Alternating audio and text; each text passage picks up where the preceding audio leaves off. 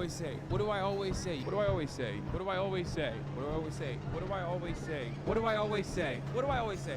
What do I always say? What do I always say? What do I always say? What do I always say, dude? What do I always say? 30% of Americans will agree on anything. Say the line, chat. It's like a muscle. There's no shot. Don't tap the glass. We've been talking about women's rights for far too long. How about it's time for women's wrong? Meritocracy is a fucking lie. Blammo. Rule number 1, get nukes. Rule number 2, never give up the nukes. Rule number 3, if America or an imperial superpower tells you you have nukes, drop everything and find nukes. They want their biases to be confirmed. Kids are no content, okay? Let people be cringe. Show me the fucking pay stub. Just be fucking normal. Holy shit, dude. You go to the gym that much, you're gay. Every guy can be a 7. Absolute bananas mode. Yes, the reason why what do I always say is probably the most said line in this channel is because I unfortunately have to repeat myself every single day. Being a Twitch streamer, especially a leftist political commentator, living in the United States of America and consistently talking about issues that pertain to like American existence in contemporary society, means that I have to repeat myself sometimes numerous times over the same hour, over the same broadcast, and certainly over the course of a year or multiple years. Sakura Gore, thank you for the 25 gifted subs. Decked out the wazoo. In our current capitalist economic system, the gains are privatized, but the losses are socialized. Society prospers when old men plant seeds for trees they will never sit in the shade of. The only phrenology I believe in is cop skull. I am your dad, I fucked your mom. That's precisely why you can look back at videos that I have cut from like 2016, 2017, even before that, and look at the exact same arguments that I am using back then and have it apply perfectly, unfortunately, perfectly into our current existence. If you're gonna do an accent of people who have like been historically colonized, you have to do it well. That's crazy. You have to do it well, or else it's racist. That's crazy. She waited. She literally waited for the intro to be over. That's so funny. That. What are you doing? What are you doing? Okay. Okay. God. Okay. Fat ass. I can't believe it. I'm timing it now. No, she waits. She waits for the intro to be over to be like, okay, time to get off. Time to jump out the bed. I love the long hair and the beard look. Hey, what's going on, everybody? I'm Hassan Piker in this Hasanabi broadcast coming to you live from sunny and actually very warm California, Los Angeles, folks. We're live and alive, and I hope all the boys, girls, and MBs are having a fantastic one because today's a beautiful day. Today's a wonderful day. Today is New Tuesday, ladies and gentlemen. It's Tuesday, December 9th, 2025, and it's about to be over. 2025 is about to be over. The year is about to be over. And we are live. We're alive, and I hope all the boys, girls, and MBs are having a fantastic one. It is 77 degrees and sunny here in Los Angeles, California, ladies and gentlemen. It is 28 degrees apparently in Afghanistan. At least you have Zora Mamdani. What do we have? You got 28 degrees, but you got Zora. This way, Mr. Mamdani. We got 7 degrees, but we got Karen Bass, and we got Gavin, gruesome Governor Gavin Newsom. I can play the role of Maiden. I offer you. Wait, what the fuck? I didn't realize I was in this. That's so stupid. That's so stupid. Y'all are dumb. Y'all are dumb for this. Foul tarnished in search of the Elden Ring.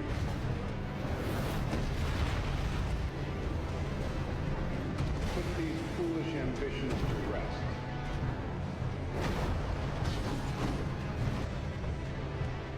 I can't remember the last time a new Tarnished made their way to the round table. The name is Mamdani.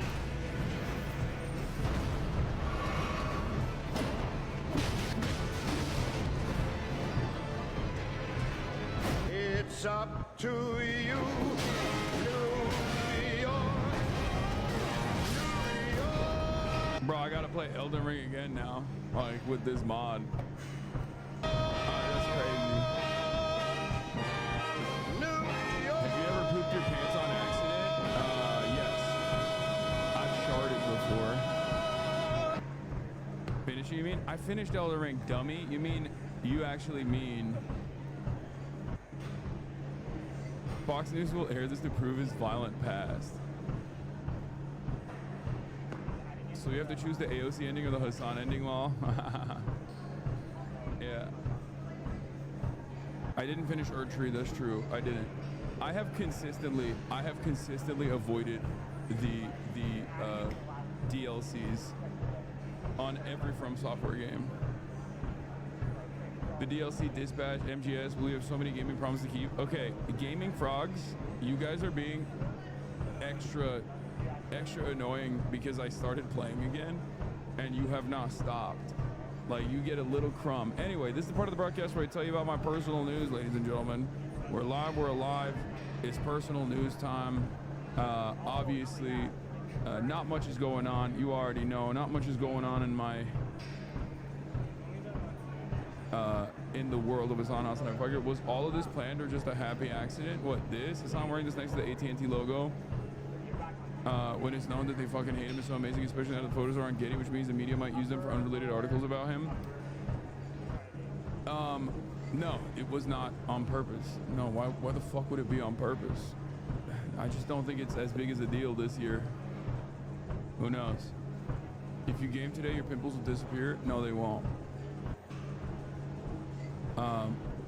Anyway, what the fuck is this? All right, we're live, we're alive, and I hope all the boys, girls, and MBs are having a fantastic one because today's a beautiful day, today's a wonderful day. This is part of the broadcast where I tell you about my personal news. Yes, I'm aware that there's a Chinese World War II game about fighting Japan. I know, I saw it. It's fucking awesome. It looks dope. I'm very excited. I will definitely play that.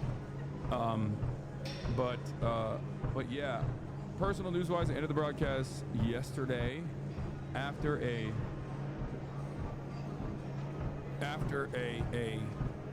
short half-day Hasi-ass stream, giving you, unfortunately, 8 hours. Well, 7 hours and 50. Okay, 7 hours and 50 minutes. And then, what did I do? Honestly, nothing.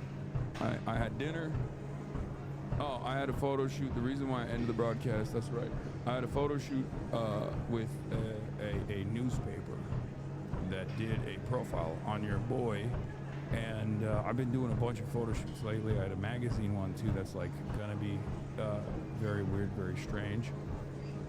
Fan cam has popped the fuck off. Praxis is back. Oh my god, this one got 90,000 likes. Let's freaking go, fam. Oh hell yeah. I was an early reposter. Let's be real. I reposted this early. But yeah, what was I saying? Oh, yeah, I did the photo shoot. I was basically dying during the photo shoot. Hopefully it looks good. I don't know if it will because I was so tired. And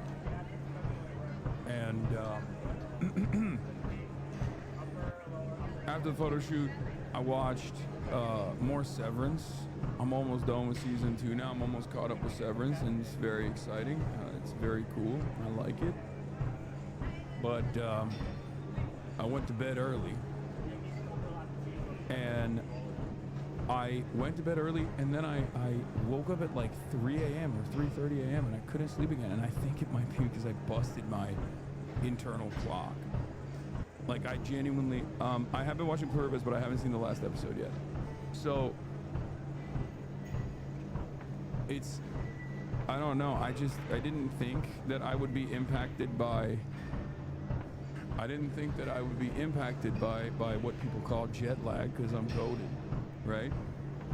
That's what I thought. But it turns out maybe the entire month. Unk mode, brother, I was literally all around. I was scouring the entire planet last month. Okay? I'm sorry. That's a little crazy. 5 Chinese cities, Dublin, Belfast, freaking DC, New York, back to LA in between.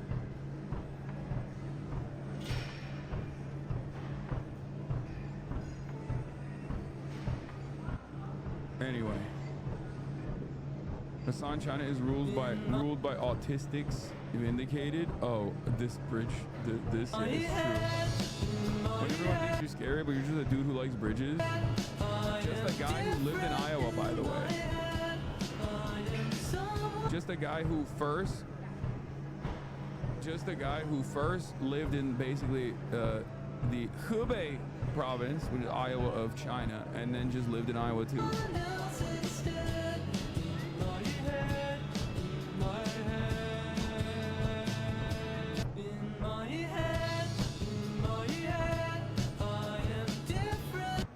Yeah, just a dude who loves infrastructure.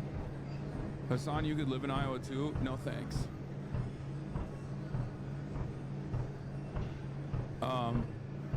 Yeah, I woke up and I kept watching Severance, low-key. I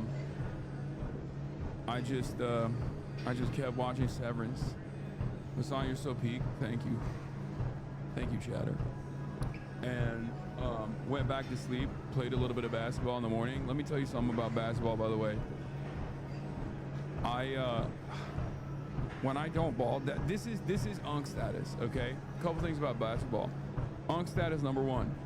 LSK has been blowing up my phone. For those of you who don't know, I'm talking about Chris,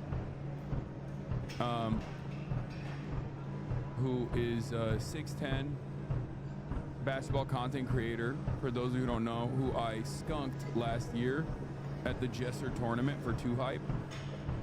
Okay. And if you recall, apparently that experience actually kickstarted his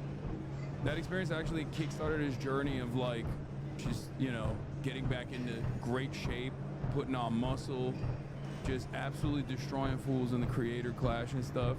He's just been playing his face off, and he just keeps hitting me up to be like, yo, let's ball. And it's crazy, but like I straight up told him today, after months and months of ducking him, I was like, listen, dude, ever since that game happened, I've been on a downtrend, and I know you've been training. I know you've been on your training arc. I've been on a downtrend. You're gonna destroy me. I mean, he's gonna let his nuts hang, okay? He is going to destroy me if I play with him. It's going to be, it's not even gonna be a contest. And he wants to do a rematch, but I can't. I'm down to do a rematch with him when I'm like a little bit better. Right now, I'm not, okay? When you're 34 and you stop balling for like a week or 2 weeks or 3 weeks and you're traveling too much, you lose all cardio. I lost all cardio. I played for like 40 minutes today and my face is still red from the lack of oxygen, okay?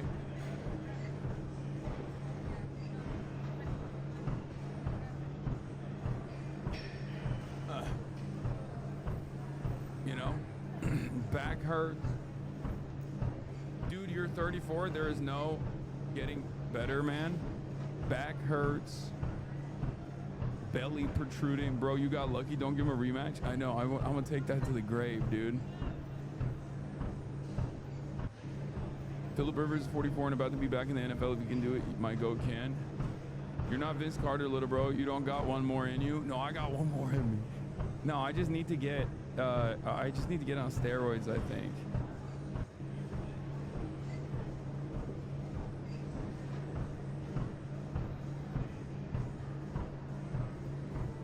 That's why I need to get on steroids and do a roid arc, hit the TRT button, maybe some Ozempic on the side, I don't know, just like a cocktail. I'm kidding. Bro's been training.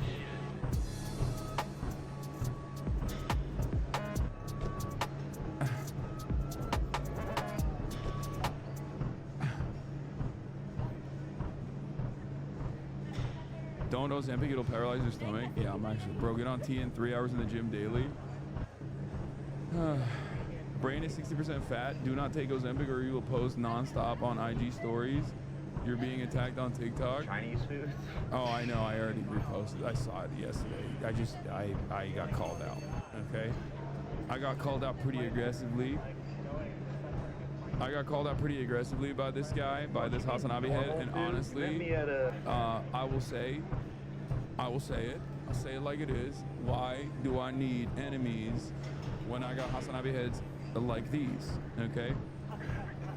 Straight up. Very specific time of my life. Ni hao, 美女. Ni xiang ma sheng jie hin ma. I love high-speed rails so much. Yeah, I'm Chinese. Yeah. This is fucked up, bro. This is fucked up.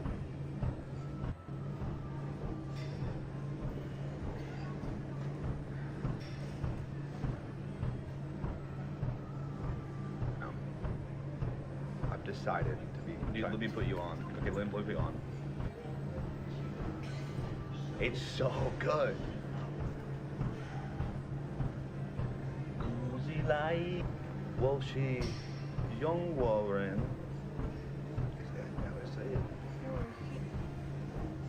You know what? Sometimes holding up a mirror to my face is what hurts the most, okay? Anyway, this is the Charlie Kirky. I spot the perky. Charlie Kirky. Charlie Kirky. Dude, Hyperpop is back. This is the greatest transgender revenge is hyper-popping Charlie Kirky. Okay? It's straight up. There is no greater revenge. There is no greater revenge, the revenge of the transgenders.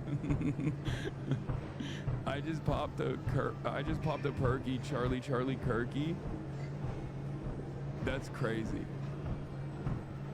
Seeing the meme reaction is enough to convince me never to be a public person, because if I get clipped, what do you mean? There'd be multiple meme songs made about it? No, it's yeah. Listen, before the Charlie Kirk assassination, I used to say, like, I don't really give a shit. If I die, who gives a fuck, right? But like, after the Charlie Kirk assassination, I realized I can't die anymore, because it's not about the friends and family you leave behind and how sad they will get, but it's about how embarrassing it will be. Okay?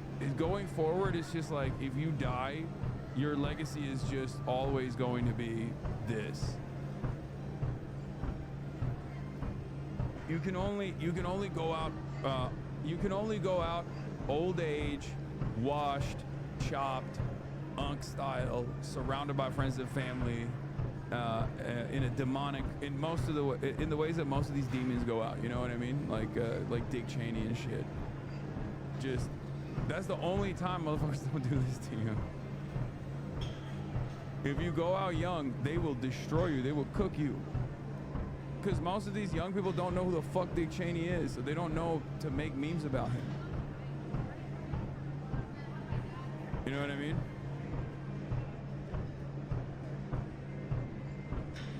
Have you seen the Zoran Elden Ring mod? Yes, I just saw it. I know Jose made a banger video about the sharp fall of Ben Shapiro. I'm gonna be watching it. It's a part of the fucking whole package that I got. It's right here. MAGA's going crazy. MAGA loses after Tucker Carlson buys new home in Qatar. Ben Shapiro's fall off. Tim Pool's fall off. We got it all on the docket. We got the Piers Morgan Nick Fuentes thing too. I'm already cooking memes in case you do go out. That's crazy, man. You guys, bro, you guys need to be my Fedayeen. You need to be ride or die. You need to be defending me, not fucking playing into it. Not freaking playing into the haters. Today's the day that Candace Owens will finally tell her dedicated and loyal followers her side. Wow. Yeah, I'm gonna talk about. Didn't you do Nick Fuentes and Piers Morgan? No, I didn't finish it yesterday. I'm not gonna watch the whole thing, but there's a couple parts of it that I will actually go through as well.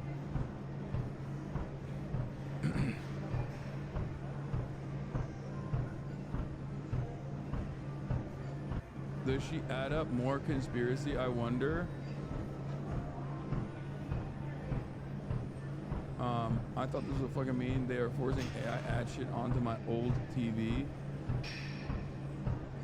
What is this? The Cinnabon employee who was fired for calling a small couple the N-word in Wisconsin has now received $130,000 in donations. Okay, honestly, you want to know what the silver lining of this is?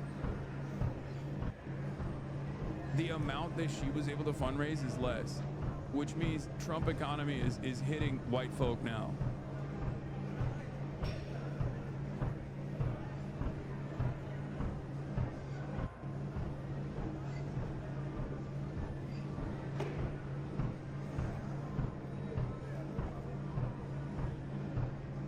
Okay.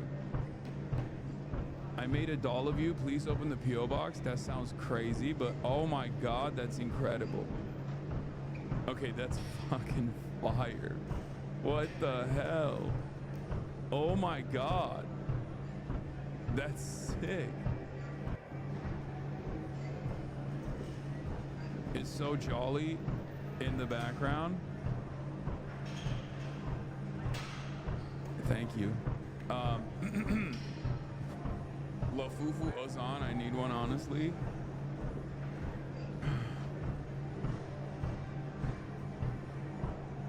At this point, people should just start taking these videos and sending them only to their boss or corporate so that these people still get fired but no fundraising. Yeah, that's not gonna happen. They will find a way to make it viral. It's not gonna work that way.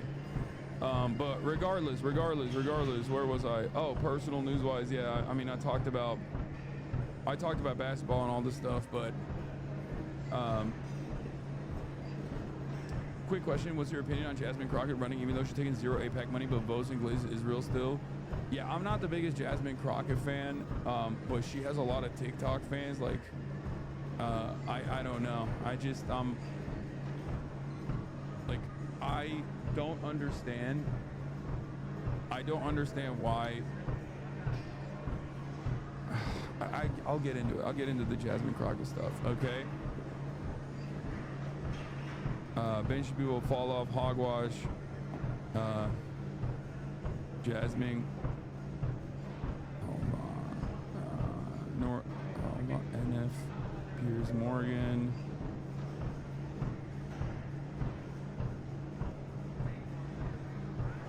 Jasmine Crockett drama. Is Jordan Peterson dead yet? I think so, but I don't know. As Cristobal said, ignore her at your peril.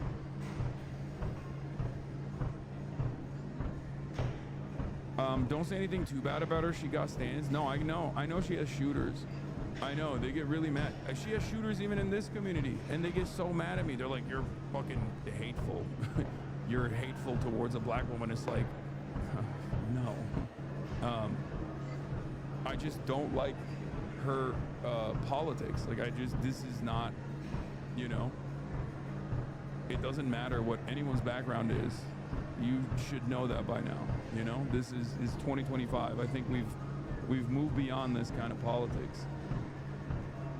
You think Benny Johnson fucked JD Vance? I need your take. I don't think so, but I mean, he is gay for sure. Benny Johnson outed. That's another right-wing drama situation. Do you think Tallarico is a better choice? It's just very strange because here's the thing, okay? If Jasmine Crockett had all of the Jasmine Crockett qualities, right? Loud, outspoken, confident, right? Bold, fighter, right? But then on top of that had good politics, or at least like had like a crumb. If she gave me a fucking crumb of left populist politics, I'd be like, okay, like that's, you know, that's something. Like, give me something, give me anything. But she gives me nothing. Even Greg Kazar has like, even Greg Kazar has that background, you know what I mean? Even though he also, even though Greg Kazar is also, I think, you know, somewhat disappointing on issues that pertain to foreign policy. But, I don't know. Right-wing drama, Benny Johnson outed, Tim Pool bankrupt, Ben should be able to fall off HOGWATCH. Benny Johnson outed, question mark, Tim Pool bankrupt, Paramount bid for Warner Brothers dispatch later. Get in now.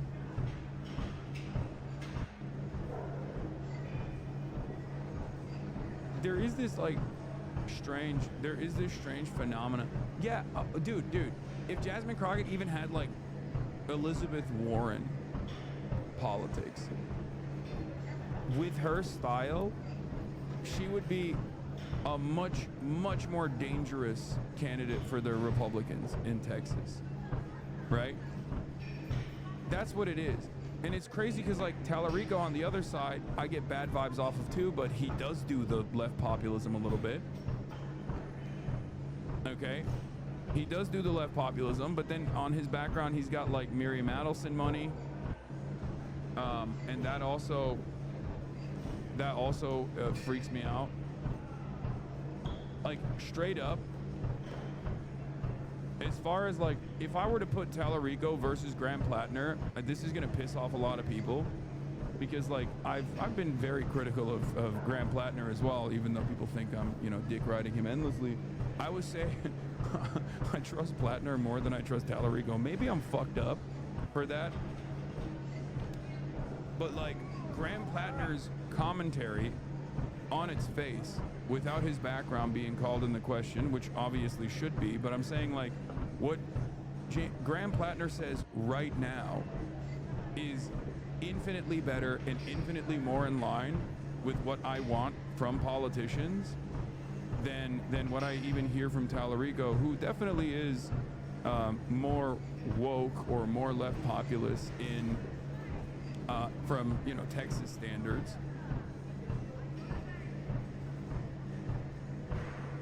So I don't know. Oh yeah, you're gonna get shit on for that one too. Woke Nazi over Adelson money.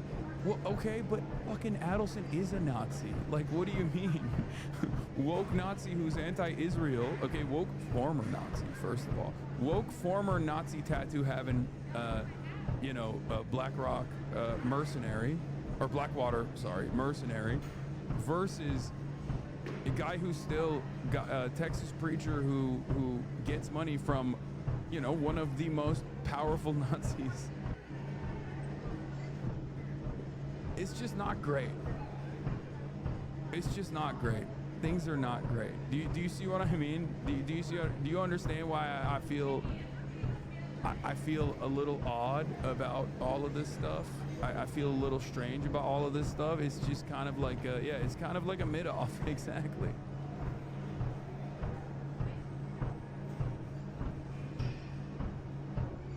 That's my vote choices. I mean, it's Texas, so you just gotta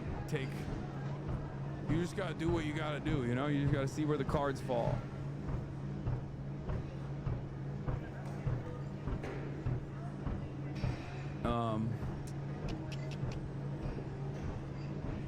So, anyway, do we have a blast off meme? I'm gonna put that on there and then we're gonna get into it. We're gonna get right into it because there's a lot going on and there is fucking Texas, man. Freaking Texas. There's so much potential and always squandered.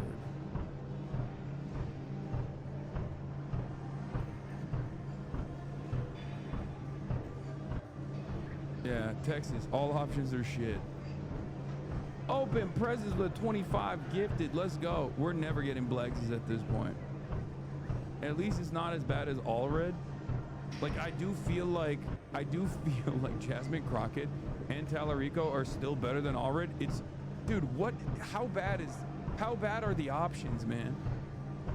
Like, think about how bad the fucking options are. No wonder people still talk about that first Beto run, okay? No wonder people still talk about that first Beto run as this like pivotal moment in Texas politics, because he just genuinely was marginally to the left of everybody else. That's it. Like, for the first time they were like, oh my god, this guy is seemingly somewhat normal, and obviously his career fucking fell apart and everything he did after that was dog shit, but that first run was so exciting for people because they were like, oh, he's kind of chill and also seemingly progressive.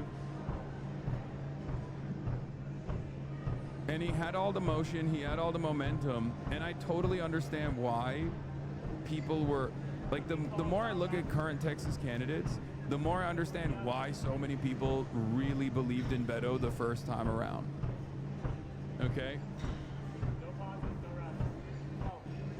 The guns thing broke his election. Yeah, I mean, he went nutty mode on that. It was pretty crazy.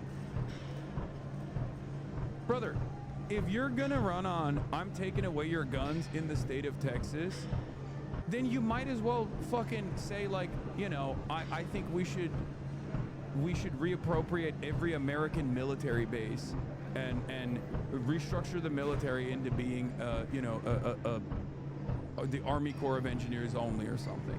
Because, like, it's such a fucking insane take. Like, at that point, you should not just say Medicare for all. You should say, like, I'm going to jail every insurance executive. Do you see what I mean? Like, use it on something that's actually impactful. If you're gonna fucking go on, like, we're not just doing modest gun control, we're coming to your home and taking away your guns.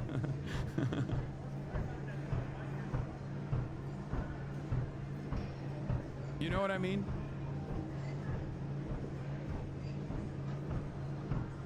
Might as well offer the entity of Texas to Oklahoma. It's just one of the craziest things that you could run on. It's one of the craziest things that you can run on in the state of Texas, right? So if you're running on that in the state of Texas, you might as well run on fucking Medicare for all. These guys would rather say we're gonna shoot you at your home if you own guns in the state of Texas before they say we're doing Medicare for all. You know? It's fucking crazy. I was muted. Is this Beto? The Republic of Texas can't do it without a lot of work. Isn't there agreement to join? Logs, please. The libs are going to say that leftists are attacking Jasmine and calling it misogynoir, but every single criticism I see from the left about Jasmine is that she's been openly an Israel glazer and she has no clear policies to speak about. But like you literally said, she has such great qualities, including her being a strong black woman. That is a shame. She has no good policies to back her up. Yeah, I just need a crumb. I need a crumb from Jasmine Crockett, please. Like, she just... it sucks that she's like a fighter, she's anti-Trump, all of those qualities are so great, okay? And she has a decent presence on TikTok. People seem to really love her. But like, you're squandering it. What the fuck? Just give me something to hold on to, man. What the fuck? She should get a Nazi tattoo. Yeah! Show me some bipartisanship. No, but like, it's Jasmine Crockett is the 2016 era resistance lib, and it's genuinely, it is, listen, it is genuinely a sign that things have deteriorated even further. That the 2016 era liberalism is still seen as like this bold, radical step in the right direction by liberals.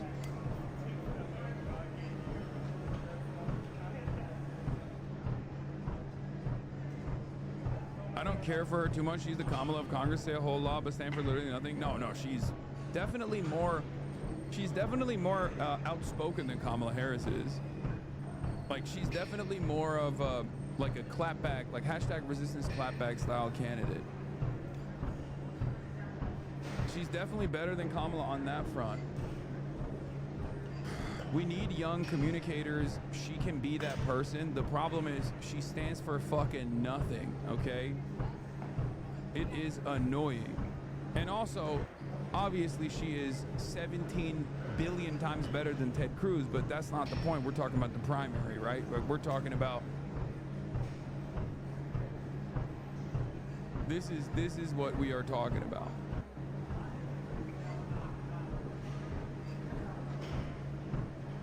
She said Latinos who voted for Trump have a slave mentality and that's why they voted for him. I'm gonna be honest with you. That is what I mean. As far as like the gaffes, that's not necessarily a bad thing in this day and age. Like, anyone that fucking does like outrage baiting off of that shit is just silly as fuck, okay? I've heard Latinos in this chat say worse shit about their fucking immediate relatives that voted for Donald Trump. The fuck are you talking about? Like, that's not... That's what I mean. Like, that kind of shit is actually not a bad thing. That's like low-key kind of a good thing. When she said like Greg Abbott was Governor Hot Wheels, like that's raw. That's fucked up. Okay? It's not necessarily a bad thing that you got someone who like says stuff like that, okay?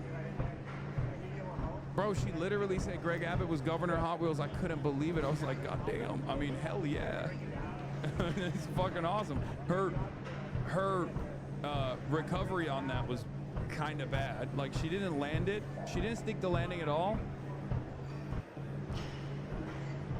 She didn't stick the landing at all, but like, it just sucks that on the policy front, which is the thing that I do care about, she is just ass. We all call Abbott Hot Wheels for years, I know, but that's us. We are not politicians, okay? It's a little different when you got a Democrat in the state of Texas saying that. Like, that is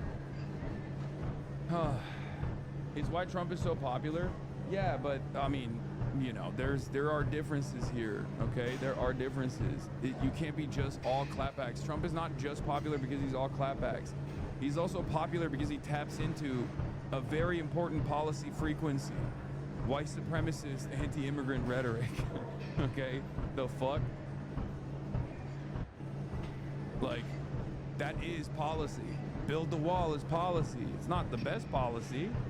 You know, it's not good policy, but it's policy nonetheless. It's something that people are invested in.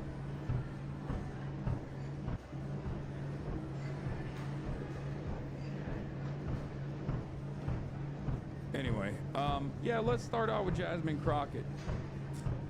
And also, the New York Times is like talking about how we need to be more hawkish, which is expected from the New York Times. So ass. But yeah, Jasmine Crockett. Jasmine Crockett came out and had a couple moments. People are very critical of her. I'm gonna say the good and I'm gonna say the bad. Okay? From the jump. Let's start with the biggest negatives, right? The pros and cons. The biggest negative is her policy platform is kind of ass. It's not even kind of ass. I'm just gonna be honest. It's really bad, actually. It's really, really fucking bad. It's not even Jasmine Fetterman Crockett, because John Fetterman actually was like at least lying about being progressive on a lot of issues, right? Your blast off tweet redirects to some ad? Wait, what the frick? What do you mean?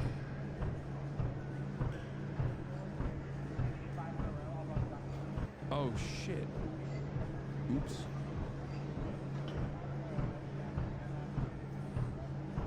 You're right. I I didn't spell Twitch correctly. I updated it. Oops. I misspelled Twitch. I was so excited to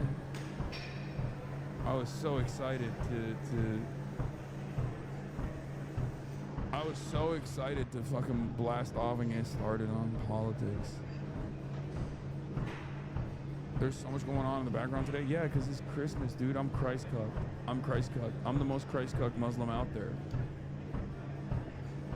You don't understand.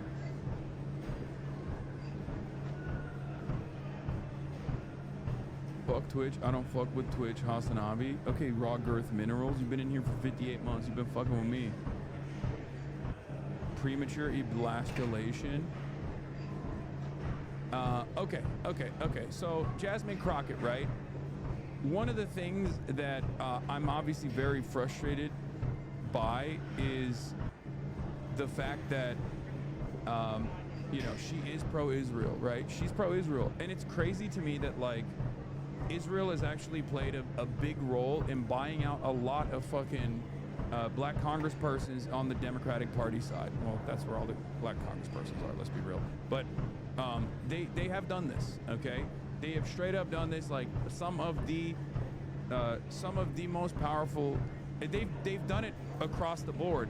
But the expectation obviously is that, you know, black congresspersons can be more progressive given their own personal background and personal experience, experiencing white supremacy, right? Experiencing white supremacy in the United States of America is supposed to be it's my expectation at least is like, okay, like I want to vote for you because I assume that like your lived experience is going to motivate your worldview, is going to guide your worldview, it's going to motivate your policies. Did I miss the Black Israelite discussion? No, that's not what? No, that's not what I'm saying. Come on. Let's be real. I know this is a touchy subject. Everyone's going to fucking yell at me and clip me out of context here, but like, the expectation is that people that go to Israel, especially black people that go to Israel, are going to have a Ta-Nehisi Code style like revelation where they look at the situation, they go, what the fuck is this? This is apartheid. What are we doing, right?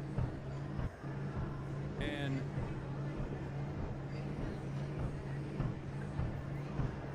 it's I mean, there's also like obviously the Israeli version of white supremacy as well. It's a little bit different, but it exists. I think another part of this is how the internet has focused so much on AIPAC. Yeah, I know. That's why I get so fucking annoyed by just AIPAC. Like people focusing on AIPAC. It's not just AIPAC, okay? It's not just AIPAC. AIPAC is basically the most like popular version of this problem, but there are a million different subsidiaries and all this stuff. Black people are not a monolith. No, of course black people are not a monolith, but black people, every single black person has experienced white supremacy in the United States of America. While black people are not a monolith, every single black person has, to a certain degree, experienced white supremacy, whether they recognize it or they don't recognize it. So that obviously is supposed to be, no, not even black Republicans. That's just how white supremacy works, right? It's such a foundational part of the American experience. So for that reason, the lived experiences, especially of black politicians, my assumption is going to be, you know, that they will see what Israel is about and be like, this is fucking bullshit. Like, I know what's going on here, right? So it's always confusing to me when I see the Congressional Black Caucus take certain decisions, or if I see like power players in the Democratic Party be so pro-Israel like Hakeem Jeffries. This is very frustrating, okay? Very, very frustrating. Jasmine Crockett is another example of this, right? An example of the type of scrutiny Jasmine Crockett has escaped so far. She was sufficiently pro-Israel at the start of her time in Congress to be featured in a tweet from the IDF's official account standing in front of an Iron Dome battery. IDF posted this before October 7, of course, but we hosted a U.S. Democratic congressional delegation organized by AIPAC, led by House Minority Leader Representative Jeffries and Representative Steny Hoyer. The delegation toured an Iron Dome battery and Hezbollah's terrorist tunnels in northern Israel. We held productive discussion on shared security challenges. And it doesn't end there, because Jasmine Crockett has has been questioned about America's allegiance to Israel and allyship to Israel, and she has straight up said, like, no, Israel is a very important ally. Israel's a very important ally. She is to the right of the average Democrat at this point, I think, unless she has some new takes when she's running. This is an indication to me, because I'm not a single issue voter by any means, but like, Israel is a very good example of like not listening to the base, right? For me, when I see a Democratic politician look at the issue of Israel right now and still take this like dodgy ass position, I see it as a litmus test. Like, if you're doing that for Israel, you're not going to do anything for your voters. You're not going to do right by your voters at all. You're not going to give a shit about your constituents, because your constituents are literally saying like, fuck Israel, right? I'm not doing this assessment on some moral grounds, even though you absolutely can, and many people do, and that's understandable if you do that. But for me, this is beyond that, right? I wear many different hats when I'm doing this kind of political commentary, and one of the hats I wear is an assessment of performance, right? I'm looking at this from a pure performance basis. In this day and age, at this stage, when Gavin Newsom is out there talking about, oh, I've never taken money from AIPAC and I never will take money from AIPAC, right? Like, when he's saying shit like that because he has ambitions to run for office, to run for the presidency, when you got the governor of California saying shit like that, and a lot of people don't realize that refusing to speak at AIPAC was a controversial moment for fucking Bernie Sanders only like 5-6 years ago, okay? That was seen as like a crazy thing, that Bernie Sanders would refuse to speak at AIPAC. And now you got Gavin Newsom being like, fuck AIPAC, because he wants to run for president.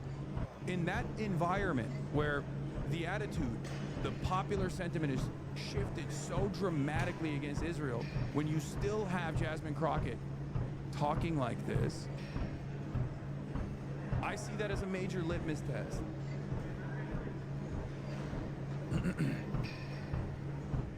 Also, yeah, I know, he's taking JPAC money. It's California's top pro-Israel super PAC. I know. You're talking about Gavin Newsom, yes.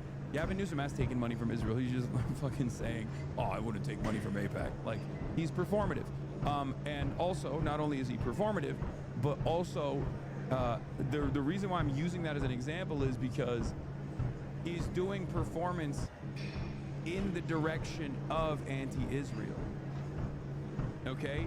Do you understand? He is doing performance. He's doing a performance as a dedicated room reader in the direction of anti-Israel sentiment, which means there's clearly a lot of demand for that kind of sentiment.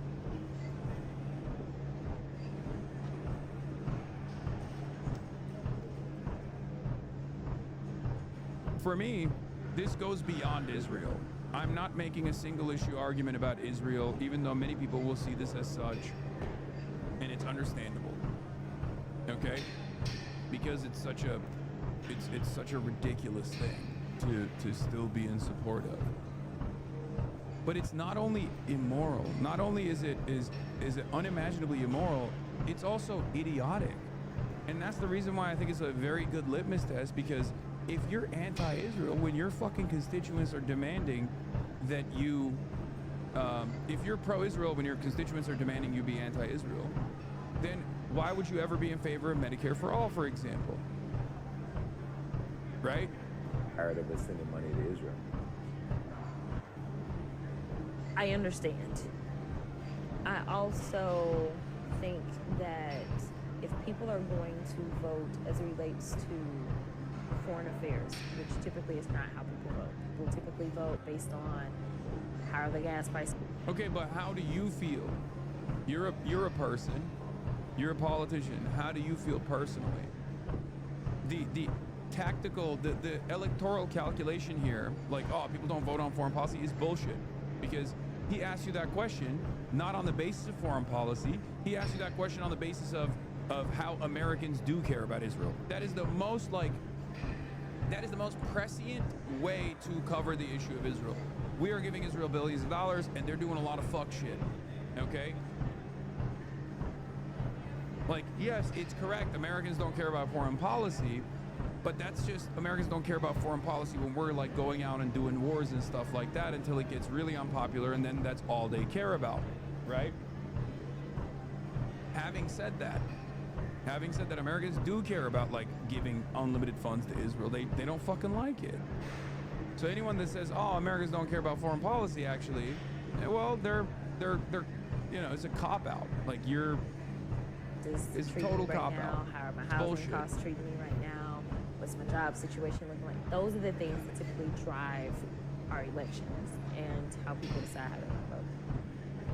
When you start talking about foreign affairs, if that is going to be kind of like the precipice for determining whether you vote or who you vote for, then I want people to really dig into foreign affairs, right? Like, and ask the question, which I think is a fair question. I think it's a fair question of all the money, is to ask the question of, well, why do we send money to Israel? Like, what is that about? And learn about the fact that this is an allyship that existed before I was around, before, you know, the president was a baby. He was still around though. But it is an enduring relationship and learning the history of the region in and of itself. And I would argue that the most disputed land in the world is that land. And it goes beyond the Palestinians and the Israelis, but I mean, you can go back to the Romans. So one of the scariest things for me, if I'm being like 1,000 right now, which my team. Oh God, it's so bad. It's so fucking bad.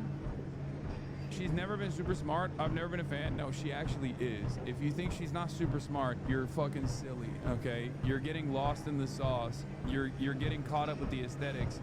And if people were to say that you're a little bit racist for that, there's good reason. She's literally a fucking lawyer, man. All these politicians are fucking way smarter than you think they are, okay? She's just presenting herself a certain type of way to be more palatable, to be more appealing. Of course she's fucking smart. She's just bad. She's smart. That's why she's bad. Do you understand? Also, you can be smart and not be able to dance around this issue. She's failing to dance around the issue. She's doing a fucking bad job at she's doing a very bad job of dancing around the issue because this is one of those issues that's black and white. That's it.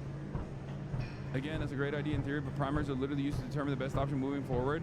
Why wasn't it an all or nothing victory when they decided to wheel out Biden, or a shutdown, win nothing, show for it? This isn't team sports. Republicans and MAGA are doing active damage to the country. It should be a victory at all costs at this point. Yeah, that's why we're talking about this before the fucking primaries. What are you talking about? There's a primary structure that's going on. What are we doing? Is every election calculation going to be the same? People coming in here and being like, you didn't want Kamala. You were being so critical of Kamala. Yeah, if Kamala Harris were to listen to some of the fucking arguments that I was presenting, maybe she would have been able to put forward a stronger fucking candidacy and actually defeat Donald Trump. This is my job. Okay? This is my job. Like I said, there is a lot that I actually would like about Jasmine Crockett. Some of the things that actually a lot of white people despise about Jasmine Crockett, I like about Jasmine Crockett, okay? She's bold. She does clapbacks. She's unafraid of, saying shit that is very polarizing at times. I like that, okay? I like all of that. That's good. Democrats want to fight her, okay? Like, Jasmine Crockett will literally call Marjorie Taylor Greene a racist bitch, okay? And that's the energy that I think a lot of people want right now, and that's a good thing, okay? The problem is, she's only a fighter on the aesthetic front. And if you are going to be a politician, if you're gonna be a senator, you need to be a fighter on the policy front first and foremost. That's the most significant part of your fucking job, okay? So her pros are great, On paper, she has a lot going on. At least in a first glance. But the things that matter the most, are still going to be anchoring yourself around identifiable policies, okay?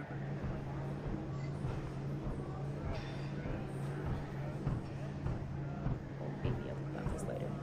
But if I'm being 1,000 about this, when you think about, and because of the conversations that I've had, if the United States says we will throw away our 75 plus year relationship with Israel because we don't like their leader, then if we end up with Trump, we set a precedent for all these other allies throw us away, because I have heard from other allies. Oh, this is so bad. Oh, it's such a, what the fuck? This argument is so dumb, dude. Oh my God. I'm sorry, you did not think this through at all.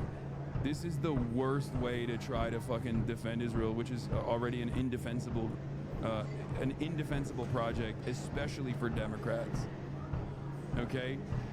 God damn, that shit sucks.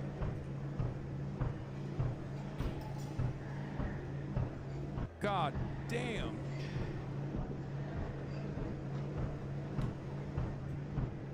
I mean, I don't know at what point she said this. Obviously, it's not like, obviously,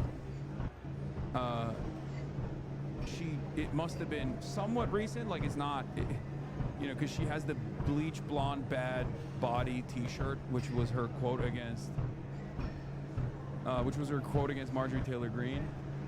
Anyway, the point is, you can't look disingenuous, and you can't look too self-centered.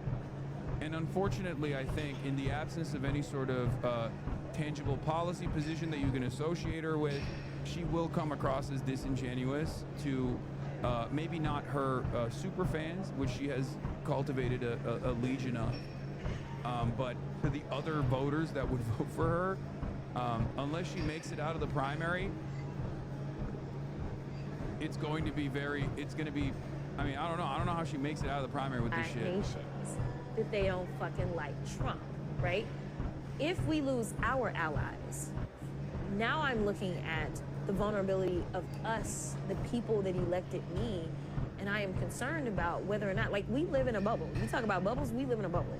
Because on both sides of us, we got... Mike says something, liberals see language not as a way to understand each other, to share moments or anything good. To them, language is a tool that makes people give them what they want. And some of chat falls right in every time you weren't here to pick them back up. Jasmine plays a good game for someone so politically inept but not dumb. I don't know. I think,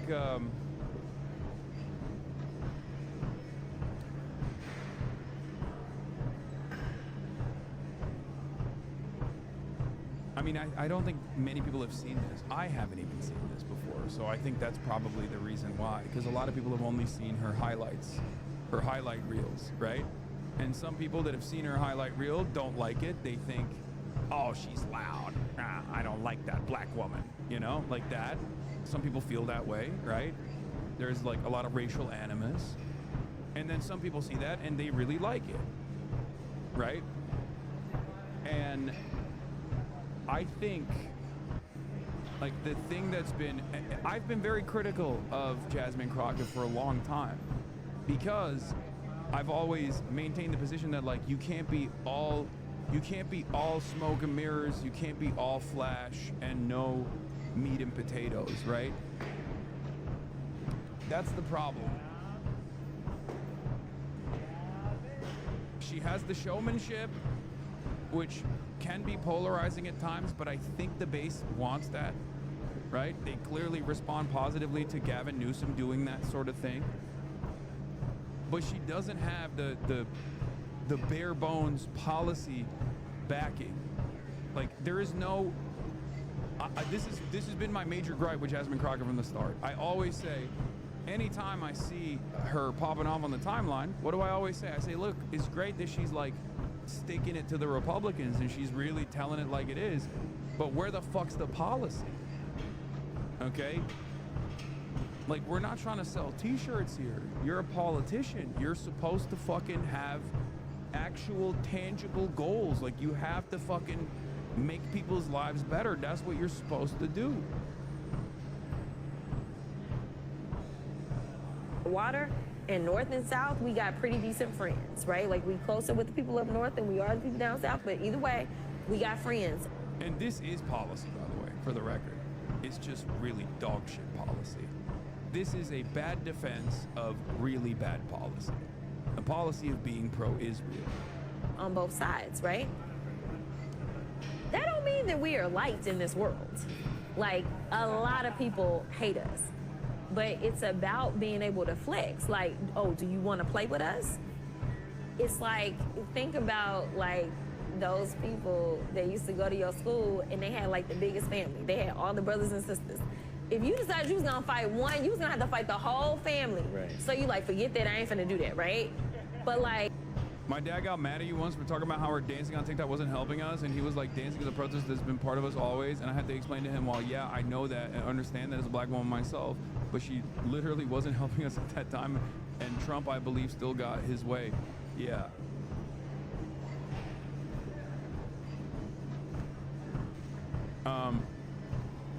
Stop defending her, bro. No one's gonna call you racist. This shit is what got us Kamala. Wait, what? Defending her? Yo, can everybody fucking just take a deep breath and try to hear the words that are coming out of my mouth? What the fuck are you talking about? Are you listening to any of the words that are coming out of my mouth? What the fuck? First of all, I already started the conversation. If you think that people aren't going to call me racist for any sort of criticism, you're out of your fucking mind. I already know that that's going to happen. I'm telling you, I don't give a shit about that. Okay? And secondly, you're being weird as fuck about it, especially because I already am criticizing her. The things that I'm criticizing her on, however, is not the aesthetics. The aesthetics, I don't think, are a negative here. The aesthetics, as a matter of fact, given where the base is actually a positive for her. Okay? The issue here is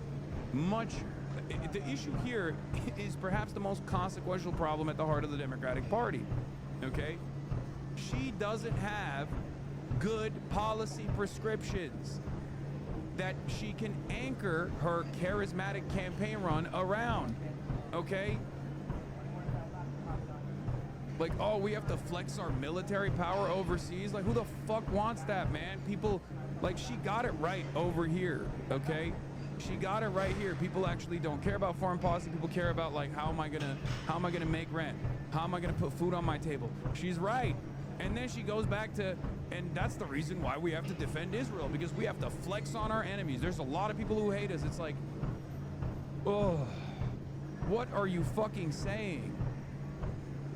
What are you saying?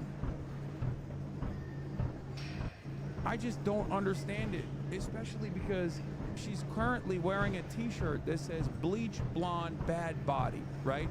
Because she dunked on Marjorie Taylor Greene and a lot of people liked it. Marjorie Taylor Greene is more woke than she is on Israel. How the fuck is that the current affairs in the United States of America right now? Are you fucking kidding me? Are you fucking kidding me? I'm sorry. That is unacceptable. Wake the fuck up. God damn, dude. What game are we playing here?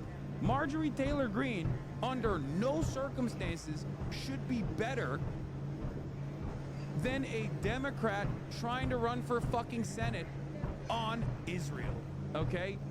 That right there is a major fucking issue. Be adults. Do you want to fucking beat Republicans, or do you just want a crumb of power so you can fucking get lobbying funds and send your children to the best schools and make them wonderful participants in this devastating, destructive, self-destructive capitalist structure?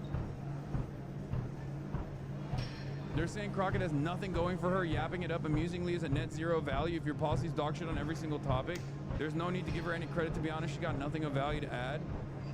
No, I think there is potential. The problem is she's squandering the potential for bullshit.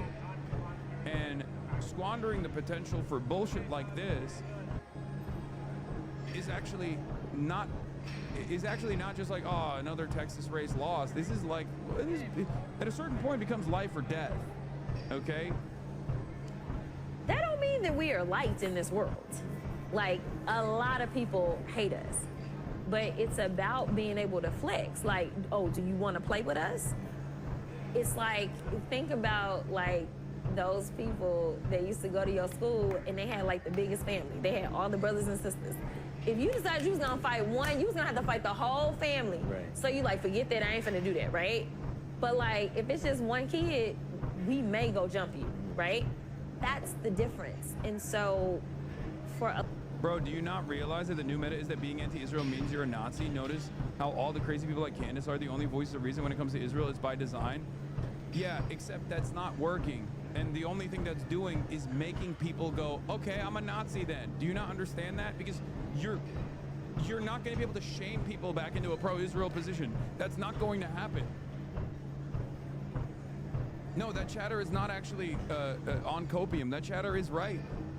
If you noticed, all of the most popular anti-Israel voices, with the exception of someone like myself, and maybe like Zoran Mamdani, and maybe a handful of other people, every single anti-Israel voice that gets non-stop coverages is Nick Fuentes, Tucker Carlson, Marjorie Taylor Greene. Okay? Why the fuck do you think that's going on?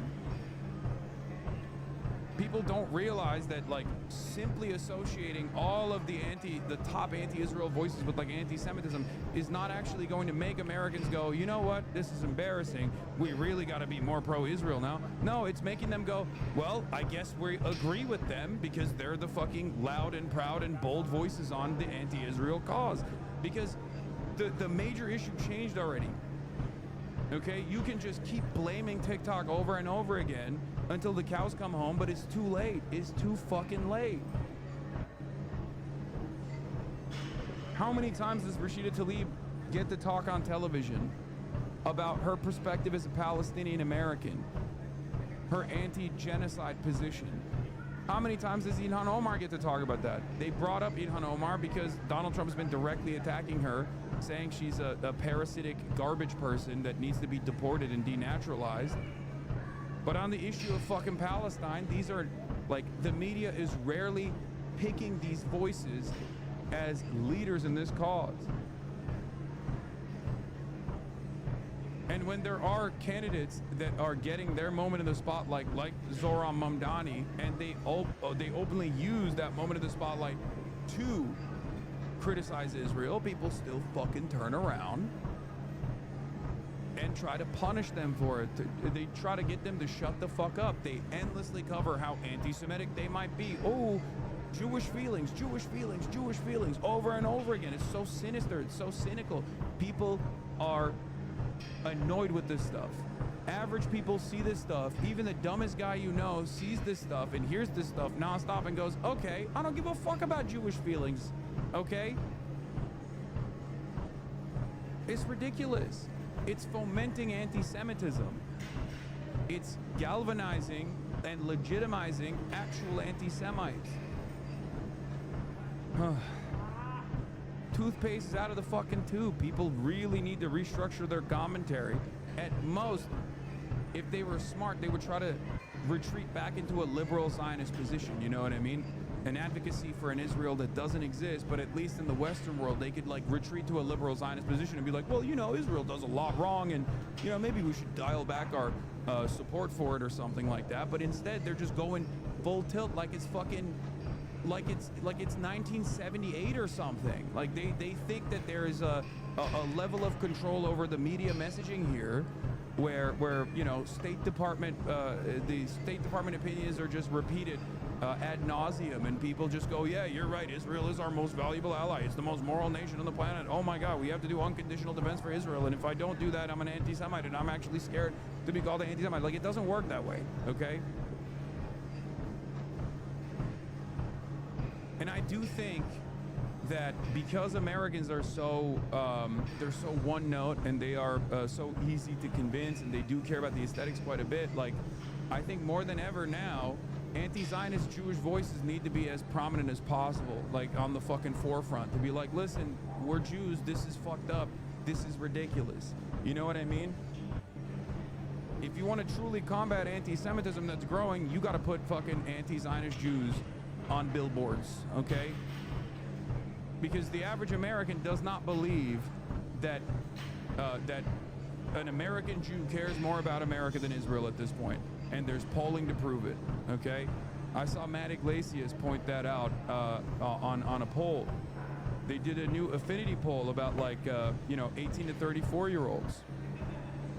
Okay, asking them, what they consider is anti-Semitic policy prescriptions, and the overwhelming majority on every fucking ideological boundary said American Jews care more about Israel than they care about the United States of America. Every single one. Every single fucking one. How do you think we got here? It's because every fucking outlet, from the far right, the Nick Fuentes of the world, down to fucking CNN, CBS, all New York Times, and all liberal news is consistently saying, if you actually say some shit about Israel, you're gonna hurt Jews' feelings, okay? And if you constantly fucking repeat that over and over again, yes, Americans are gonna look at that and go, I guess Jews care more about Israel than they care about America. All of these Jewish advocacy groups, in unison, actively defending Israel's interests, actively saying that if you say something about Israel, you're anti-Semitic. Taking out ads, synagogues and rabbis taking out ads on New York Times, being like, we're actually super offended about this candidate taking the majority position. I don't understand how people don't realize, like, how bubbled in can you be? How much tunnel vision can you have that you don't realize that you are actively pissing people off against all Jews, okay? Yeah, here it is, the Yale polling. Look at this.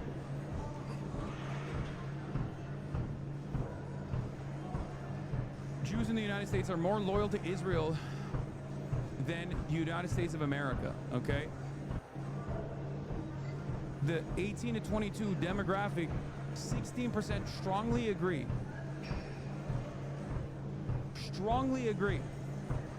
that Jews in the United States are more loyal to Israel than to the United States of America. 18 to 22%, 30% agree, 36% disagree, 35% neither agree nor disagree, 22 to 29, 24% agree, 38% disagree, 40% neither agree nor disagree.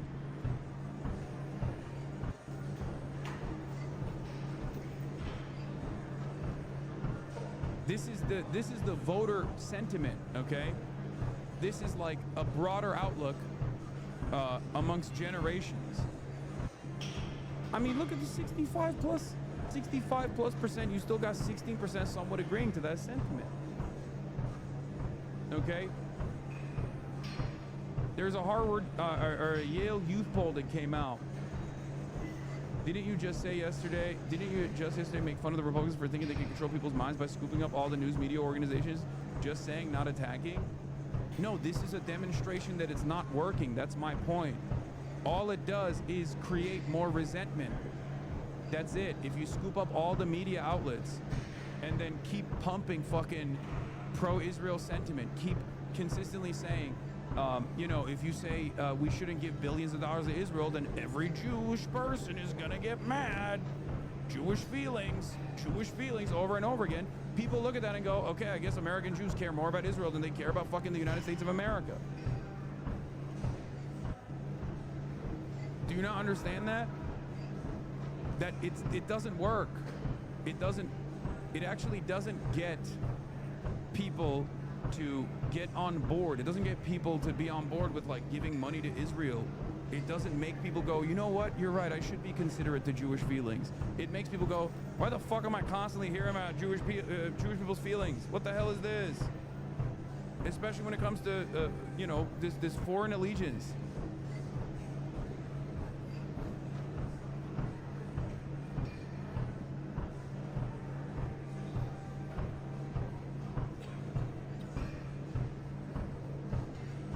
Anyway.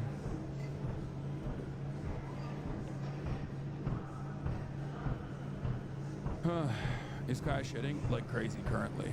It's shedding season. All right, let's finish off this Jasmine Crockett piece, and then I'll talk more about that as well. A lot of us, it's history. It's also thinking through possibilities in the future. And those are the conversations that nobody really wants to have and talk about. But it will set a certain precedent for allies potentially leaving us if we were to disagree and just be like, well, we don't like your leader. It's all about the relationship between the people and the countries. It's not about who their democracy elected. Because frankly, I have heard from a lot of leaders, and they were like, we thought y'all had lost y'all mind.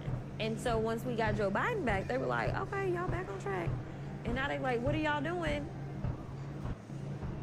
Do people not understand why the Somali jokes are popping off? The general public understands the absurdity of Israel? Yes. And it's ironic because mainstream media can't even talk about the Somali jokes that are going super fucking viral right now, all over TikTok, all over social media, because that would require them to talk about how the Zionist argument is fucking ridiculous. Yeah. This has been the #1 thing on the timeline, and yet I have seen zero news coverage about this. Okay, they talk about how, you know, the Somali population is under attack and stuff, but they never talk about the fucking memes. And the reason why they can't talk about the fucking memes is because, yeah, I saw this. I don't know what the hell this was, okay? To dislike certain ethnicities is racist. To see Jews as equal is anti-Semitic. I don't know what the hell this article is, but every now and then, I mean, this is an old article, but every now and then there will be a guy, okay? There will be someone that writes a fucking insane article on Times of Israel that I feel like is like every now and then. It's from 2022. Listen to me. Every now and then, because Zionism is a supremacist ideology, okay, there will be an article that slips through, like what was it? Fucking the other one, Jerusalem Post, famously being like, well, Southern Lebanon actually is a part of Israeli territory when you think about it, and or Jews need living room. Like, you know, every now and then there will be an article like this that makes people go fucking insane. It is what it is, you know. There is a lot of diversity of opinion here. It's not. I don't place a lot of emphasis on shit like this, but getting back to Jasmine Crockett, okay. This is ridiculous. This is a ridiculous argument. Here she says, it'd be one of the scariest things to stop giving taxpayer funding to Israel because we don't like Netanyahu. That would endanger the 75-year allyship between our countries. And for me, when I see this, not only do I find this to be morally repugnant, okay? Not only do I find this to be morally repugnant, but I also see it as something even beyond the moral repugnance. I see this as like an incredibly fucking stupid way to run a campaign. It shows me that you are not invested. It shows me that you are not invested in you know, being a good politician, being a decent politician that cares about that, even cares about the impact that her policy agenda might have on voters, or even cares about actually winning an election beyond trying to win with her own methods. It's, you know, she has more charisma than Kamala Harris, 100%, but that was a very big problem with the Democrats in general, and certainly was a big issue in the Kamala Harris campaign run, when she did not just want to win unconditionally. She didn't want to just defeat Donald Trump. She actually wanted to win with the allegiances that they cultivated, and they lost for that reason. They were fine with making the tent larger on the Republican side, but also reducing the number of people to their left flank. They were totally fine with that. They thought, this is how we're going to win. We're going to win with the Liz Cheney constituency that was non-existent. And you can't win elections like that. You will keep losing to Republicans if you do this. Okay, so there is an electability argument here as well that's absolutely ridiculous. Anyway, here it is. This was another moment. How will you make voters who previously voted for Trump, particularly given that you have been an outspoken critic and he has inserted himself, just take your campaign video as is. He has inserted himself at every turn when it comes to your commentary. How will you convert those who are supportive of him to voters for you? Yeah, I don't know that we'll necessarily convert all of Trump supporters. That's not our goal. Do you need to? Our goal is to definitely talk to people. No, we don't. We don't need to. Our goal is to make sure that we can engage people that historically have not been talked to, because there's so many people that get ignored, specifically in the state of Texas. Listen, the state of Texas... Guys, hold on. Okay? She's not wrong. It's just, this is unironically the Bernie method, okay? Except it's not gonna fucking work if your top donors are private healthcare companies and you're not anti-Israel. How the fuck do you think you're gonna get low propensity voters in the state of fucking Texas without hitting any of the popular positions? Her policies are the opposite of things that low propensity voters care about. People who are low propensity voters, who you do need to bring back into your campaign, are only going to respond not because you're fucking dunking on Republicans or whatever. They're only going to respond to your campaign positively if you take popular positions that they don't get to hear from other Democrats, other establishment Democrats. It's fucking ridiculous. This is why I'm saying it's squandering all the confidence that she has. She's telegenic, she has the capacity to be charismatic, and she's just wasting it away for fucking bullshit ass establishment no politics having ass positions, okay? This is 61% people of color. We have a lot of good folk that we can talk Jasmine to. Crockett W. We know that when Jasmine Beto Crockett. came really close, Beto, who is a progressive, we know that he got 65% of the Latino vote. So what did they do after that? They specifically went after Latinos. We know that he got close to 90%, or right there at 90% of the African American vote. So honestly, what we need to... So how is she not stupid then? It's not about stupidity, it's more sinister. Okay? It's not.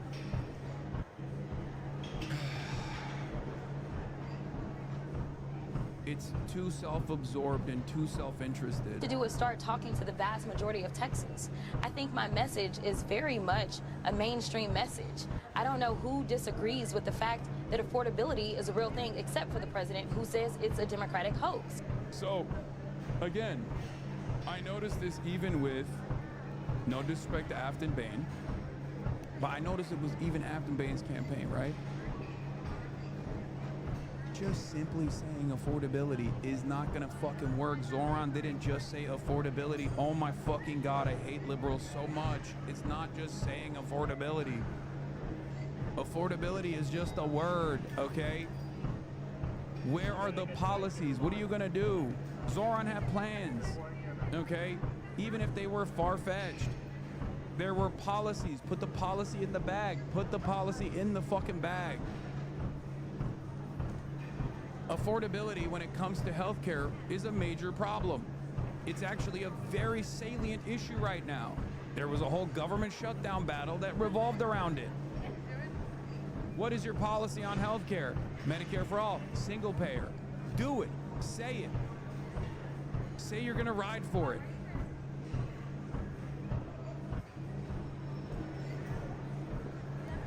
What are we doing?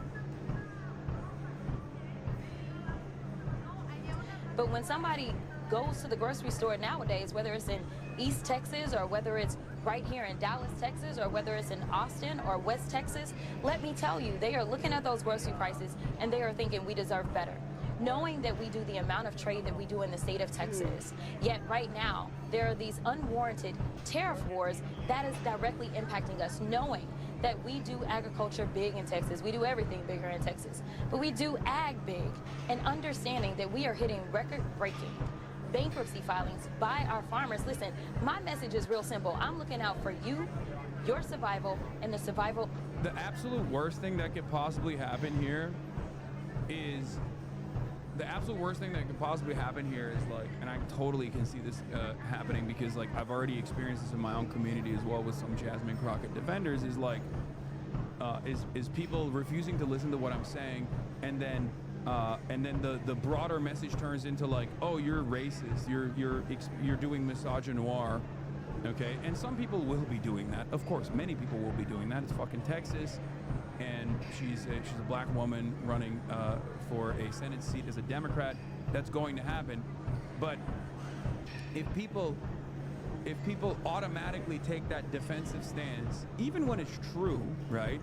And I said this about Zoran on an identity side that was personal for me as well, right? If Zoran Mamdani from the start talked about Islamophobia and how devastating it was, you know, or how damaging it was, he wouldn't have had any time to talk about the policies that is the reason why he was able to build a coalition, right?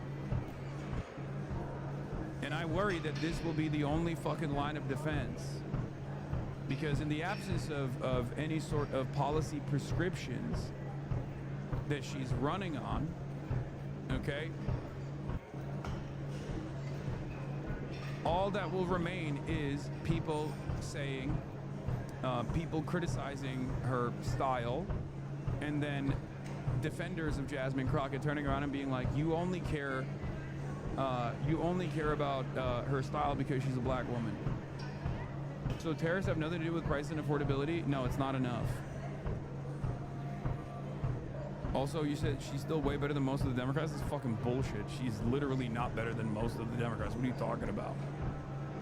Every Democrat has criticized the tariffs. The fuck? Of your kids as it relates to affordability, being able to actually go and access health care, being able to send your child to school. The only area where she's better than the Democrats is that she is bold and outspoken and takes it, like, you know, gets in the faces of Republicans. She is a fighter, at least on the aesthetic side. She is optically seen as a fighter. And on that front, and she's young. So on that front, she actually is better than a lot of Democrats. Why do you keep calling her bald? Man, shut the fuck up. I'm saying bold. B-O-L-D, okay? It's good. People want that. People need that. Being able to afford a roof over your head. If that's not, you know, what Trump supporters want, then fine. Then they absolutely won't listen to me. But I'm here for the everyday person, the person that's not the billionaire on the list that Trump has decided to take care of, but the people that he left sitting out in the cold, just like he did when he... Is Jasmine not a fighter? I was under the impression that she is. Yes, the reason why you are under that impression is because you've seen the TikTok clips of her yelling at Republicans. And that's a good thing, right? That's the reason why she has a lot of, you know, popular vibes around her, okay? But it's not just that she is, that's why I said that's her pro, okay? But the cons are pretty significant, okay? She's great at clip farming, but where are the policies? Because if you are not defined by the policies that you're advocating for, then you will get fucking destroyed, okay? Decided to be sworn in, and he decided that Inauguration Day, he would have it inside, while so many of his loyal supporters were outside.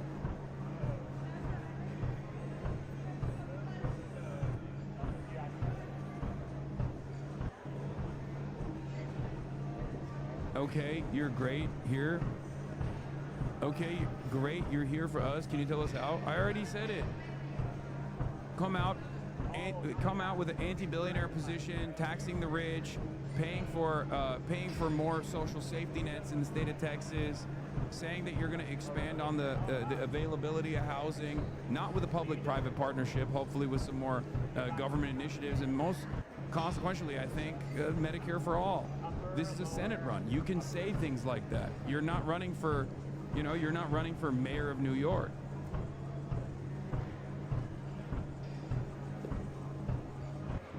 Link up with some tenant unions. Post up with some labor unions. Run on shit like that. Identify a couple major policy provisions, major policy prescriptions, and keep spamming them. Okay? How about opposing this AI regulation ban? Oh, there's also, yeah, she's also like, she's a big crypto person too, right? That's what I've heard.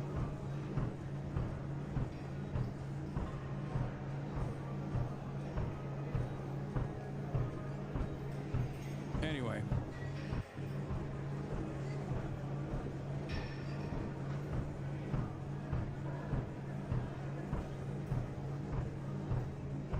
Low propensity.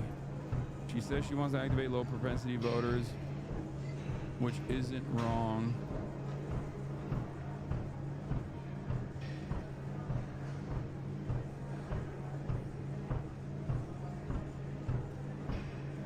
Left populist.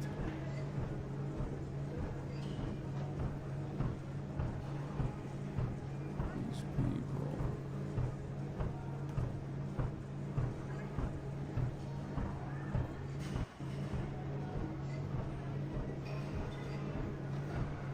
Pro-Israel.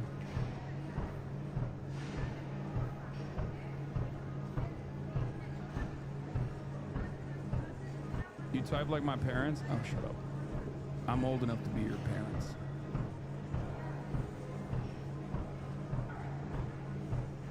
Then I guess we're just fucked in Texas cool. No, I mean, Sam is, and I also want him to tell us his view of him. I don't really trust Talarico either, but at least on the, not on the aesthetics front, but at least both on the aesthetics front, but more so on the policy front, he at least like leans into the left populist policies a little bit. The thing that I'm actually worried about with Talarico is the Miriam Adelson donations.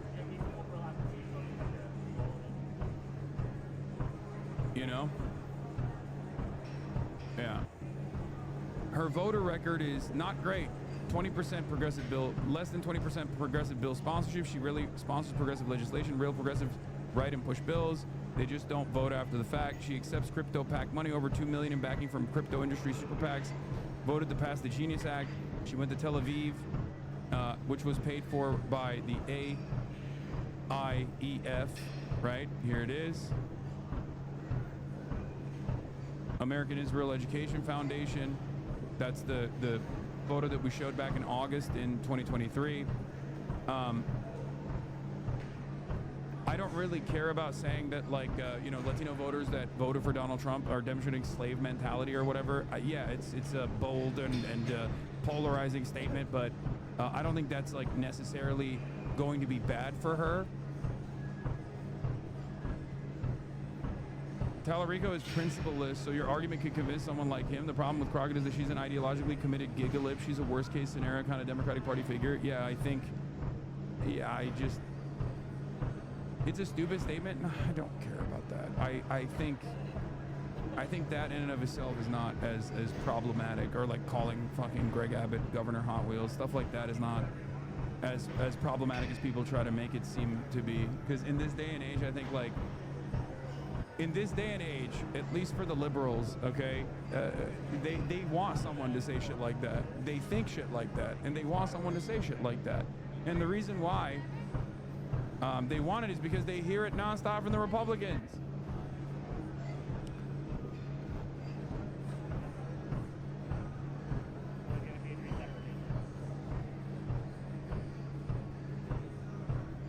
But,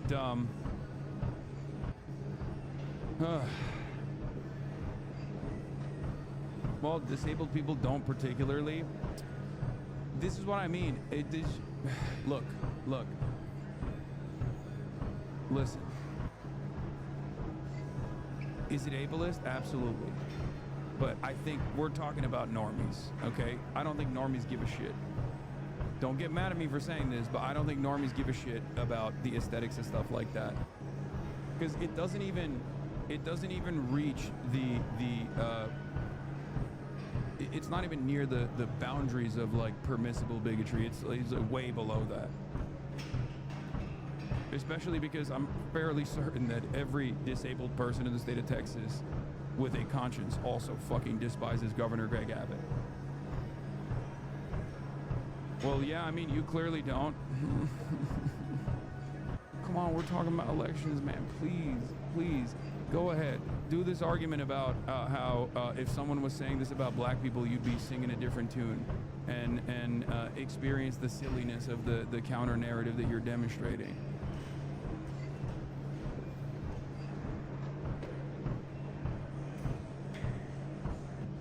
Like, different forms of bigotry are more permissible. Let's be real. Misogyny is very permissible, for example. You can be outwardly misogynistic, and it won't ding your candidacy. That's not to say that it's appropriate, okay? I'm not saying it's fucking appropriate. I'm just telling you, do people give a shit about it? And the answer is fucking no, okay? Don't shoot the messenger, please. No, you can't be a Dem doing that. That's the point. No, I think Dems want that shit. Okay?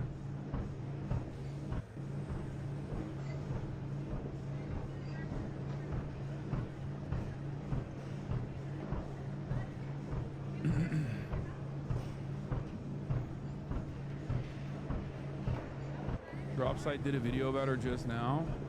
When Jasmine Crockett is running for Senate in Texas, and if you haven't followed her closely, you probably assume that she's running as something sort of like a Bernie Sanders style, like squad type candidate, one of the sort of like the radical progressive wing of the Democratic Party. But she's not. And that's because, you know, she's very good at getting a lot of media attention and savaging Donald Trump and Republicans. You've probably all seen her doing that on MSNBC or CNN at one point or another. But if you actually look closely at her career, it's quite wild. She's actually basically just a corporate Democrat who is just looks and acts a little bit differently.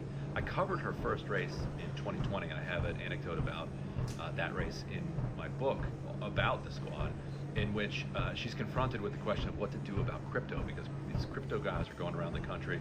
They were going after anybody that they thought was going to regulate them, and they were supporting anybody they thought would be friendly. And you know, multiple people on her campaign told me that she just said, "Look, what do I have to do? Just tell me." And they're like, "Well, if you sign this policy statement, post it on your website, you know, they won't go after you, and they'll probably give you a lot of money." She's like, "Cool, do it." That same campaign, she also attacked her Democratic opponent for taking corporate PAC money, bragging that she had taken no corporate PAC money. Within months of that, she started taking corporate PAC money, and since then has taken hundreds of thousands of dollars of it. And of course, you know, if you're going to capitulate on those issues, you're also going to cave on Israel. She went to visit Israel on a trip paid for by AIPAC. There she is, and has overwhelmingly just voted the party line when it comes to sending weapons to Israel. So when it comes to corporate power, crypto, Israel, she's a very standard Democrat. When it comes to style, I'm gonna be honest with you. If she had done that trip, right, but then turned around and was daggering Israel for the last year, right, and was like, "Oh, I've changed my mind on this. This is fucked up," because like, I grade politicians on a curve, right? If she had that experience and was like, "Well, I was a green congressperson, whatever," right? Like, and I did this, but now I know that it's like fucked up, I would definitely be a lot more forgiving, okay? But the very fact that she's still riding for Israel this far in means that not only is this, you know, morally reprehensible, but it's also stupid. You are not gonna win low propensity voters with this kind of attitude. This is precisely the reason why Democrats lose on low propensity voters. Because on the aesthetics front, for the low propensity voters, the type of shit that Donald Trump is presenting, the culture war stuff, is way more appealing to them. So you have to beat them out on you know, fixing material issues, material problems.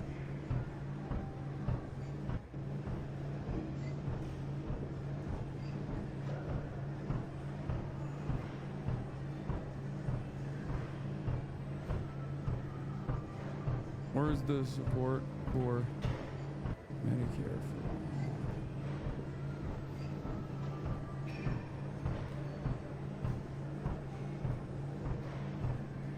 People more than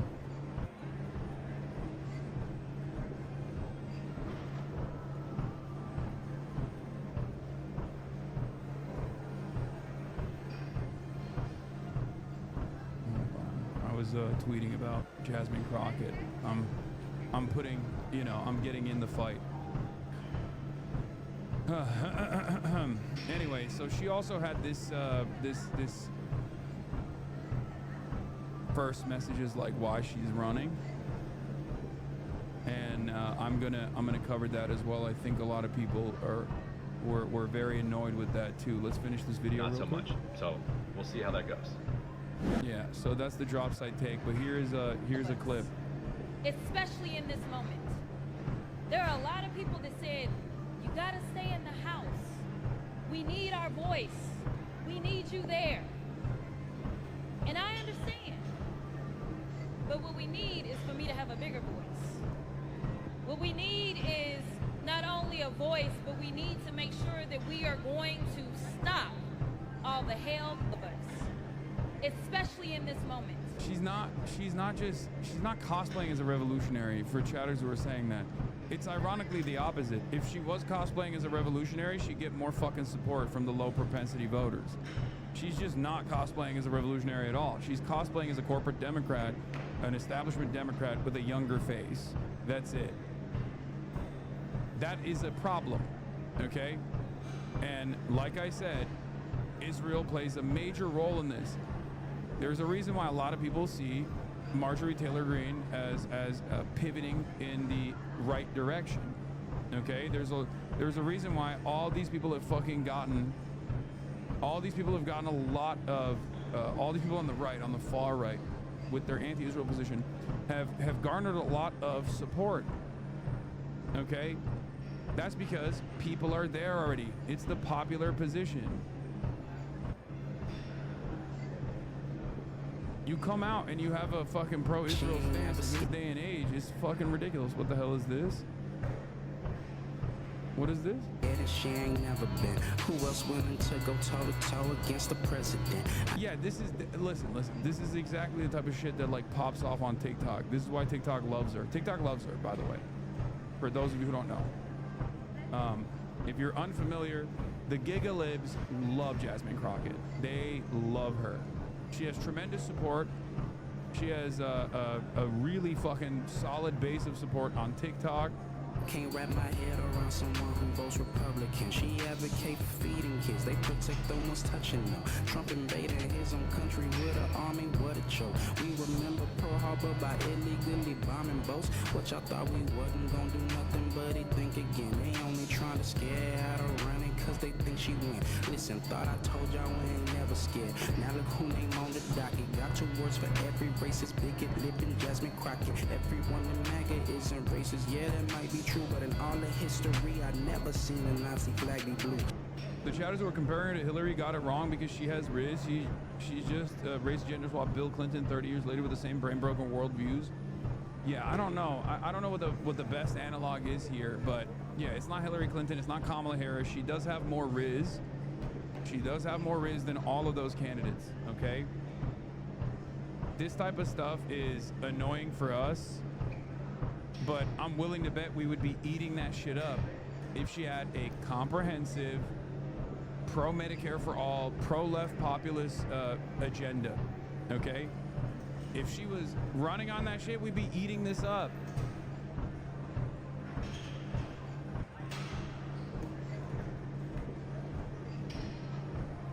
But there's no substance beyond the aesthetic flair. It's just Obama again? No, it's not just Obama again. Obama was bad because he betrayed the policies that he ran on. Y'all are talking about fucking, like, y'all are talking about Obama. Obama said he was gonna do card check. Like, what are you talking about? He was way more progressive with, like, active, with the policies he was talking about. He was fucking anti-Iraq war, daggered Hillary Clinton on that. No, it's not even a comparison. Obama actually lied. Yeah. Obama lied, people died. Okay?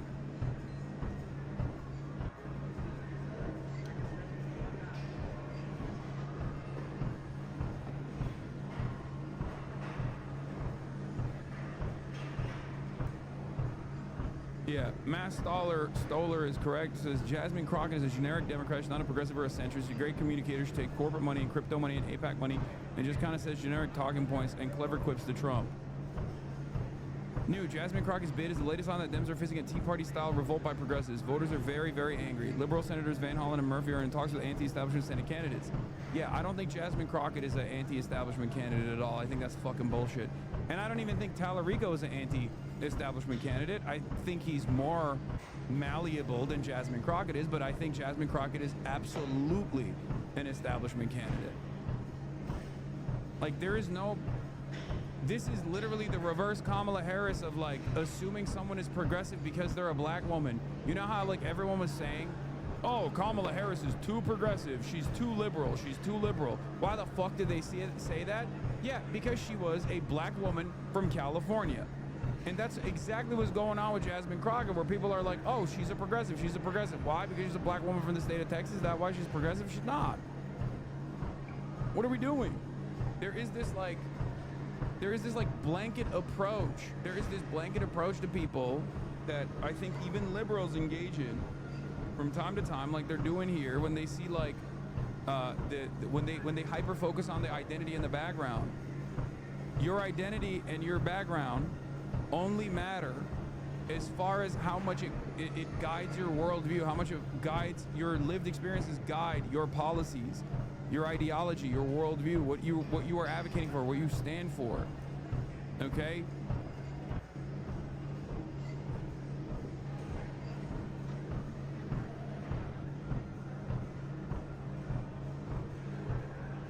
So which side you wanna choose? Me, I hope my money goes to the side that isn't trying to say affordabilities. I hope she stand on business, all 10 toes. Texas tough, don't need no more bad built, bleach, blonde, butch bodies moving forward. She ain't never scared. 126,000 likes. That's my future president right there. And it's so funny because, like, one of the things that I've seen, for example, is people talking about how, like, Zohran Mamdani won, right? Like, a lot of liberals who love Jasmine Crockett also love Zohran Mamdani. This is why I said, like, Zohran is actually very popular, much more popular than you guys would think. To the naysayers, I'm sure y'all were saying the same thing about the new mayor, like the New York. Let the people decide. Only God knows the outcome. Let's go. Except Jasmine Crockett wasn't fucking pro Zohran Mamdani. What are we talking about?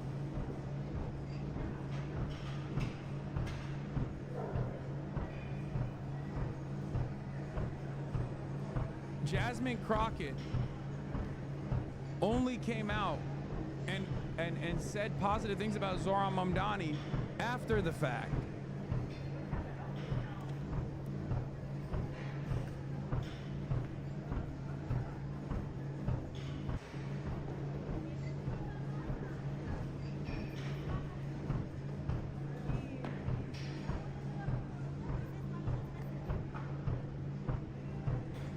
Do you trust Plattner or Crockett more? Oh, that's a tough one. I mean, that's a tough ass fucking question to answer, because Plattner's background is the problem. His foreground, what he's saying now, is not the problem. Okay? With Jasmine Crockett, it's not. With Jasmine Crockett, the issue is that she is utterly devoid. If Jasmine Crockett was running on, if she took Graham Plattner's campaign, right? Not the chest tattoo or the fucking background of being a machine gunner in the Marine Corps that was like, you know, that was tasked with like defending Abu Ghraib prison or going into Blackwater, but like the actual positive. If you literally copied Graham Plattner's platform and pasted on the Jasmine Crockett's website and got her to fucking say the same shit that Plattner is saying, then she'd be perfect. She would do LeBron numbers, okay? If she had the same energy, the same vibes, And then simultaneously it was like, I'm doing this because there's a lot of poverty in my state and I want to fix it. And none of these fucking Republicans actually care about that shit. They all they want to do is suck up to Donald Trump after saying that Donald Trump was ass. They still turn around and they, you know, they kiss the ring. I'm here to fucking fix that. I'm here to fight for you, regular Texans. I'm here to fight for all Texans. Doesn't matter if they're Republican, doesn't matter if they voted for Trump, doesn't matter if they didn't vote. I'm here for you. I think we all deserve better. If she ran on that and then said, you know, fuck billionaires, I'm for Medicare for all, I'm going to do everything in my power to make sure that your rents go down, stuff like that, she would be fantastic. Okay? But yes, choosing between a reform Nazi, currently revolutionary, skeptical, or a Dem who will sell you to crypto. Yeah, I mean, that's just, American politics is literally just that. Even on the Democratic Party's primary side. It's fucking crazy.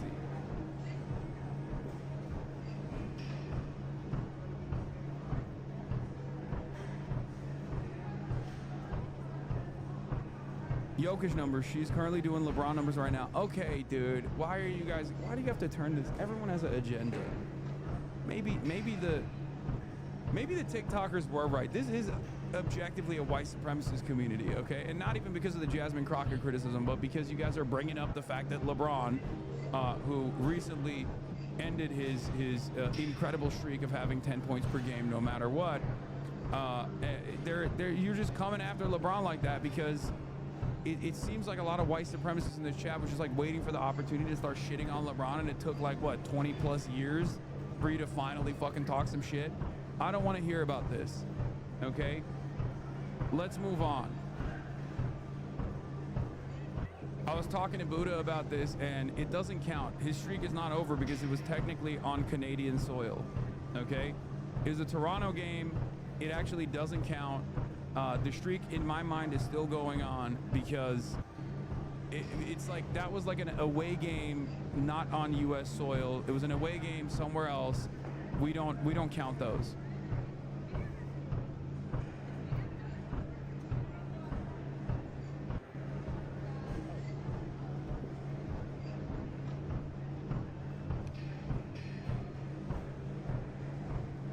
Yeah, also it was a game-winning assist as well because he's a selfless person. He's a selfless person, and he demonstrated that he's a selfless person by instead of driving into the paint, he passed it, and it was a game-winning assist. 8 points in the USA is 10 in Canada with the exchange rate. The Earth wasn't regulation. Also, technically, he still has an 8+ point streak that's been going on. And also, I think it doesn't count regardless because, like I said, it's in fucking... Like I said, it's on Canadian soil. That doesn't count. It's not. Yeah. In Toronto, if we go by hockey standards, assists would also count towards a point. And technically, that assist should count more than a point, honestly. I like to think that it was worth 3 points. If it's a game-winning assist and it demonstrates selflessness, then technically that's 11 points overall. Anyway, let's just move on from this stuff. It just...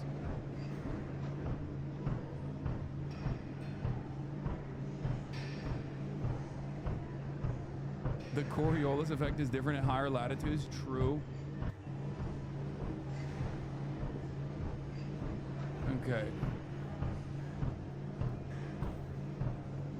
I feel like I'm watching Russian state TV.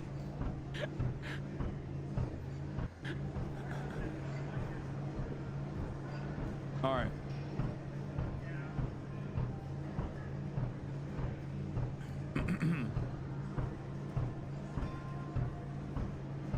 All right. So, speaking of Israel and Jewish people and anti-Semitism, I saw this complete Jasmine Crockett possible from assassination Trump bash. So fuck one time, and that's relatable. The word affordability with no further specifics. Pro-Israel. Oh yeah, Candace Owens is gonna come out and have some choice words as well. We'll talk about that. But yeah, I will get into the Israel stuff real quick. Tuning into the Hasanabi broadcast is just LeBron today. Okay, calm down.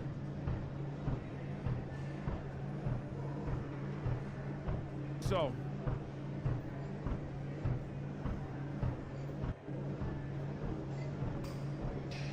the LeBron takes are what's killing your media credibility on the super valid chart.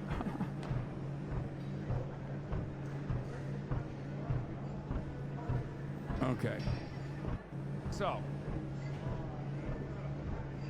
couple things to talk about here. New. A majority of adults under 35 favor decreasing or stopping U.S. military aid to Israel. That figure rises to 69% among the youngest adults. This is from the Fall 2025 Yale Youth Poll. Do you favor the United States stopping all military aid to Israel, which is at 23%, or decreasing military aid to Israel, which is at 20%? Maintaining the same amount is at 31% with the plurality. But when you look at younger voters, 46% between 18 to 29, okay? 46% between 18 and 29 say stop all military aid to Israel. Between 30 to 34, 36% say all. These are incredible numbers, okay?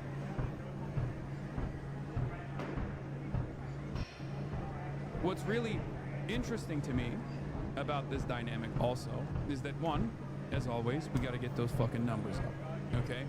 We got to get those numbers up. Too low, to be honest, okay? Too low. However, what is interesting to me is that there are not a lot of people who are unsure at this stage.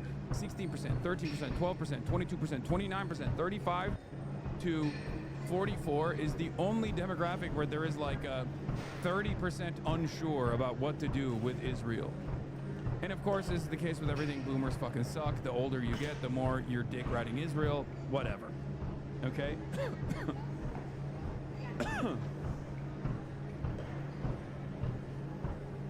So now the overall is at 23%, and decreasing military aid is at 20%. Maintaining the same amount of military aid on overall is at 31%, and increasing military aid is at 9%, with 60% saying that they're unsure. Okay, so that's one thing. The other thing is, yeah, plurality of all voters and a huge majority of young voters support decreasing or stopping all military aid to Israel, yet that is still treated as a fringe position by the media and the political consultant class. But the other side of this, story also is like the affinity polls or the attitude polls towards American Jews.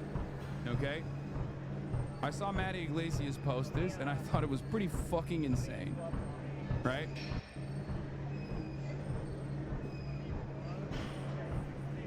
Let me see if I can find it.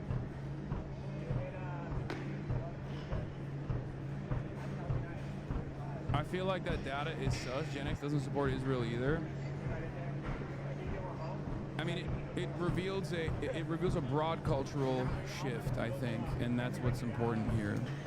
It reveals that it is the majority position to either limit or completely cut off all military aid to Israel. Israel doesn't need support. That's so funny.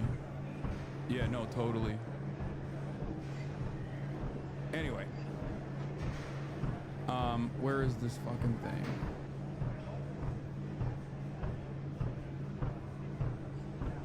Mr. Moderator. Oh, here it is.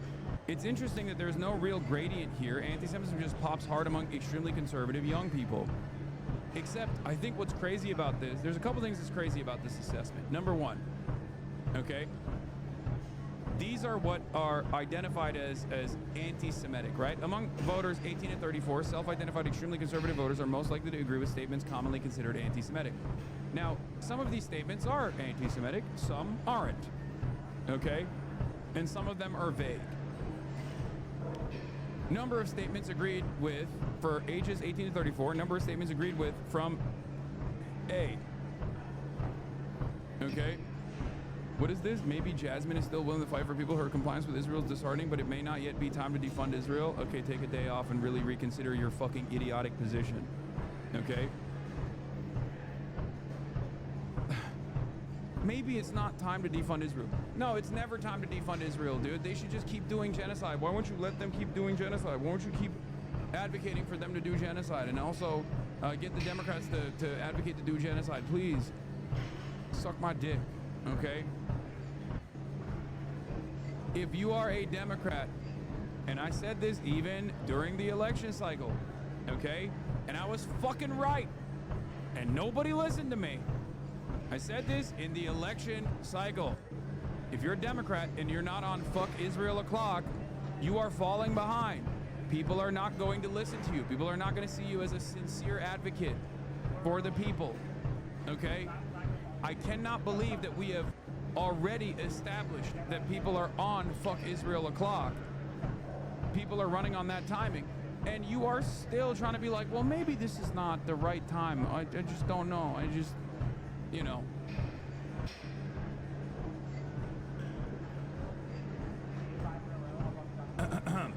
Anyway, so Jews in the United States are more loyal to Israel than to America.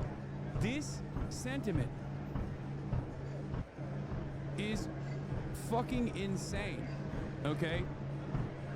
It has gotten, what, 62%? Is that what it is? Am I misreading this poll? 62, oh wait, among extremely liberals, they're saying like, they don't agree, right? Is that what it is? 0% agree on 62%. Okay, I was misreading the chart. Oh, I was confused. This is a horrible fucking, they did a horrible job with this graph, by the way. Oh my God. Okay, I misunderstood it. Okay. Oh my God. Okay, okay. I read it wrong. I thought it was like 62% of people say like more Americans. Oh, thank God. Okay, so we're not completely cooked. What a fucking, what a horrible way to do this. I thought this meant 62% agree Jews in the United States are more loyal to Israel than to America. My mistake.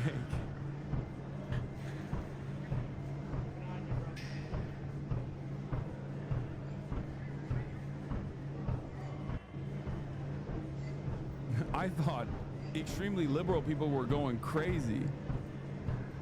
And it confused me because it was like extremely conservative people don't agree with that? Like, what the fuck? Is there a breakdown of this and is there a better charting of this? Is there a better graph that we can look at?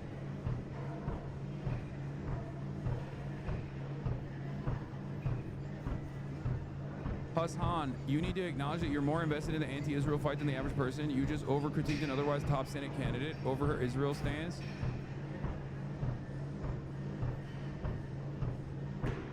I think you need to suck my entire dick from the front to the back, okay?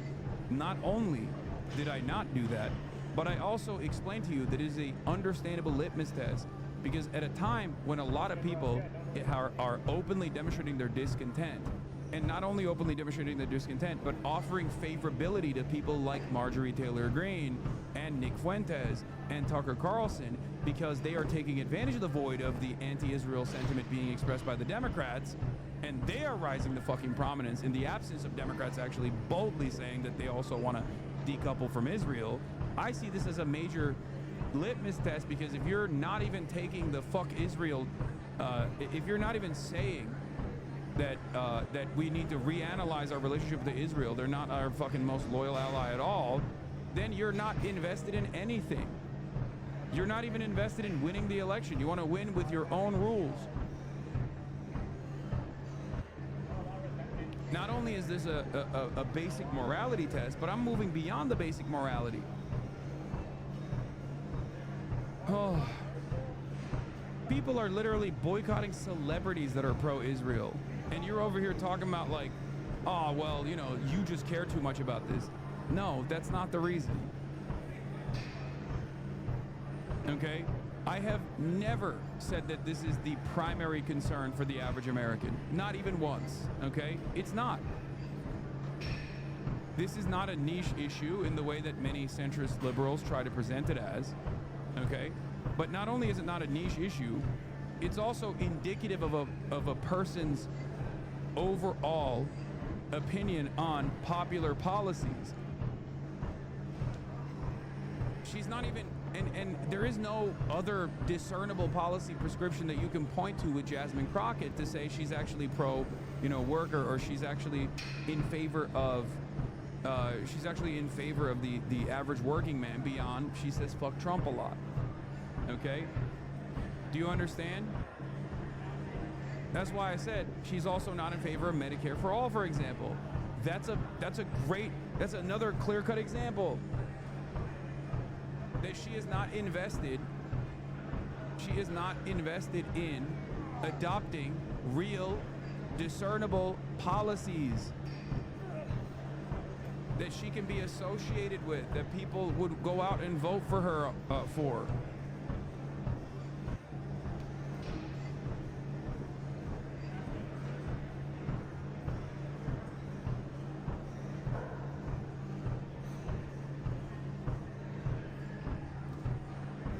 It's so ridiculous.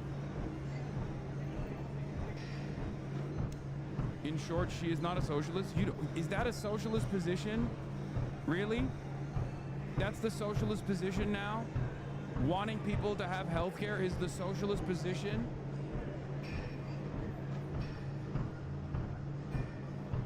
Oh, Hasan, you're making perfect the enemy of the good here. What the fuck? And what is the good here?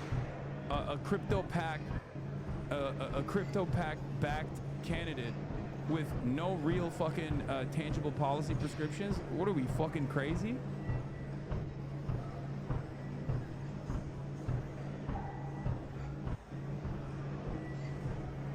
God damn, people are so ready. People are so ready to fucking dump everything. So instead of supporting the Democrats, the plan is to nitpick compared to the freaking Republicans. Hey, I don't know if you're aware of this, but there is a primary happening. Okay? And in the primary, you don't run against Republicans. You run against other Democrats. Did she win the fucking primary yet? No. And even then, even if she won the primary, that wouldn't change my attitude towards her fucking campaign. If she's not running on policy, she's gonna fucking lose. God damn it, people are so used to Brad Summer. All it took was for someone to actually say fuck Trump a bunch of times. Oh my lord. This is what democracy is about. You don't vote for a politician because you like them and you want them to fucking sit on that throne or to unseat just a Republican, okay? You vote for them because you are extracting concessions out of them, okay? That's the whole point of democracy. God damn, I thought Democrats were actually beyond this point. It's crazy.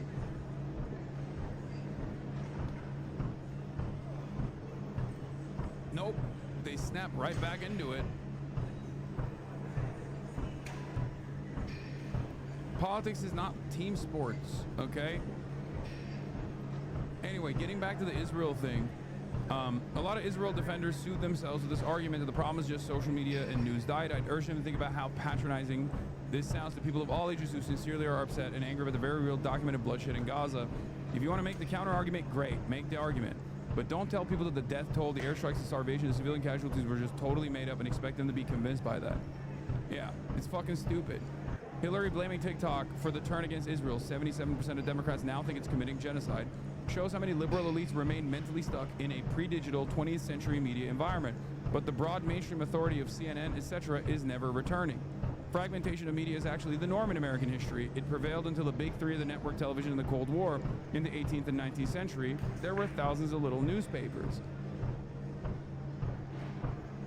There is no unified, like, mainstream media and legacy publishers, when they unite on a specific message, still have a decent amount of persuasive capability, especially for older voters. We see that reflected in the polling results when it comes to Israel, for example. But the reality of the matter is most people don't get their news from legacy publishers anymore. They get it from people like myself. They get it from TikTok. They get it from social media.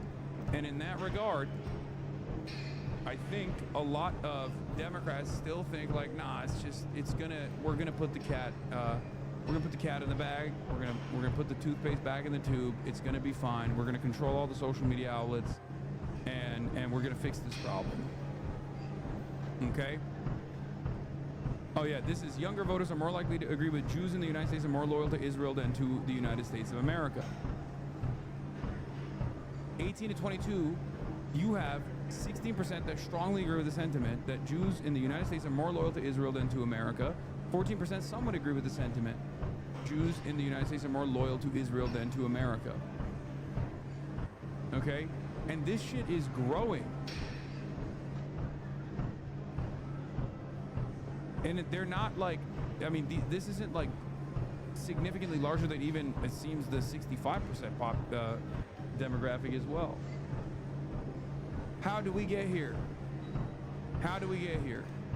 How do we arrive at the conclusion that Jews are more loyal to Israel than they are, American Jews are more loyal to Israel than they are to the United States of America? Is it because of Nick Fuentes? No, it's not because of Nick Fuentes.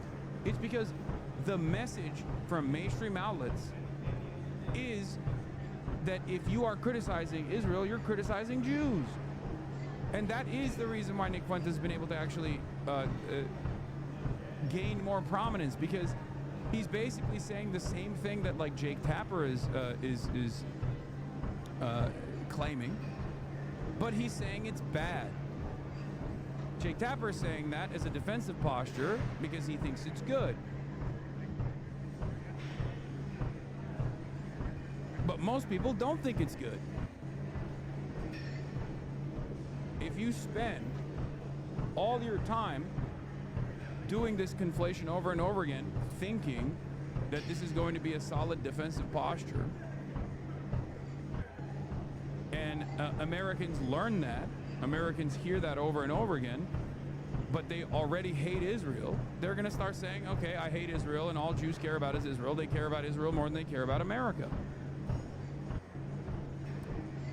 37% of Republicans surveyed by the Manhattan Institute believe the Holocaust of Jews in Nazi Germany was either greatly exaggerated or did not happen. Is a fucking insane poll, by the way.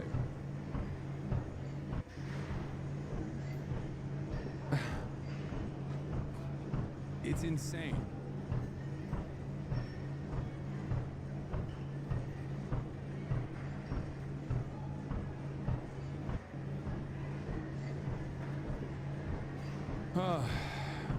The Holocaust of Jews in Nazi Germany was greatly exaggerated or did not happen, as historians describe. 37% said true, 56% said false.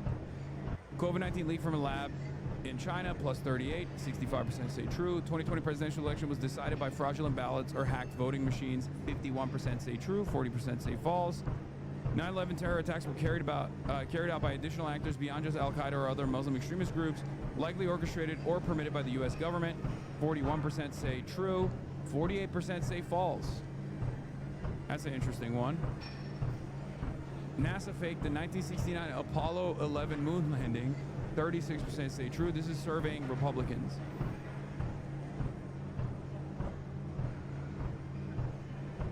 This is the answer for the Republicans. So 37% of Republicans think that the Holocaust was either, the Holocaust either didn't happen or was greatly exaggerated. Childhood vaccines cause autism. 33% say true, 48% say false. That's actually the most interesting one, because this shows me that Republicans are not as anti-vax as people would have you believe. I thought that would be much higher. I thought that'd be higher than the Holocaust one, at least.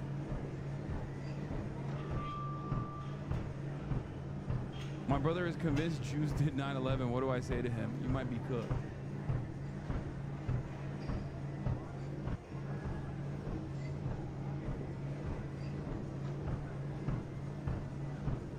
Depends on the vax. Okay, stop. Anyway.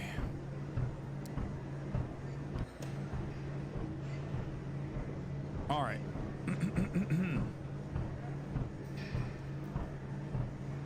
Where was it? There was another thing that I wanted to talk about here. Obviously, we're going to do the fall off of the Republicans in a second, but let's talk about the Trump bailout for American farmers, and then I'll get to the lifeline for.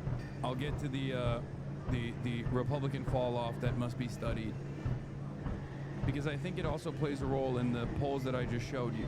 American farmers hurt by his trade policies.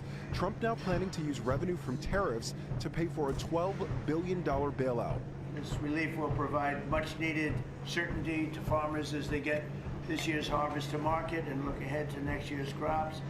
And it'll help them continue their efforts to lower food prices. The president blaming Democrats for Americans' concerns about affordability. We inherited high prices.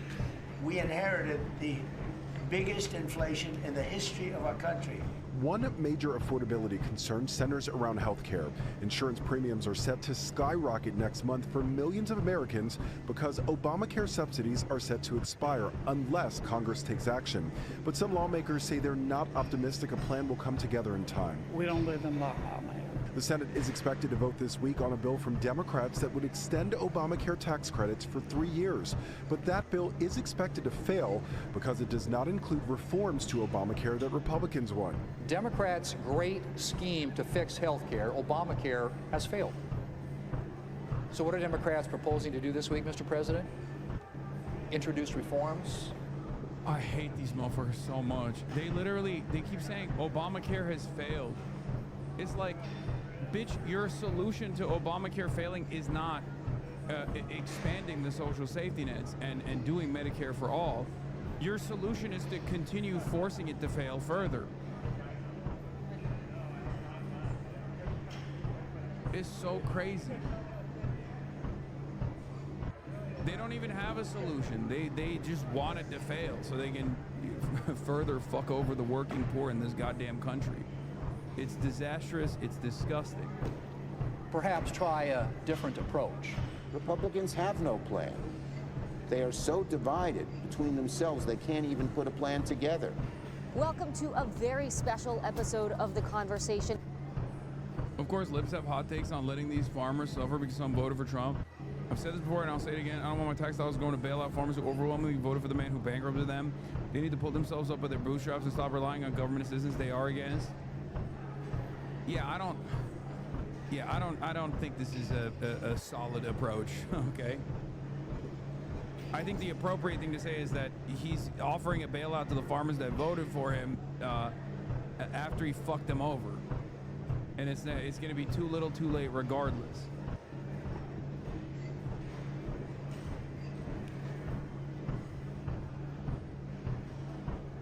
Anyway, we got President Donald Trump, the conversation with Dasha Burns, but I'm not going to do that. I'm not going to do that yet. Okay, I'm not going to do that yet. We're going to do the fall off of the Republicans real quick before I get to that, because remember we were just talking about the Yale study and Republican attitudes in general from the Manhattan Institute study. And I think that's a big part of the reason why Ben Shapiro is fucking failing in a disastrous way.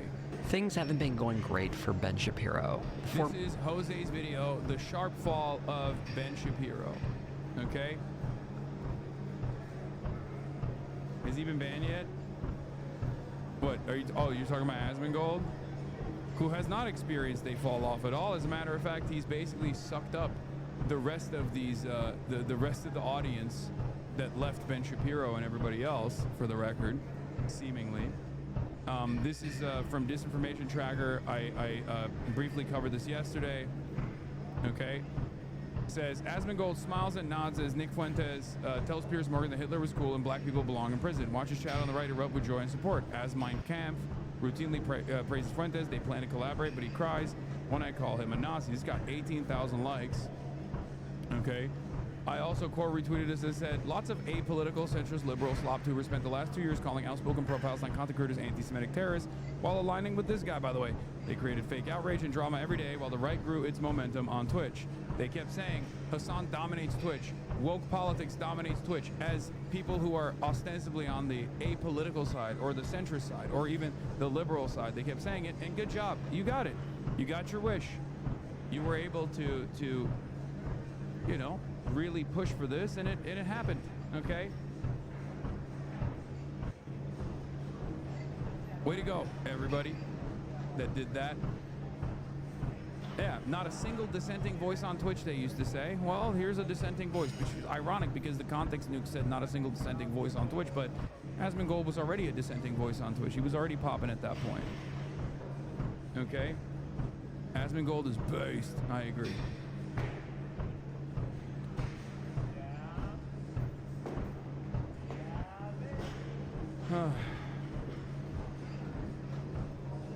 What is this? This sucks the average Asmongold viewers to shut in. Oh god, he's gonna see this and lose his fucking mind. You are being too nice? No, did Asmongold watch a nuke? Of course he did. These guys, I covered this yesterday. His community actively, Asmongold's community, that is saying that, you know, Nick Fuentes is based and celebrating that he's saying like Hitler is based or whatever, actively partnered with the ADL. They sent emails to every fucking Twitch advertiser directed by Asmongold to say that Twitch actually had, Twitch was harboring anti-Semites, such as myself, radical terrorists, such as myself, okay? Over and over again. Meanwhile, they very clearly did not give a shit about anti-Semitism. They were simply weaponizing false allegations of anti-Semitism against someone that they fucking hate. This is classic Gamergate shit, okay? It's classic Gamergate shit. And there was no pushback whatsoever. There was no protection whatsoever. As a matter of fact, Twitch on numerous instances actually conceded to the fucking manufactured outrage. The manufactured outrage was directed by some top content creators on this platform, Asmongold being one of them, and a bunch of top content creators on Kick and also YouTube. A lot of the slop tubers and the supposedly apolitical content creators that just farmed the whole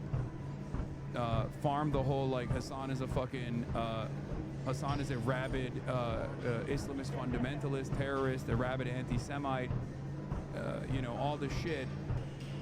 They got millions and millions of views, and in the process of the, you know, millions of views that they garnered, okay, there was a lot of discontent around not only Twitch but around the position that myself and many others were advocating for, okay? And this wasn't just right-wingers. That's the difference. That's the problem here. There was a different version of this kind of commentary for every single ideological delineation. For the liberals, Kaya, no. For the liberals, okay, it was Hasan is a spoiler for Kamala Harris. He actually disrupted the Kamala Harris campaign. He single-handedly undermined Kamala Harris. Okay? For the right-wingers, of course, it's much easier. Hasan is a Muslim terrorist, blah, blah, blah. And for some liberals, they also went that. They also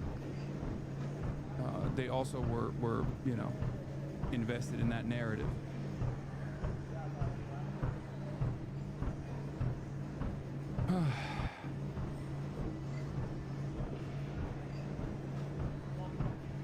And here we are. Here we are. The real anti-Semites and the real bigots have more prominence and more protection on the platform than ever before. Okay?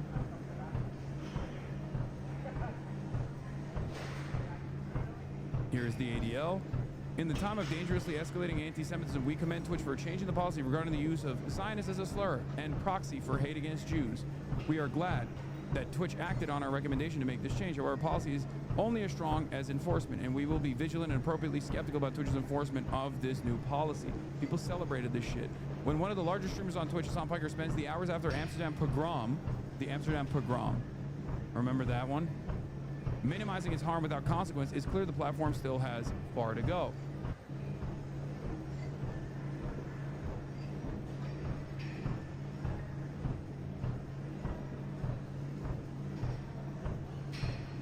Every single person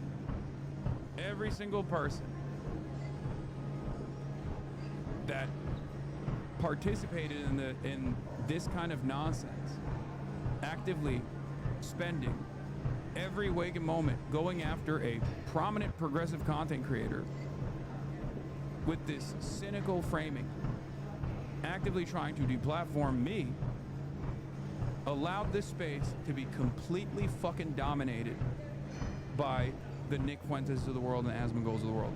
They did. If you spend all of your time trying to quote-unquote warn random centrists and apolitical people that are just simply invested in the drama of it all, that I am the real danger, they're not gonna fucking get information from me. They're gonna get their information from whoever the next best thing is. And the next best thing was a guy that they weren't actually shitting on at all. It just happened to be Asmongold. Or Nick Fuentes. The question I have for everyone is, if you watch, you know, the what is it, the Pegasus guy, or Willie Slop Show, or numerous other slop tubers on YouTube, and you get your political takes from those guys, okay? Do you never wonder, like, why there is virtually zero coverage of the likes of Asmongold, Destiny, Ethan Klein, Nick Fuentes? Very few coverage, very little coverage. At a certain point, you must realize that maybe they actually agree with Nick Fuentes. Maybe they are too afraid to say that they agree with Nick Fuentes openly, but they'll fight his battles for him. Just saying, it really makes you think. Maybe they're not apolitical at all. Maybe they're not centrist at all. Maybe they're not liberal at all. Maybe they're simply presenting themselves as liberals, but all the smoke that they have is for people who are actually progressive.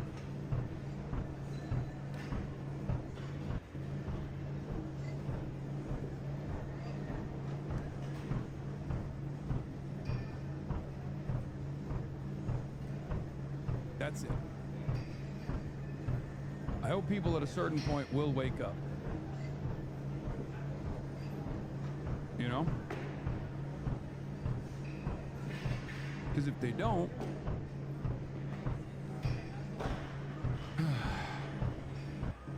right-wing sentiment is still going to be completely dominant on every platform, including this one. Having said that,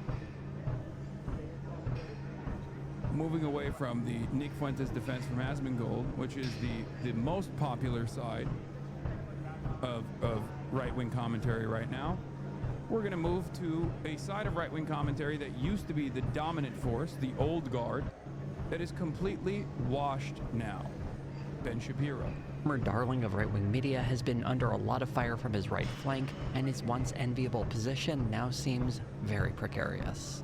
Only 8 years ago, things were dramatically different as Ben Shapiro was making his ascent. Back on November 13th, 2017, an article in the New York Times described conservative commentator Ben Shapiro as the cool kids philosopher. The article is a relatively gentle profile of Shapiro, describing him as a conservative firebrand who holds extreme views, who is finding a young audience online. There's a part of this article that has an odd echo in the present. It reads, Mr. Shapiro is trying to define conservatism at a time when its meaning is up for grabs, and the Republican Party and traditional conservative media outlets like Fox are built for older audiences. This is even truer now, but the next sentence in the article is even more interesting. Shapiro does not like President Trump, and he disagrees with his old boss at Breitbart News, Stephen K. Bannon, that Trumpism is the future of the Republican Party. Obviously, Ben Shapiro has changed his tune long since then, and that's part of how Shapiro has succeeded, a combination of being morally lucky within the context of conservative politics and willing to sit at the altar of Trump, cashing in on the rightward shift represented by Trump and knowing when to fall in line when he saw.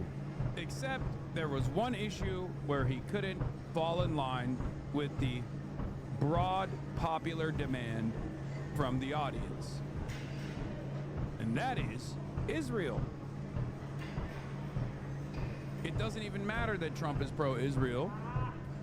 He could not convince his right-wing fan base to be pro-Israel. Where that push towards the right was actually coming from. Not people like him, but the constituency more aligned with Donald Trump. This nimble movement helped him ascend the space to be one of the most popular voices in online conservative media in the early 2020s. But his metrics have been way down in 2025. In fact, I suspect further down than the publicly available data suggests. The reasons are many, and ironically, much of it is Shapiro's own making. I want to look through some of that history and explore just how someone can go from being one of the big dogs in the conservative movement to one of its favorite whipping boys. For those somehow unfamiliar with Shapiro's backstory, the very fast version was that he was a young conservative who got a taste of the limelight in conservative commentary before the age of 20. He tried to break into the world of Hollywood and failed. I've written a couple comedies, kind of hour-long dramedies for, spec scripts. And have they been bought? No. He helped launch The Daily Wire, a conservative media company that had massive success in its earlier years, although its fortunes have turned as of late. I made a whole video about that if you're curious to learn more. As The Daily Wire weakens as a company, largely as a result of bad business decisions costing them tens of millions of dollars and losing key talent, driving down viewership, being so closely tied to that company has damaged Shapiro's reputation as well. Even though he isn't the CEO who has been driving some of those bad decisions, this company is still very much associated with him as a talent. Where Shapiro stands on a lot of issues hasn't changed much over the years. Going back to that 2017 New York Times article again, his positions are described like this. His views are extremely conservative. Transgenderism is a mental illness, as per the Encyclopedia of Mental Disorders before 2013. Yes, blacks have been historically discriminated against. No, institutions are not broadly discriminated against them today. The rich pay too much tax. Abortion should be illegal. Social Security ought to be privatized and Obamacare repealed. This is something I just want to mention off the top that, while Shapiro is currently losing ground to people more extremely right-wing than he is, back in 2017 he was already considered pretty far-right too. That should tell you a lot about the state of modern conservatism right now, at least in the media space.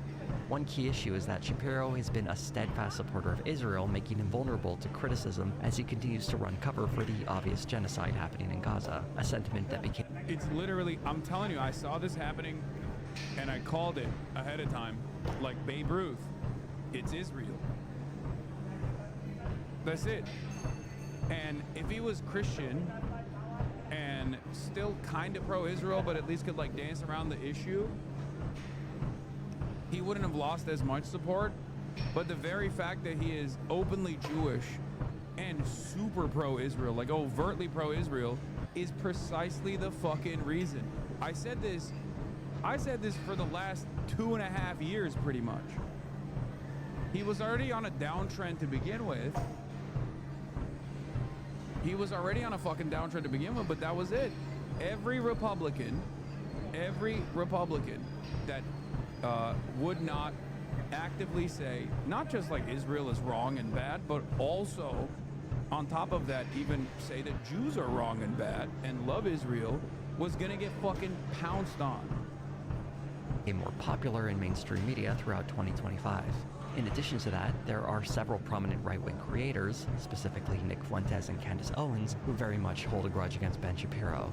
As Shapiro's view numbers sharply dropped through 2025, he was motivated to respond to the growth. Charlie Kirk's method for this was being, not Jewish, he's Christian.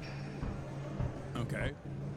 But then also really increasing the fucking intensity of his reactionary sentiment on all of the other marginalized identities like black people, immigrants, women, trans people. Like, Charlie would try to distract the base, right? He would distract the base by just actively beefing up the whole, like, oh, I just, like, despise, all these other different races. Like, I love Donald Trump, all the shit. To try and carry their attention, to try and hold the coalition together. Matt Walsh does the exact same thing, by the way. But more and more people are realizing that Matt Walsh is also kind of fake because he still works for Ben Shapiro. Okay? That's the reason why even in the Nick Fuentes video on Piers Morgan, people are shitting on Matt Walsh. Does Matt Walsh even have any motion at all? Out of all the Daily Wire people, Matt Walsh is the only one that still has a little bit of motion. And part of that is because he is not as overtly pro-Israel as these other guys are, but he's also not anti-Israel either. But like his avenue basically is everything but the Jews, right? His avenue is hating everyone but Jewish people, right? So I think a lot of the bigots that want bigoted content, that demand bigoted content, still kind of entertain him.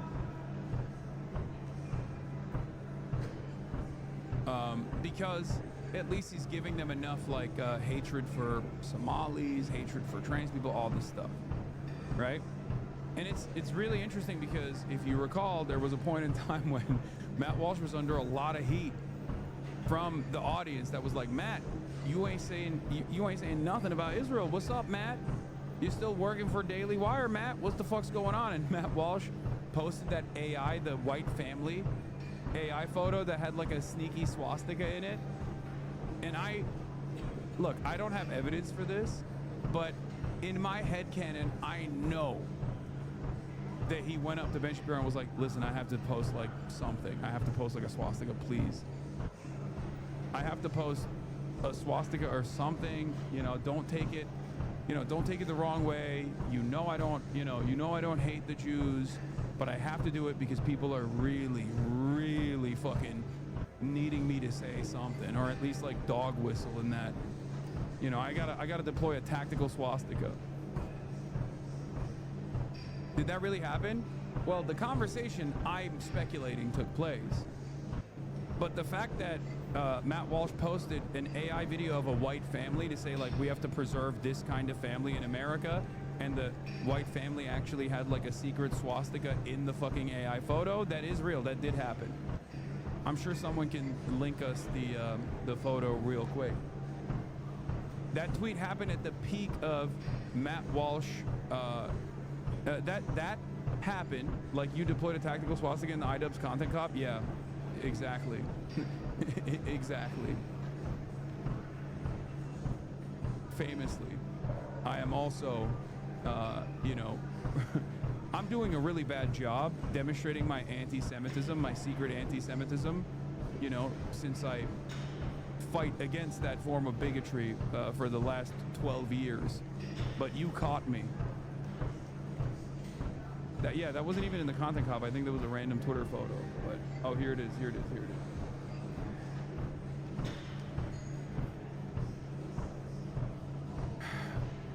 I've been in the middle of some bullshit outreach cycles in my day, but the one that you cooked up this week is probably the fakest of all.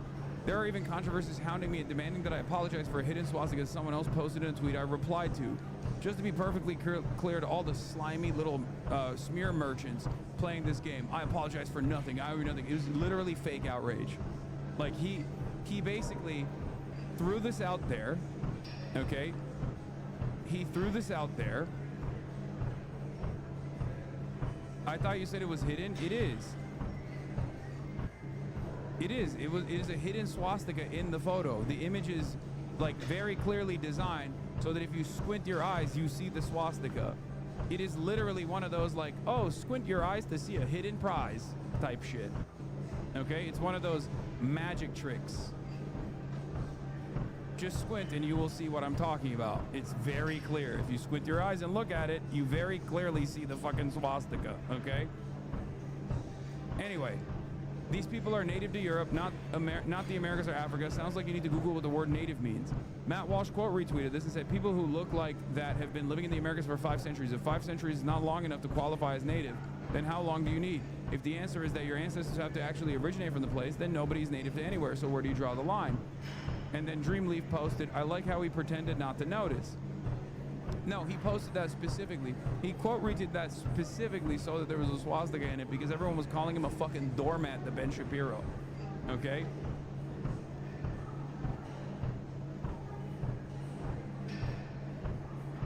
Like, he did that as a lifeline to maintain his audience. In any case, then, of course, when, leftists or liberal people on the timeline called it out, this created an opportunity for him to be like, see? The woke libs are fucking up my ass. You see? Oh, they're so stupid. They're so dumb for saying I posted the swastika. I apologize to nobody.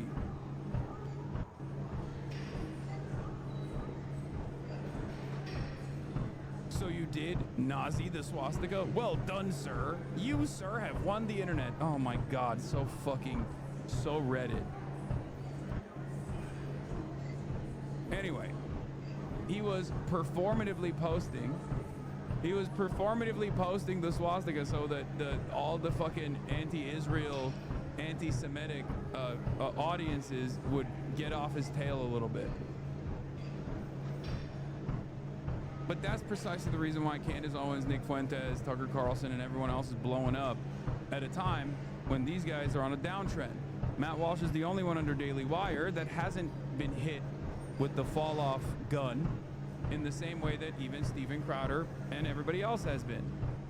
An alternative in conservative media, one that was growing increasingly hostile towards him. But just think about that. I want to point this again. This is why I always say, like, Republicans are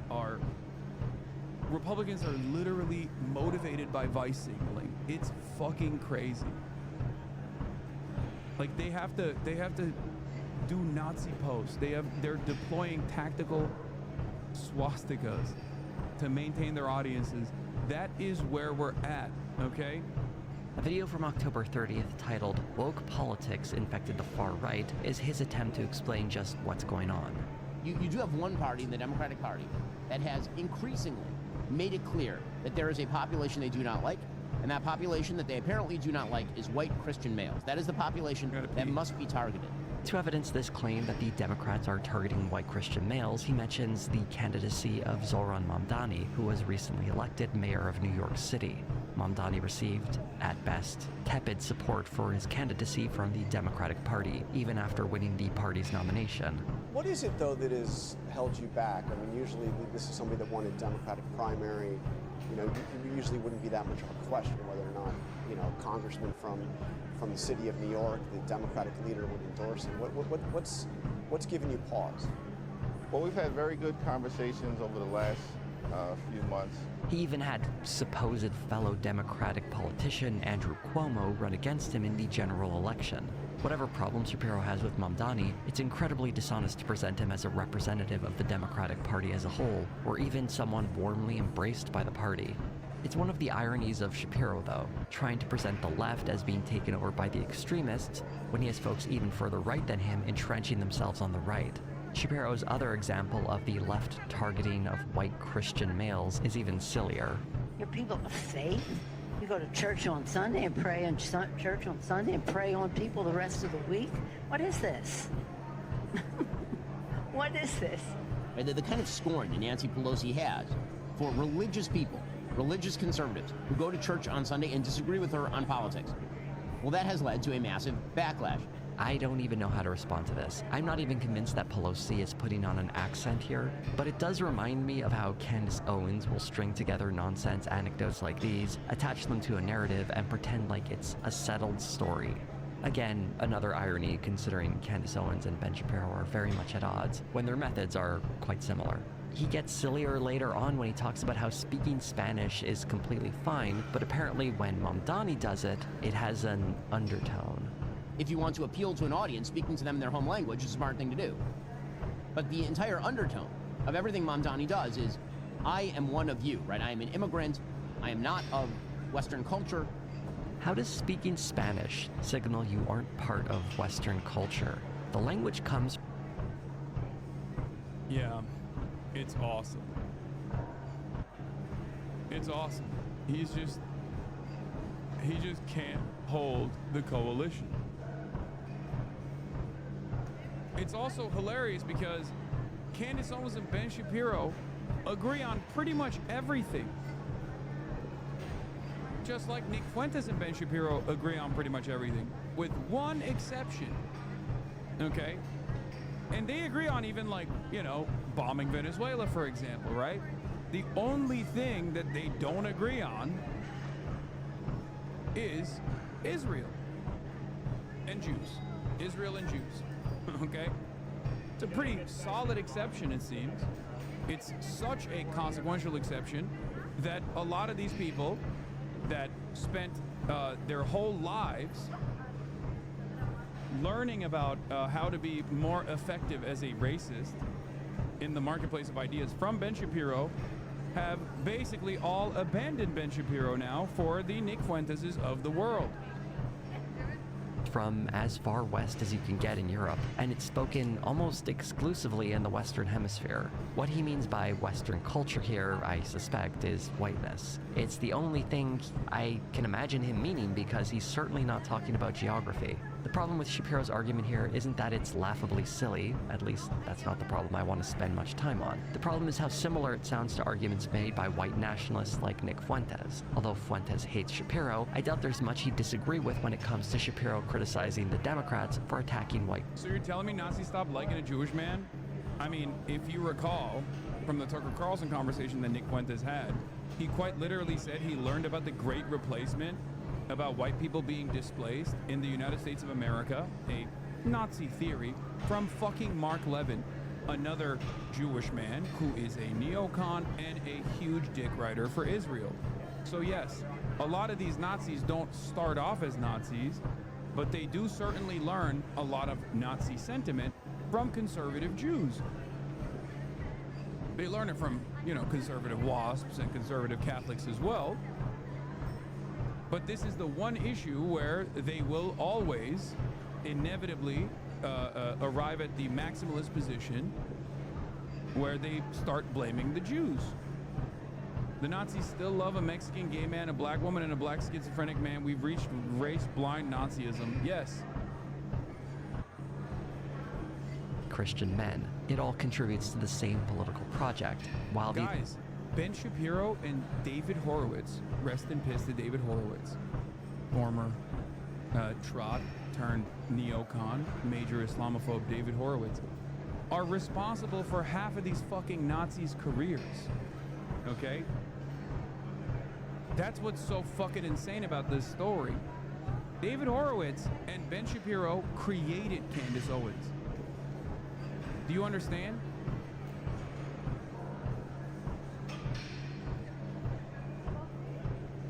They created Candace Owens. They are responsible for Candace Owens. David Horowitz plucked Candace Owens from writing an anti-Trump blog in 2016 to conservative fame. Her career was elevated by first David Horowitz, then Charlie Kirk, and then Ben Shapiro.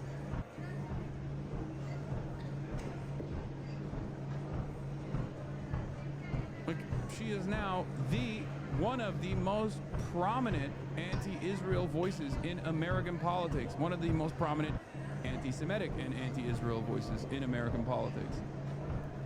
these guys are openly hostile towards one another, they are very much pushing in the same direction. Shapiro goes into greater detail about how he believes this rise in bigotry on the right arose, and he can only express it in terms where he accuses the left. So if the left says that white Christian males are the problem, the way that you respond is instead a DEI for precisely the people who are said to be the problem. And now the idea is that the systems should only benefit white Christian males. It's cute that he's trying to rope DEI into all of this, because there's actually a term already for what's being tried here, and it's called white supremacy. And trust me, no one from the right got this idea from the left. And I'm sure Shapiro knows that, but he needs to play these word games to massage this civil war within the right as somehow being the left's fault. When you spend your entire career relentlessly attacking the left and excusing the right, he can't even attack the extremists on his side without first pretending like this is somehow the left's fault. When the truth is, if anyone is to blame here, it's people like him who have been turning a blind eye to this growing problem the whole time. Not because he's unaware of it, but because he's ideologically more similar to it than he's willing to admit. There's a great example of Shapiro's own. Yeah, this whole like, oh, actually the anti-Semitic right is actually the new woke right is so fucking stupid.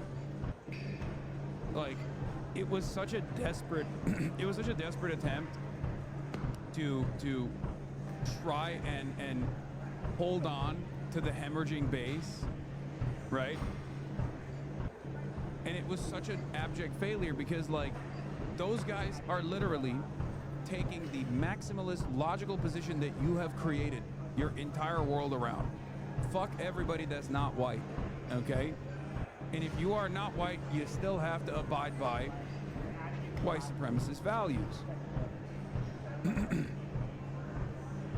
In that dynamic, when Jews are also not considered white all of a sudden, Why the fuck shouldn't you shit on them?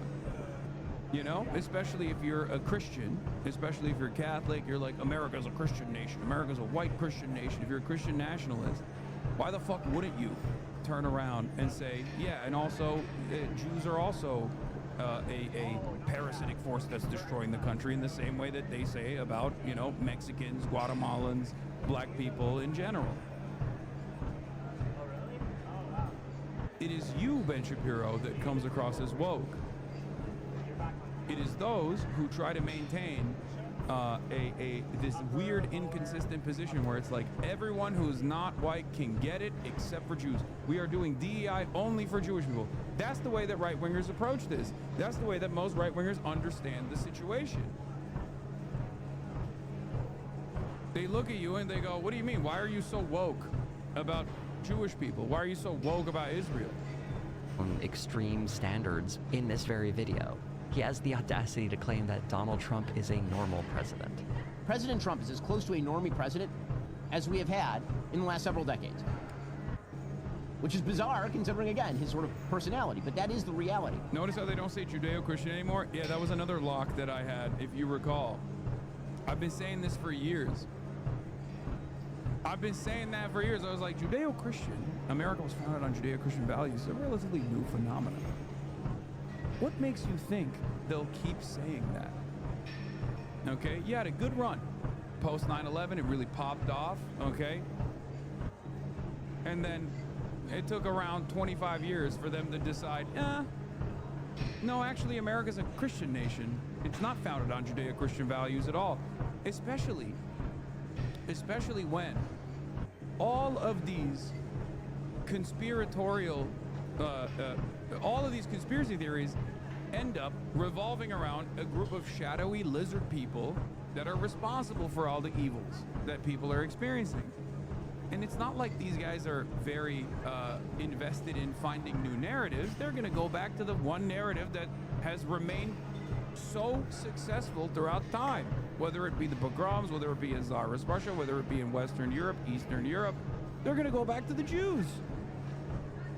And they snapped back to that so quickly.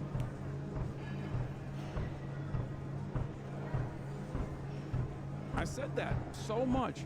I urge you to go back and listen to my Oxford Union speech. Okay? If you watch it now with today's perspective, you will see every single thing that I warned against happening in real time. Okay?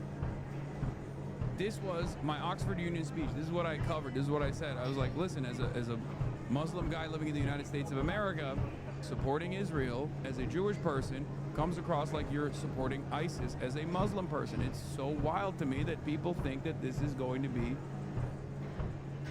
that this is not going to explode in a crazy fucking wave of anti-Semitism. Yeah, look at this one. It got 28,000 views, dude. It's also partially because it took them 6 months to upload. I'm confused. Many other videos, the hall looks packed with people. This one's zoomed out throughout the video. Are there not many attendees? Yeah. These are all very violent endeavors. Yeah, they took them 6 months. Also, no, it was fucking packed with attendees. What is he talking about?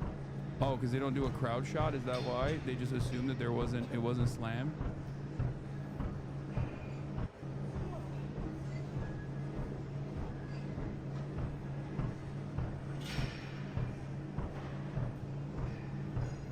Get that hairstyle back, freaky unk.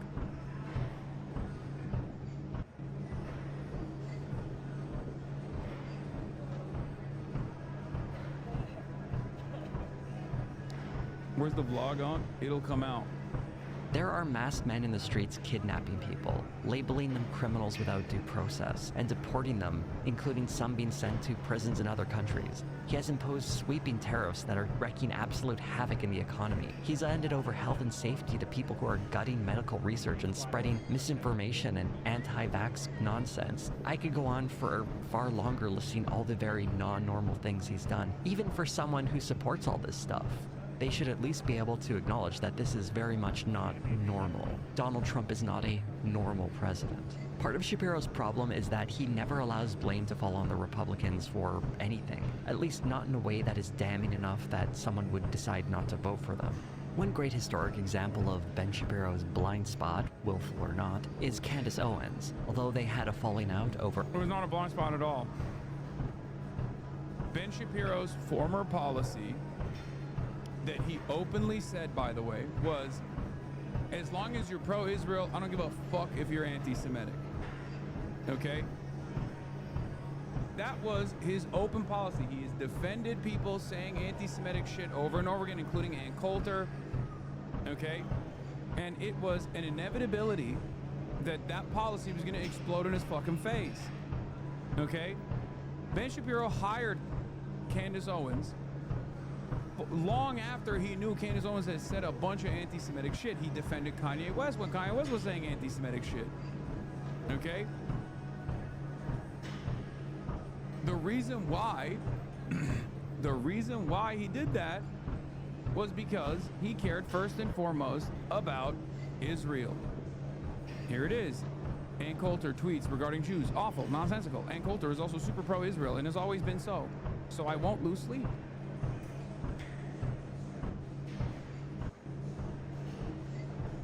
This is also the ADL's policy as well.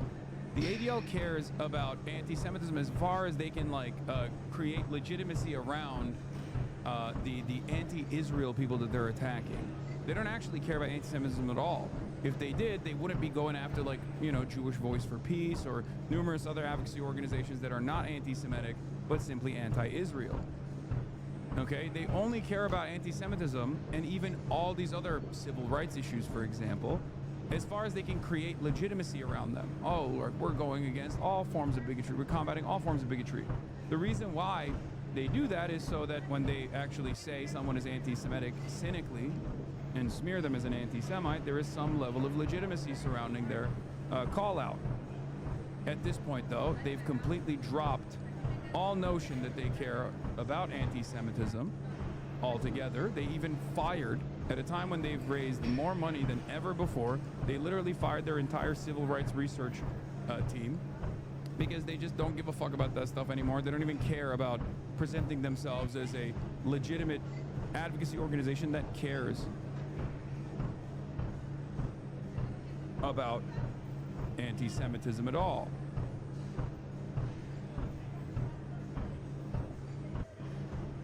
Her opposition to Israel, eventually leading her to being fired, it almost certainly had more to do with her anti-Zionism than her well-known anti-Semitism. Owens got her job at the Daily Wire well after she had made her comments about Hitler's problem was trying to extend his vision outside of Germany. If Hitler just wanted to make Germany great and have things run well, okay, fine.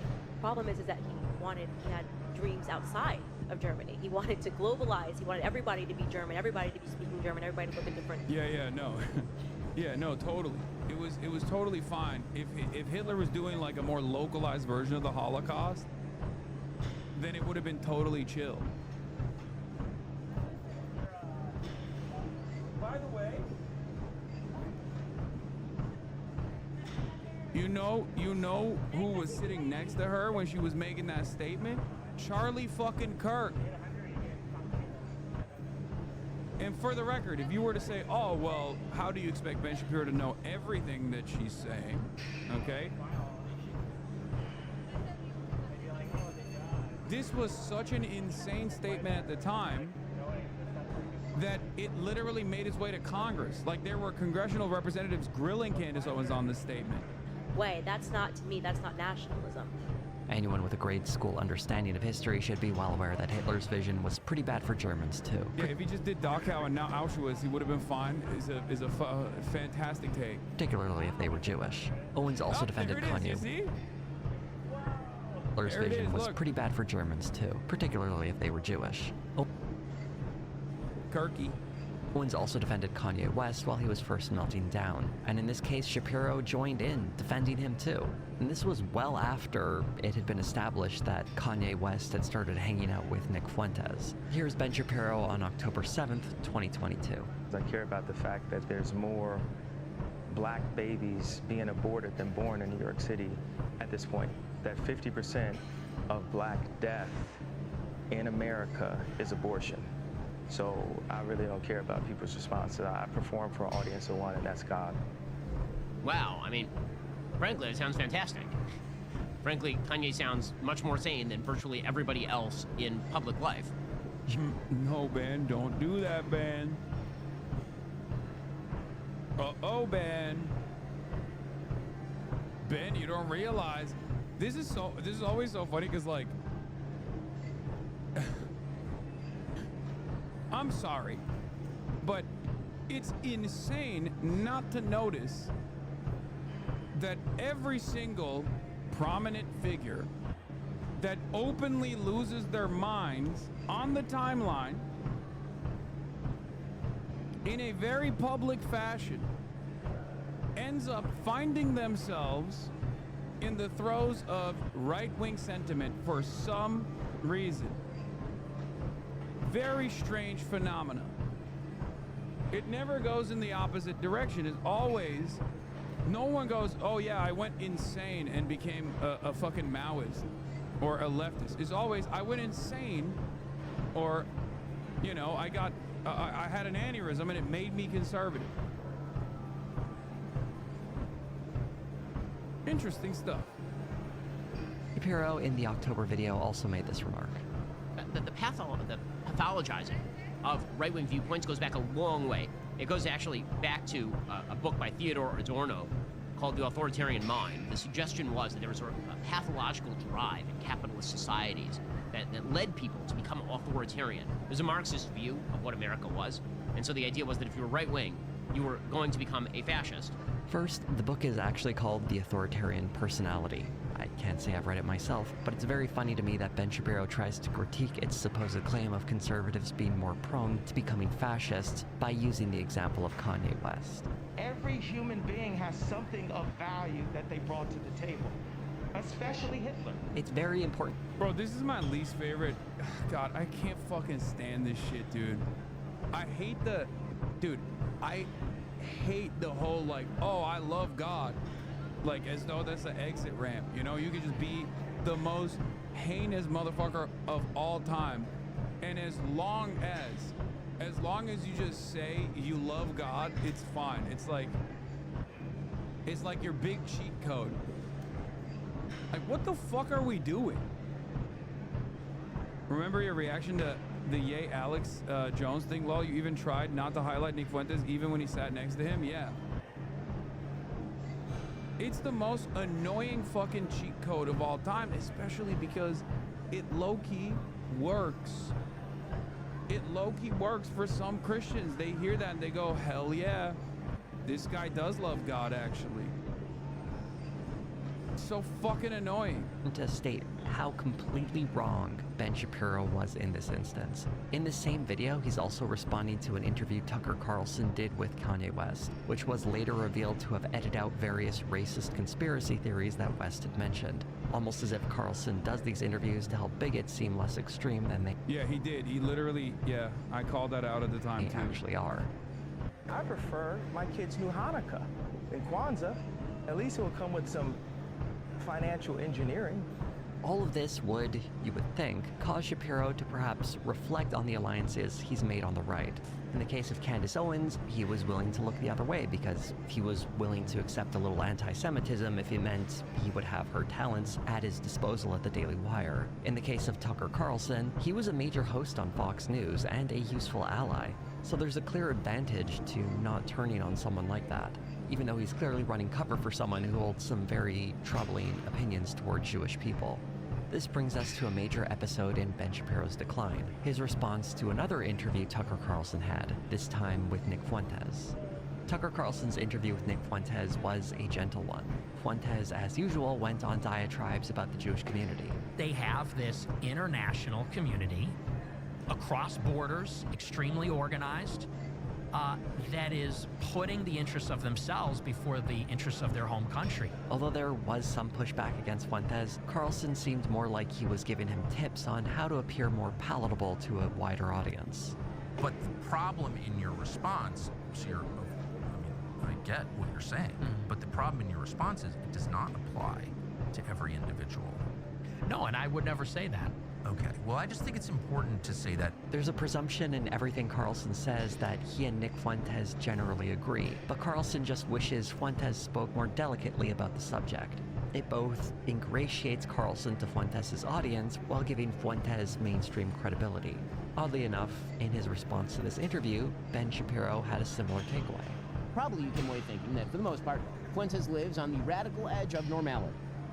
You think that if you watch the interview, because Tucker Carlson decided that it was important not only to host Fuentes, but to smooth over his views, water them. Wow, woke. Woke. You're being woke.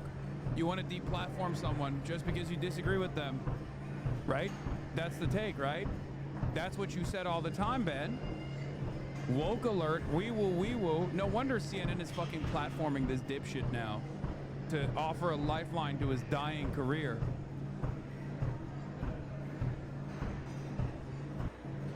Where are we at? No, he's not grifting to the left. He is still very firmly committed to trying to message to the right, but he is actively hemorrhaging his fan base because everyone knows he's a fucking phony. Because the market demands now are increasingly more radical. On the Republican side, they want more. There are no sacred cows. There are no groups, no non-white, non-Christian groups that you can't fucking tackle. So Ben is still trying to be like, no, free market economics, that's what matters. That's why we're doing this. And also shitting on migrants. Shitting on migrants and shitting on trans people. Come on, please, remember that. That's what we care about. But also, please, don't direct any of that enmity towards Jews. Please don't do that. And certainly not towards Israel. Hypocrisy farming doesn't work with these assholes, though. They love cancel culture for anyone who doesn't agree with them. Yeah, it doesn't matter, though. In this regard, it's the only type of hypocrisy that does matter. Because the market demands more radical commentary. On the right, they demand more radical commentary, and that more radical commentary is shitting on Jews, pinning the blame on Jews, and shitting on Israel as well. Ben Shapiro will do neither. He will actively defend Israel, and therefore, Ben Shapiro has lost his audience. Them down and make them far more palatable to a normal audience. As we'll discuss in a bit, this is what Tucker Carlson does for a living. But Ben Shapiro gets off track a little later when he says this. Now, since his exit from Fox News in 2023, when, of course, he was a very, very popular host, Tucker Carlson has turned himself into a conspiracist and a crank and a pathological liar. Shapiro would go on to provide some good example of Carlson's show being a mouthpiece for pro-Russia propaganda and conspiracy theories. But what he gets very wrong is that this didn't start when Tucker Carlson left Fox News. He's been doing this for years. A video I made several years back looked at his programming on the Fox Nation streaming service back when he was still at Fox News, and he frequently had fringe right-wing figures on, like the raw egg nationalist. That was part of a special about how men's health can be improved by drinking raw eggs and shining red light on your balls. This is, of course, just the tip of a very bizarre iceberg. He would talk about everything from alien abductions to the danger of wind turbines. And the white nationalist connection doesn't just come from the occasional guest. His top writer at the time, Blake Neff, was forced to resign after he was exposed posting racist and sexist comments online for years, and he bragged about smuggling some of that into Tucker Carlson's scripts. And it's very well documented that white nationalists often tuned into Tucker Carlson when he was on Fox News. Bro, this is like a recap and a summarization of my last 10 years of commentary, I swear to God. I covered all of this stuff so much back in the day, from 2016 onward. Taking notes on how to more effectively phrase their own beliefs, because he was so good at streamlining them into mainstream conversations. Tucker Carlson has been swimming in these waters for a long time. Oh, just a side note, if you're wondering what happened to that head writer, Blake Neff, after he was forced to resign from Tucker Carlson's show, he got a job at Turning Points USA. Just thought I should mention that. When Tucker Carlson was fired from Fox News in 2023, Ben Shapiro's pal and former Daily Wire CEO, Jeremy Boring, made a comment about how they'd love to hire him. Ben Shapiro at the time had expressed disagreements with Carlson over foreign policy, but did describe him like this. whatever Tucker is, he's certainly a compelling presence, and he does, when it comes to social issues particularly, have an extraordinary amount of moral clarity. And he criticized the media's commentary on Carlson. The Times did an investigation into how Tucker Carlson stoked white fear to conquer cable. This, of course, is their routine, is that anybody they don't like is a white supremacist. This really captures the bind Shapiro finds himself in. His criticisms of Carlson in the press. Yeah, if you prime your audience into thinking that every racist person is good, and that anytime someone actually calls out their bigoted opinions is actually they're bad, why the fuck wouldn't they also have anti-Semitic opinions as well? You can't just like snap out of it just for anti-Semitism. Everyone's gonna go, what the fuck do you mean? Present are solid, but he's also pretending that this is somehow new, when the truth is, it's not that Carlson has changed, it's just a lot of this is starting to hit Ben Shapiro more directly. And you guys want to know why I also think Ben was already on a downtrend before this last, like, this killing blow to his career? Israel being the killing blow? There's two factors here. Jose does a fantastic job of identifying the Israel side. But as someone who is a student of racism, as someone who has a PhD in racism studies, okay? Let me tell you, let me put you on some real game. There's two factors at play here. It isn't just Israel. Israel's the final blow. But these guys were already losing their audiences before Israel. And the reason why they were losing their audiences before Israel is because of anti-intellectualism. All the way throughout Gamergate and onward, leading into like the 2020s, Republicans on the internet wanted someone to come across as smart. They wanted to come across as smart. They wanted to still, the political arena wasn't as polarized as it is now. So they actually really cared about appearing as though they were reasonable centrists. The IDW blew up as a consequence of this, right? And they got positive coverage from the New York Times from Barry Weiss, ironically enough.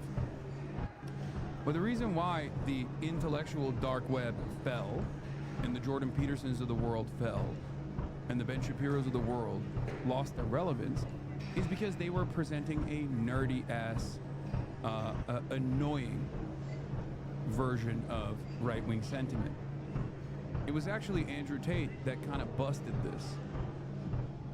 When Andrew Tate came into the fold and presented an openly anti-intellectual argument that was slammed with machismo and more focused on the aesthetics of being a man and what it looks like to be a man, guys like Ben Shapiro were seen as boring fucking losers. Okay? People wanted more. People wanted someone that was more charismatic. People wanted someone that was more fun to watch, easier to consume. I assume that short form content also played a big role in this as well, as people's attention spans have shortened. They wanted something like high impact and super fast. They wanted a jock. And they didn't even care if this jock was not demonstrating traditional values necessarily. He was a pimp.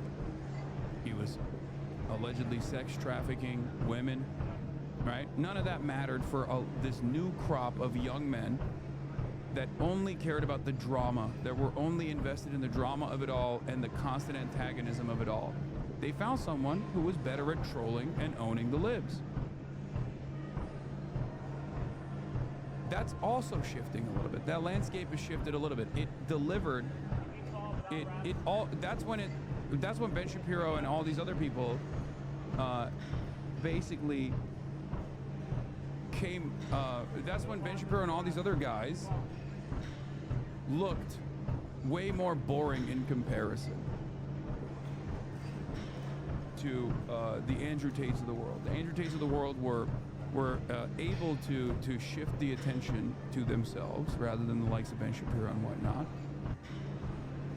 Now that's also shifting though, because of the overwhelming nuisance of men's right activists on the internet and how fucking annoying and how lame they are, and how acquainted we are with the MRA side of the world, people are also looking for an alternative as well. And I think the alternative nowadays is someone who is not an intellectual at all, but someone who demonstrates a common sense position, but someone who is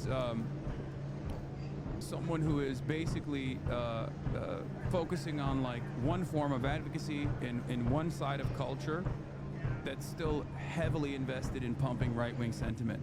And that's why Asmongold is really blowing up, because Asmongold's politics are very, very far right, but Asmongold, to the average person who is right-wing, who shares some of these right-wing sentiments, Asmongold comes across as a guy who only cares about titties in video games and shit like that, okay?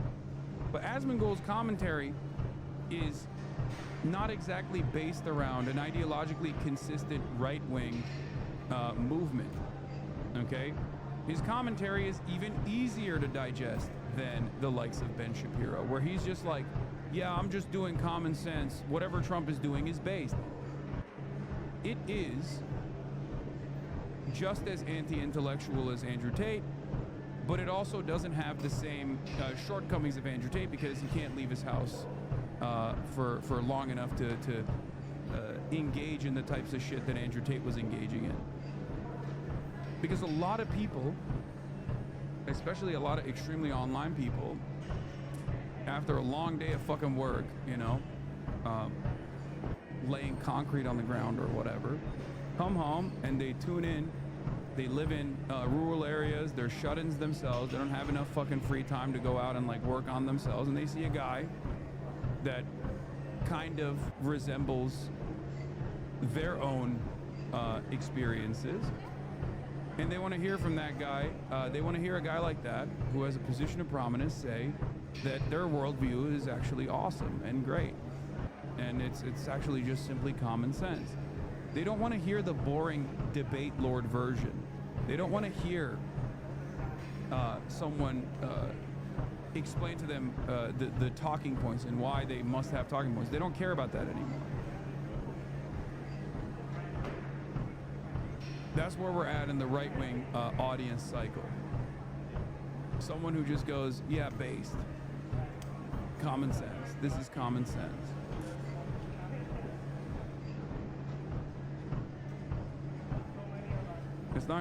It's there not to radicalize and mobilize, because the need for that is already out of date and has been used up to achieve the desired results. It's now merely self-soothing and comfort mode. Yeah.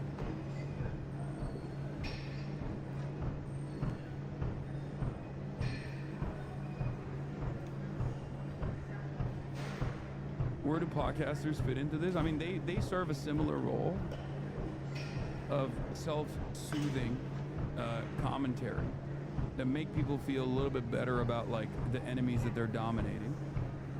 And it's also there's also no longer a need for like an aspirational figure, because Andrew Tate, whether we agree to it or not, I obviously abhor his worldview. Andrew Tate was an aspirational figure. He has nice cars. He's constantly surrounded by bitches, right? He dresses in the finest wares and the finest garb. These guys don't even want an aspirational figure. They want a figure that resembles them.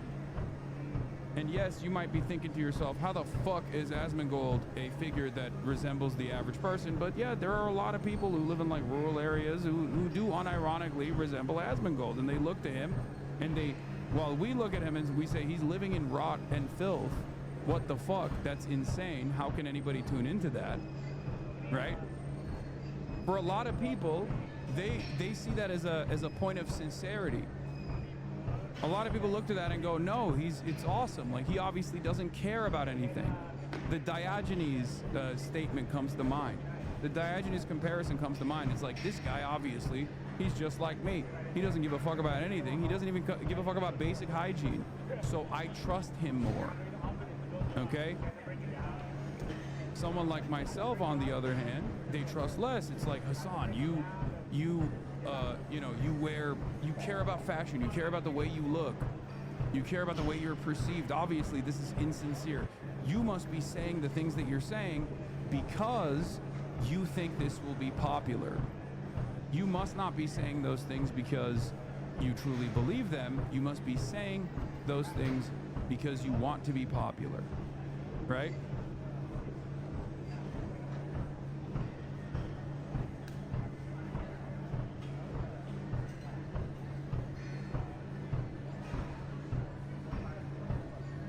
That's what it is.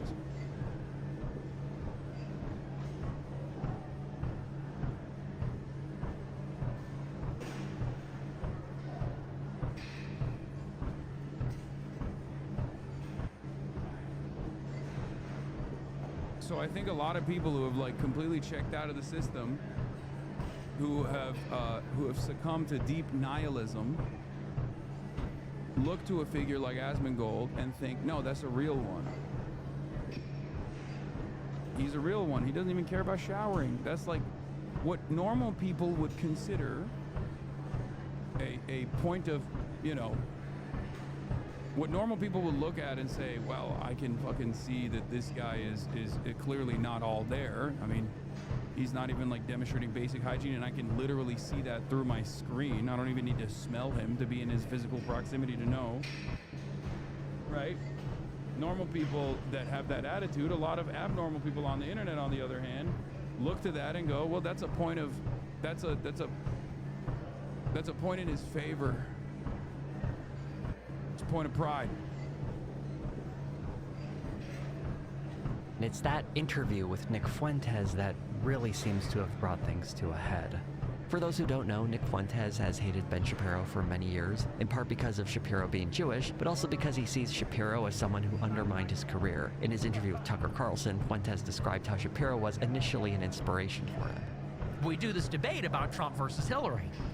And so I'm there and I'm pro-Trump, and I say, you know, I think Trump's gonna win, and I'm straight up like ripping the Ben Shapiro talking points. This admiration didn't last as, according to Fuentes, Shapiro publicly called him out over some of his takes regarding Israel. If Nick Fuentes said the sky was blue, I'd stick my head out the window to double check, so it's important not to take it on faith that he's being honest in any of this. But what is easily verifiable is that he has been talking shit about Ben Shapiro for many years now, including one very messed up incident where he confronted Shapiro in public while he was out with his family. Although Fuentes and Shapiro insist none of this is personal, it's hard not to notice that Ben Shapiro had for years avoided calling out Tucker Carlson this aggressively, and now he's saying stuff like this. Tucker Carlson, for example, would never say out loud what Nick Fuentes does. He wouldn't say the things any of his guests say. And so instead, he acts as an ideological launderer. He takes other people's hideous ideas, he softens them, he treats them with love and care, and then he provides them with a massive signal boost. He isn't merely talking to people in good faith, of course. He's promoting certain people and ideas and attacking others. And Shapiro goes so far as to point out how even Nick Fuentes can see how Tucker Carlson... Like, Ben Shapiro, if this wasn't about Israel and anti-Semitism, would be saying the exact opposite. He'd be yelling at the left, saying the things that Ben Shapiro is saying, and go, this is guilt by association. Why can't we have a normal, honest conversation with people that we disagree with? Okay? That's what he'd be saying. So his audience is probably expecting that. Well, the audience that remains. And is a fraud. After years of bragging about being an elite, bragging about being so out of touch and so rich, now he's going to be the spokesperson for all the white people. Now he's going to roll up his sleeves. I just like to hunt and fish in my log cabin. I care about Klarna and credit card debt. And now Ben Shapiro is very much on board with the idea that Tucker Carlson is spreading the same ideology as Nick Fuentes, which is especially ironic considering just a few years ago, he put out a video titled, Tucker Carlson is not Nick Fuentes, where he defends Carlson when his rhetoric was compared to Fuentes's. This is a godless country. I hate it. You're right. They're godless. That is exactly right. I never talk like that. But it's pause it right there. Okay, so again, this idea that if you say that God has gone absent from the public square, that you're in league with Nick Fuentes. No, Nick Fuentes literally says that he wants a Catholic dictatorship in the United States. That is not the same thing as what Tucker Carlson is saying. This is the stupidest game. It's incredible that not even 3 years later, Ben Shapiro is going after Tucker Carlson for being aligned with Nick Fuentes when he was criticizing The Daily Show for noticing patterns in their rhetoric. I want to highlight another part of the Carlson interview of Fuentes that might explain the phenomena going on here. When you get attacked, when people call you names, like they always call me racist, and I would always think to myself, I'm actually not. Maybe the point is to make me racist. where you get to a point where you're like, well, if you're going to slander me, then I'll just become the thing you're calling me. I do think that's a feature of human nature, don't you? This is, of course, a deeply silly thing to say. It's basically recreating that webcomic of someone who said they had no choice to become a Nazi because someone made a comment about Trump supporters being racist. Ben Shapiro said as much when Megyn Kelly asked him about it. I'm a little tired of the excuse that if you are called something enough, that justifies all of the subsequent activity. I've been called every goddamn name in the book. Every name in the book, and I have not. But I have not shifted my positions because people call me names. That is a childish thing to do. He's absolutely. I agree. Wow. I think you're a pussy and a coward. If someone calls you a racist, I've been called a racist. I've been called transphobic. I've been called every name under the sun. My positions have not shifted at all through that name calling. If you actually change your entire worldview because someone called you a racist, then maybe you were kind of racist. Maybe the people calling you out were potentially right.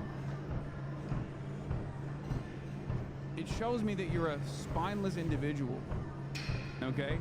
Now, this doesn't mean that people should go balls to the wall and consistently fucking take like minor transgressions and turn them into major points of contention, right?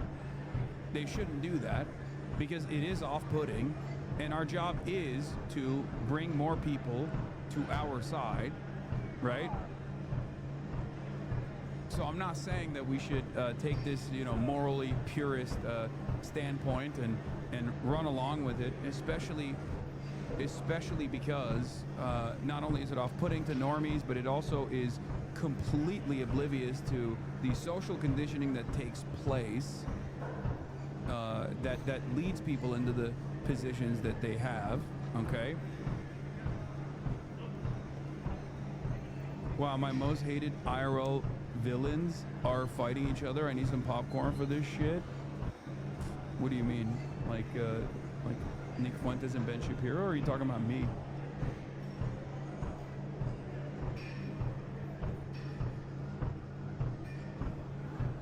Anyway, my point is, oh, Nick and Ben, yeah. My point is,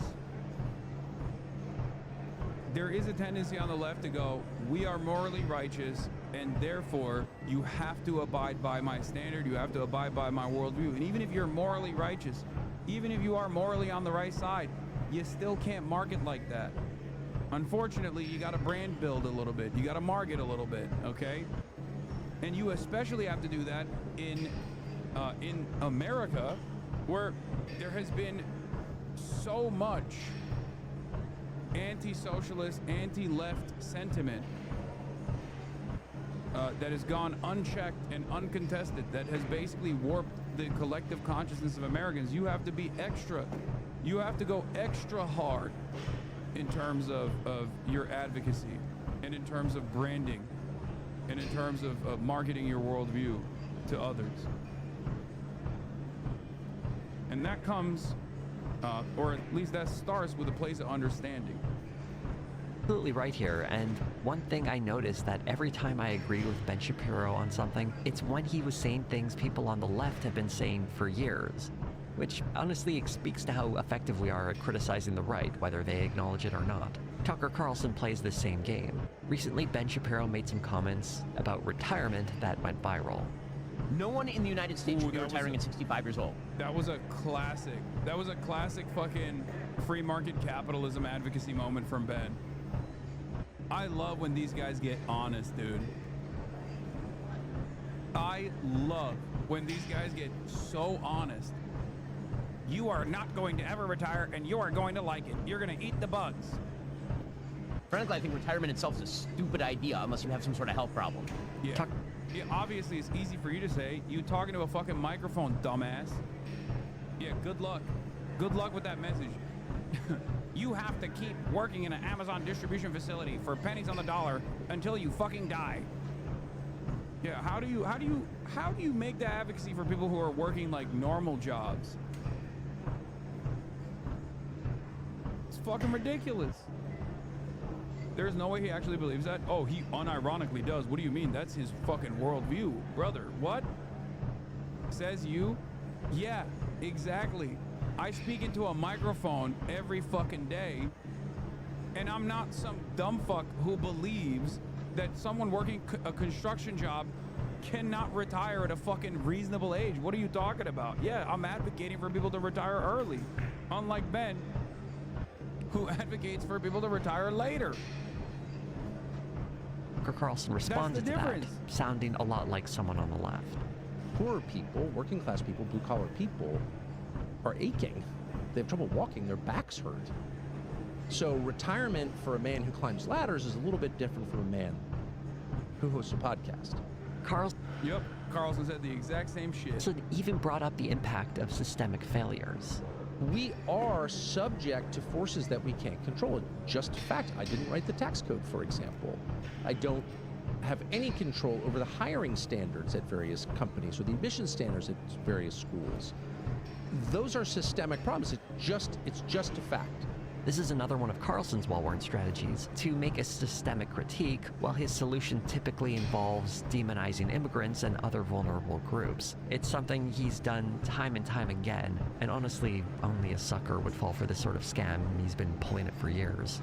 What's even more ridiculous about Tucker Carlson's criticism of Ben Shapiro's rhetoric around retirement is that none of this is new. Shapiro was saying this at least a year and a half ago. It's hard to imagine these guys have only recently noticed these things about one another and were either too cowardly to mention them before or perhaps saw more professional advantage in staying quiet. It really speaks to what opportunists they are. And I want to go back to that video from October where Ben... This shit's so awesome. Is this how fucking right-wingers feel all the time? Because leftists love fighting amongst themselves. They just kick back and enjoy the show. They enjoy the ride every other fucking week. When some other guy who's like, Hasan is anti-black and transphobic, they're probably sitting around kicking their feet. Ben Shapiro can't reach the floor, obviously, because he's tiny.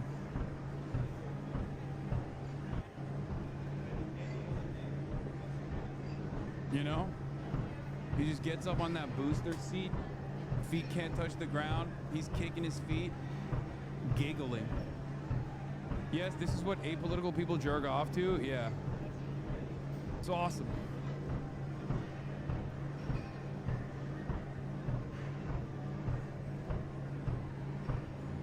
Kicking his tiny little feet, taking his little booties off with the boosters. Honestly, an underrated feeling. No, dude, we need more of this. I love it. I personally love watching right-wingers fight one another. It's awesome. Ben Shapiro was complaining about woke politics infecting the far right. The Democratic Party has been playing with these forces for so long. Then you leave a comment like, all of these people are trash. Yeah. Or that meme, 2 R words fighting. You know? It hits like crack cocaine, baby.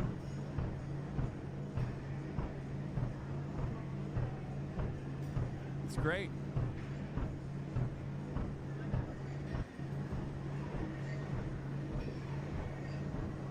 That's what the apoliticals love doing.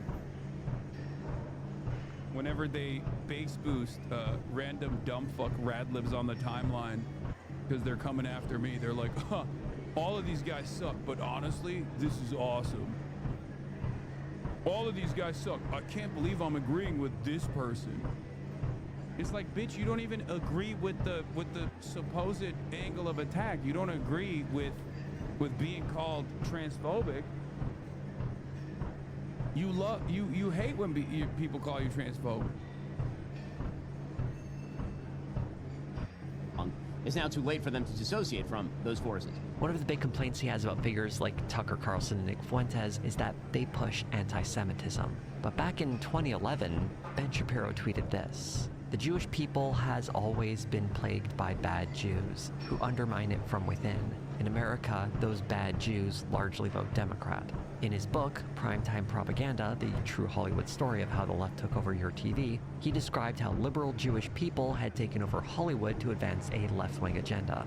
He's also run cover for the Great Replacement theory, trying to detach it from its anti-Semitic origins into a more pliable concern over how... Yep. You taught the next crop of Nazis the fucking great replacement theory. And all it took for them was to read one extra fucking meme about how Jews are responsible for the great replacement and how Jews are responsible for wokeness running amok and destabilizing Western civilization, and they all turned on you. Good job, Ben. Good job. You did it. You fucking did it, you dumbass bitch. Demographics impact voting. There's something very unsettling about how Ben Shapiro was perfectly happy to point the finger at bad Jews, but somehow thinks it's the left that's convincing parts of the right that there's some kind of Jewish problem. He seemed unaware of the fact that there are actually some pretty powerful anti-Semitic forces on the right that have been there for a very long time, and maybe the reason they liked him is because... Also, before people say like victim, I know you're joking, you say victim blaming much, but it's like, what can you do at that point? First of all, he's not a victim, okay? You know, the most consequential thing that's happened thus far to him is that he's lost his fucking audience, and I will celebrate that every day of the fucking week. And secondly, he did work really hard to make this happen while attacking people like myself. What can I do at that point? It's the same principle behind the ADL too. It's like, you did it. Good job. Good job. You did it. You attacked some of the only prominent anti-Zionists that were not anti-Semitic, and you created a marketplace for the anti-Zionists that were anti-Semitic. You did it. They found him kind of useful. It's a bit of a tired point, but it hasn't stopped being true. Ben Shapiro is being devoured by the monsters he helped protect, and I suspect it's happening more aggressively than people might expect. While looking at some of Ben Shapiro's recent videos, I couldn't help notice that the metrics seemed a bit off. For example, his long-form videos do very well, but his clips have dreadful numbers in comparison, something that historically hasn't been true for his channel. If we look on Social Blade, we can see a large drop-off in viewership. Oh! Ooh! God damn! God damn, son! Oh my god, a fucking historic fall off.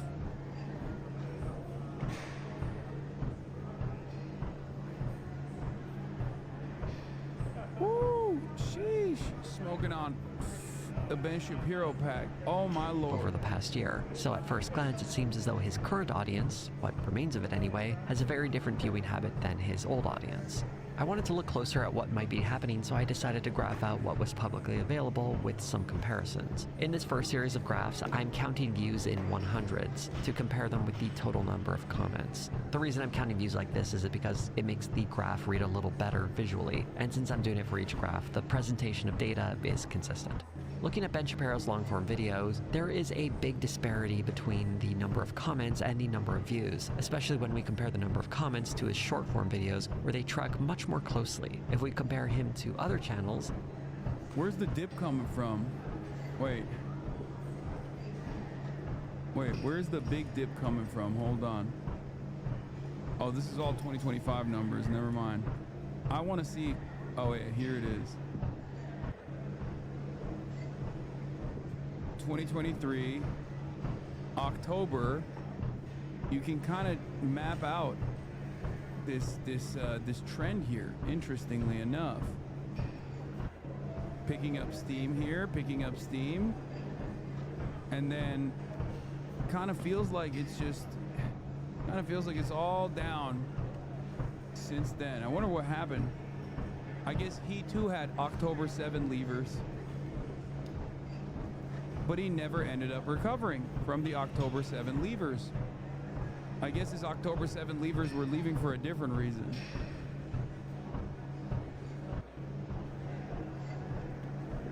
Interesting. I wonder if there's another content creator I can think of that has damn near identical metrics. There's definitely some podcasts out there. Presentation of data is consistent. Looking at Ben Shapiro's long-form videos, there is a big disparity between the number of comments and the number of views, especially when we compare the number of comments to his short-form videos, where they track much more closely. If we compare him to other channels, in this case I chose Candace Owens and Matt Walsh, we can see that Shapiro's long-form videos are getting much less engagement. And if we go back in time to January of 2025, Shapiro's long-form videos are a bit closer. There is still a gap, though not quite as big.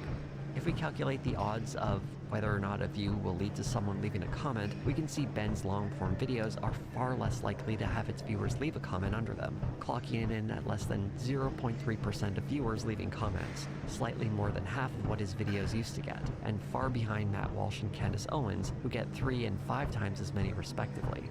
And keep in mind that of all of these channels, Ben Shapiro is the only one who doesn't do a premiere for his longer videos, where the earliest viewers are sounding off in the chat rather than leaving comments under the video. In fact, Ben Shapiro used to do premieres, which might explain why his older long-form videos had so few comments.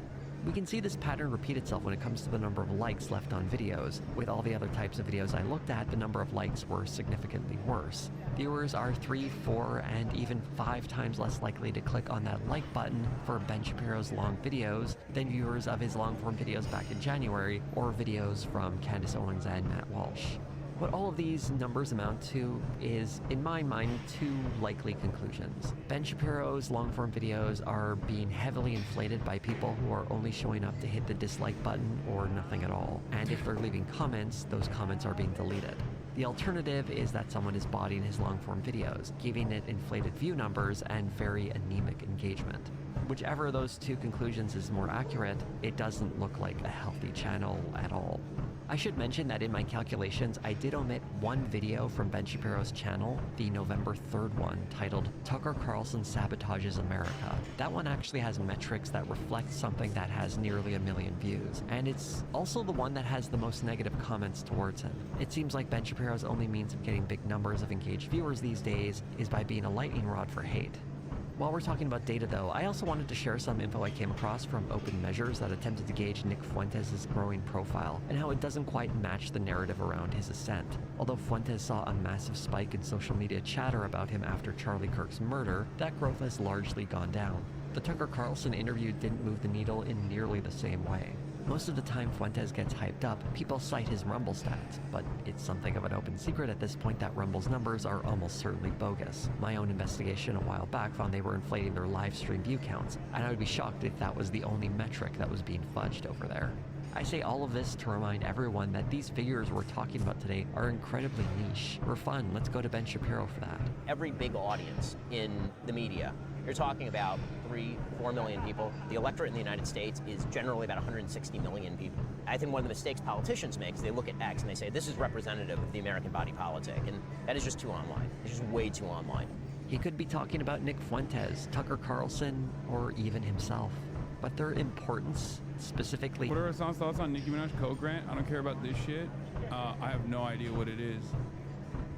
I hope you're doing all right, Casey Tron. To conservative politics, I think reflects how terminally online politics has become now. Further getting detached from real people and instead being obsessed with these internet celebrities as if they've somehow permeated the mainstream when... Not him reading that. Lamau, thank you, Hasan. I'm not trying to get my ass eat by the Barbs right now, okay? I love the Barbs. Actually, the Barbs are struggling. Nicki Minaj's pivot to pro-Trump politics has been pretty wild. Another one of my ops that went right-wing. Another one of my ops.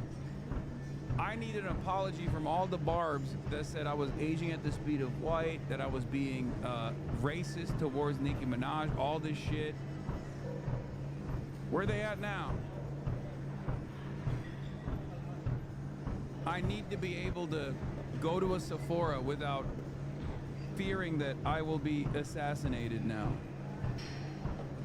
Okay?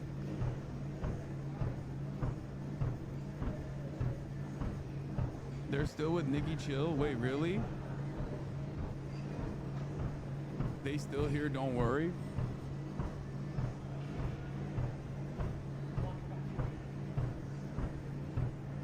Why did Nicki Minaj become an op? Because I ratioed her.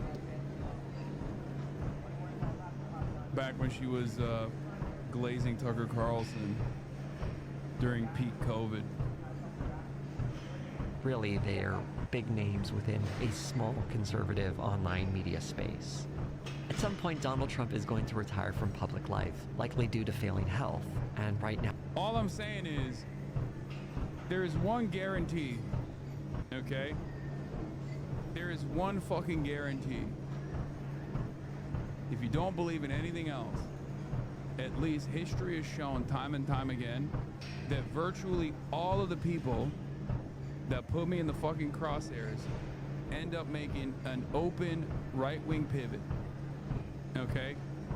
Many of them sex criminals as well. That's all I'm saying. That's it. All my ops.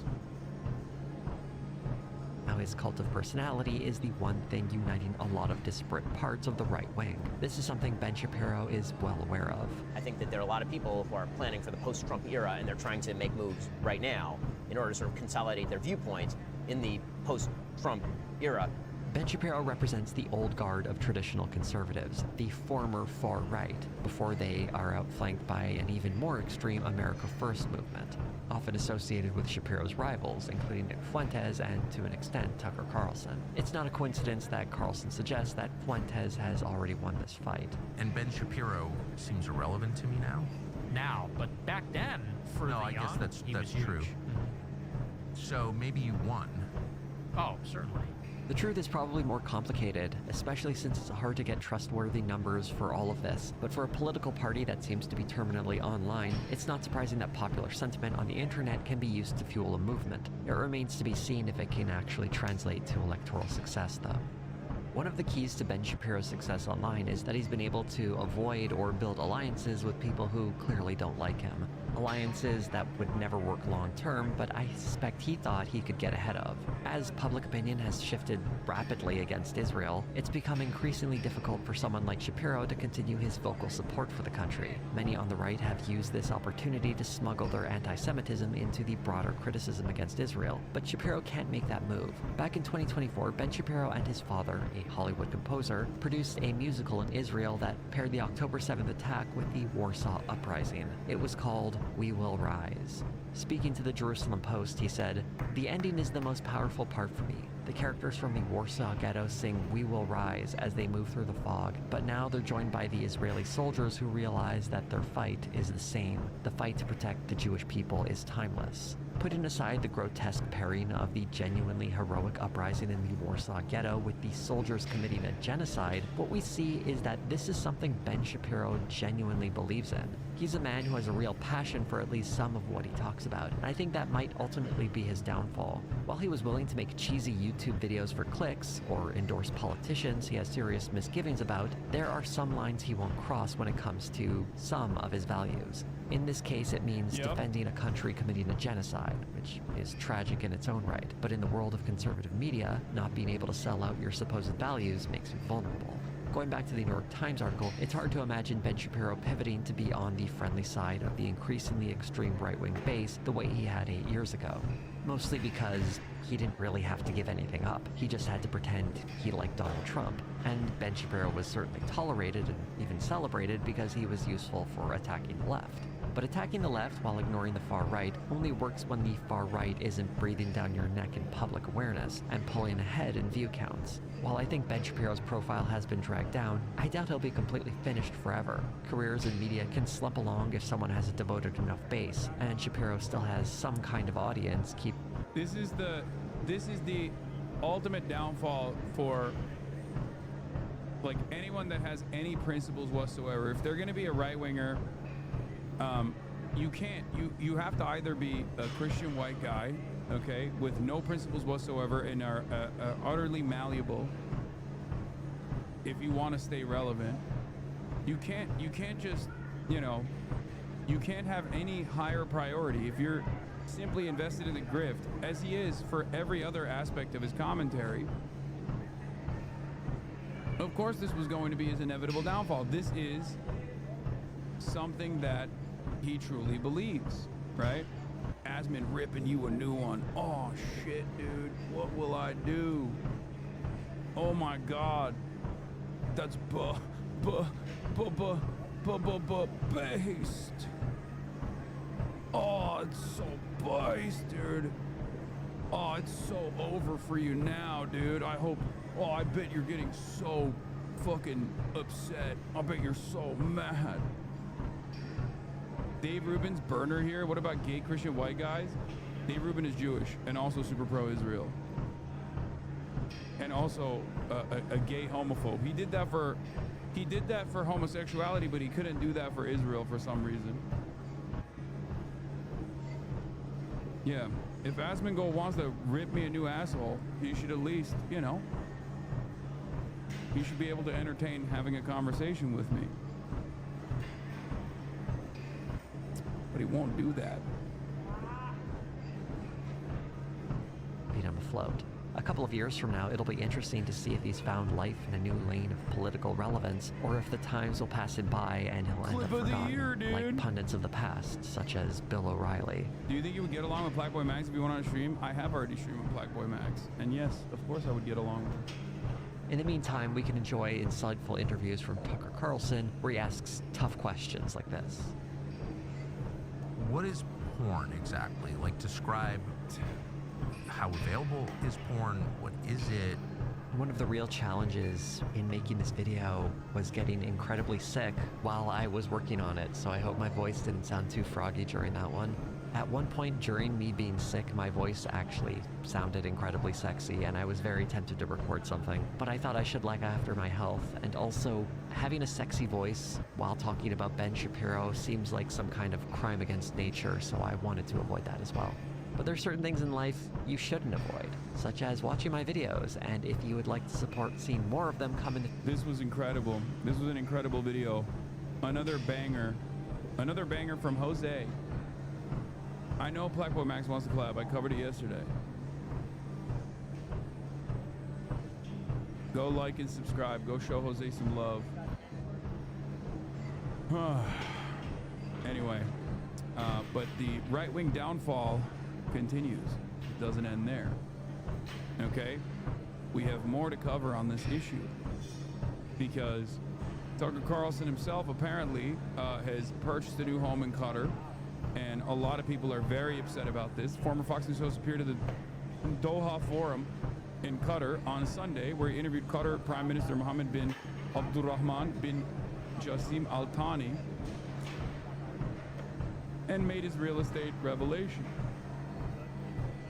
I've been criticized being a tool of Qatar, and I just want to say, which you already know, I've never taken anything from your country, and I don't plan to. Carlson told the Prime Minister. I am, however, tomorrow buying a place in Qatar.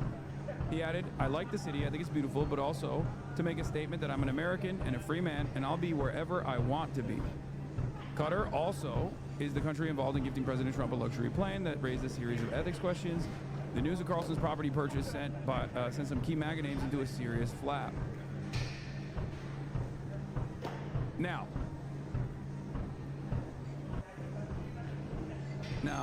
let's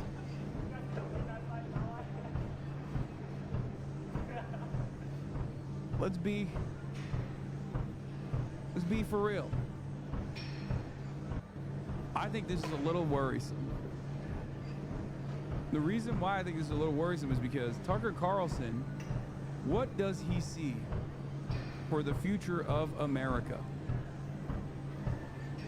What does he see for the future of America that he is invested in potentially leaving America? Okay, having an exit ramp.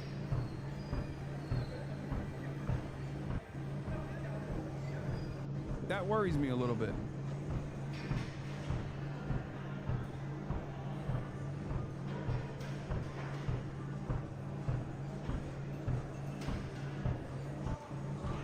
Because I don't think he's like buying a house in Qatar because he's, you know, going to do propaganda for Qatar or whatever. I mean, I'm sure there's some legitimacy to that, right? But I wonder what he is seeing about, you know, the future prospects of Tucker Carlson, because I always assumed he would run for office.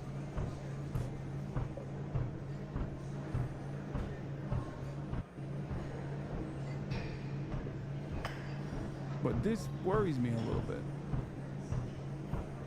I mean, I guess it worries me that he would run for office too,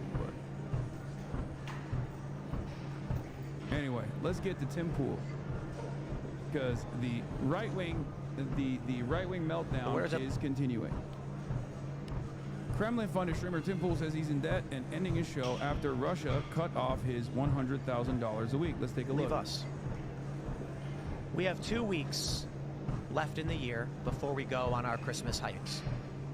You know, I'm not a big fan of any kind of hiatus. I would prefer just to work. But it is taxing, it is grueling, of course.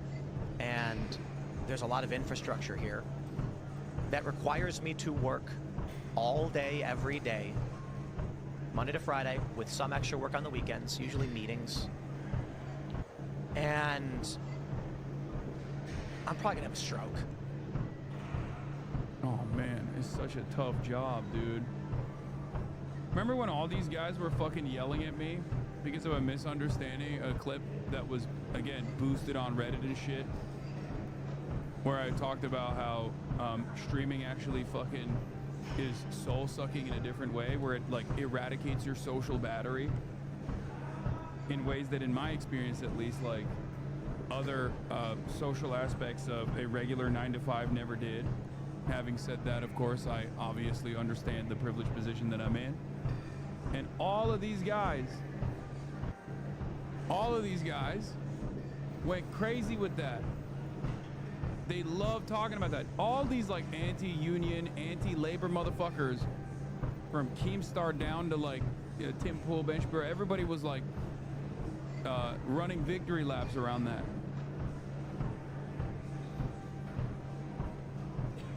Here's Tim Pool.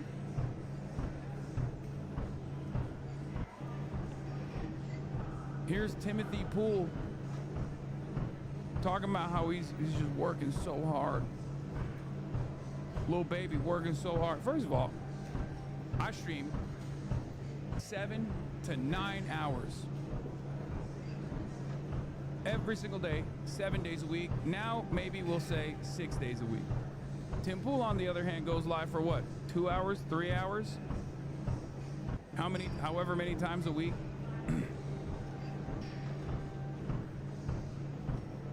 The fuck's this guy talking about? My health's actually pretty good. My blood pressure is great. My resting heart rate is actually around 45. I exercise quite a bit. Haven't been able to skate in the past month or two. The holidays and But we have to have these conversations, and I have them with the people, our contractors, people we work with, our vendors, partners. And one thing is clear: the violence will get worse. It is going to escalate. We cannot keep going as status quo. Something has to change.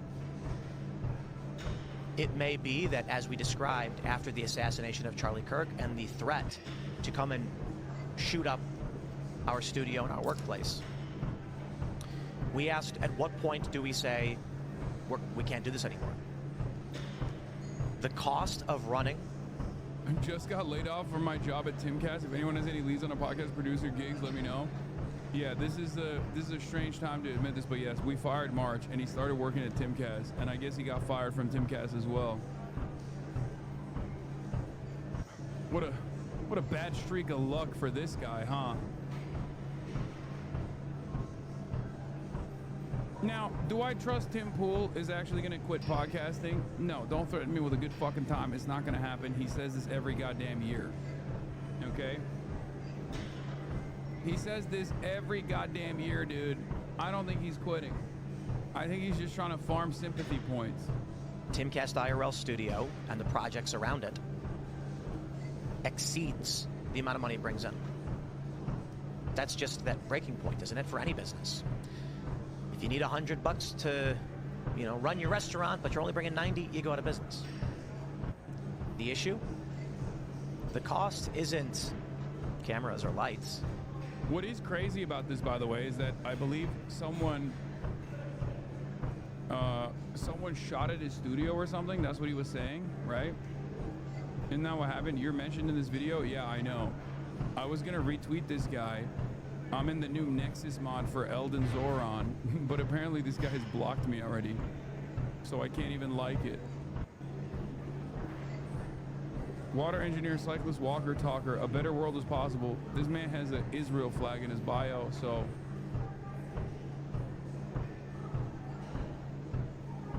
The police have 0 reports of a shooting in his town. So wait, did they actually shoot at him or not?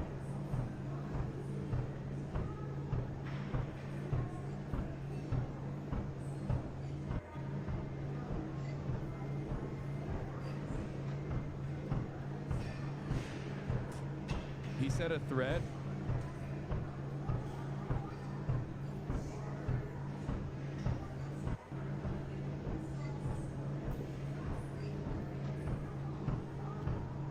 All crowdsourced entertainment gets a boost in sales when you claim having to quit. If things are going fine and you fake this, then you make big bucks from a grift. I don't think things are going fine at the Tim Pool compound.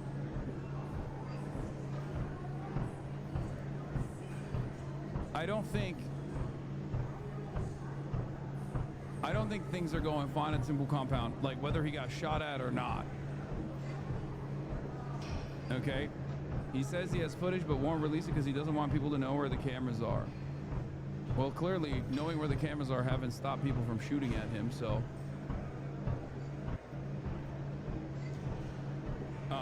I think he is. I think things are not going fine because of the same shit that I was talking about with Ben Shapiro. Things are not going fine because these guys actually do have a lot of employees and stuff. And when they're not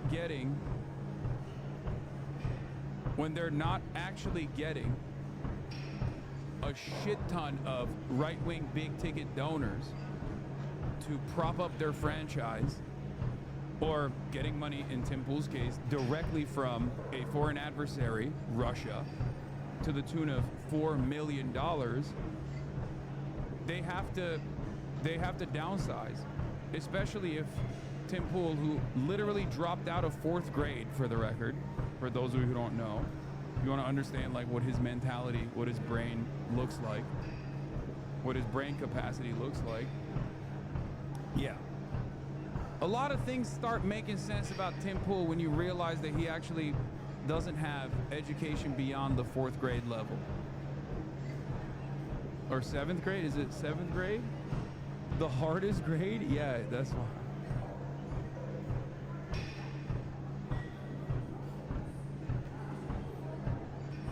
Fourth grade is when shapes get pretty tough.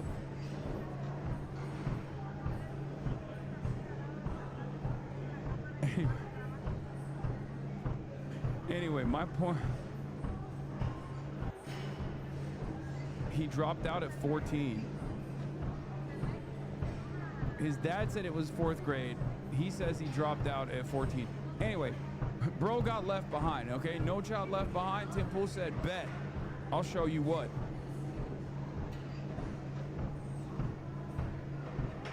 In any case, this is what happens when you're a child left behind, okay? When you see, yeah, he looked at middle school and said, that's a woke institution, okay? Calculus, that's the invention of the transgender agenda. I am not going to learn about those sorts of things. You cannot teach me.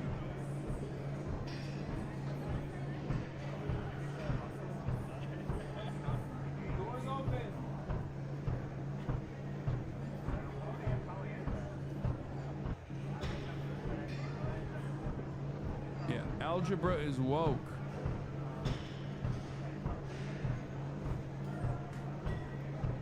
Wait, hold on.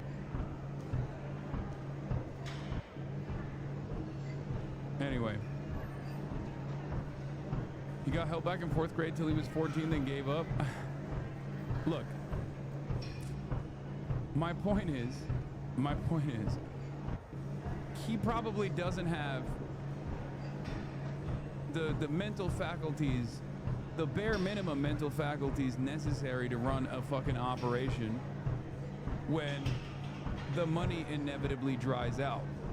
Okay?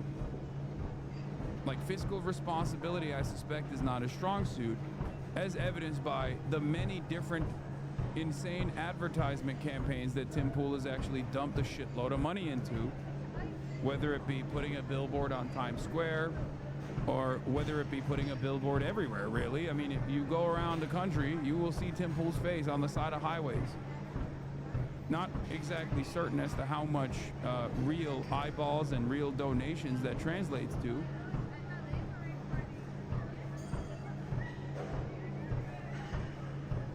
It could also be the shit ton of money he dumped into purchasing a skate park just as a flex when the locals did not want him to participate in a competition there. It could be the money that he spent on the decals that he got purchased as a form of marketing on NASCAR and a NASCAR car.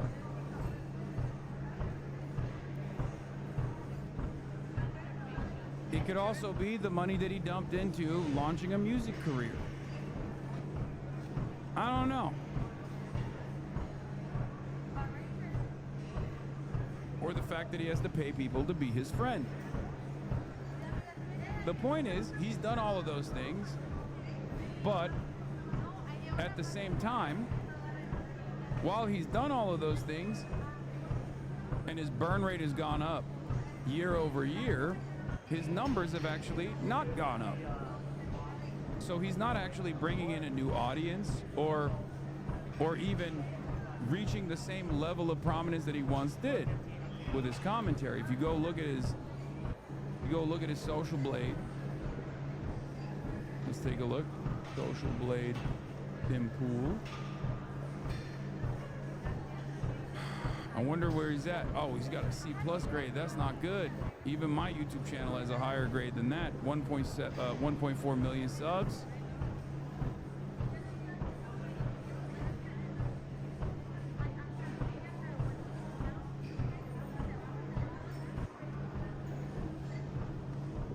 $3.2 million views in the last 30 days. That's like not even a third of the views that I get on the Hasanabi channel.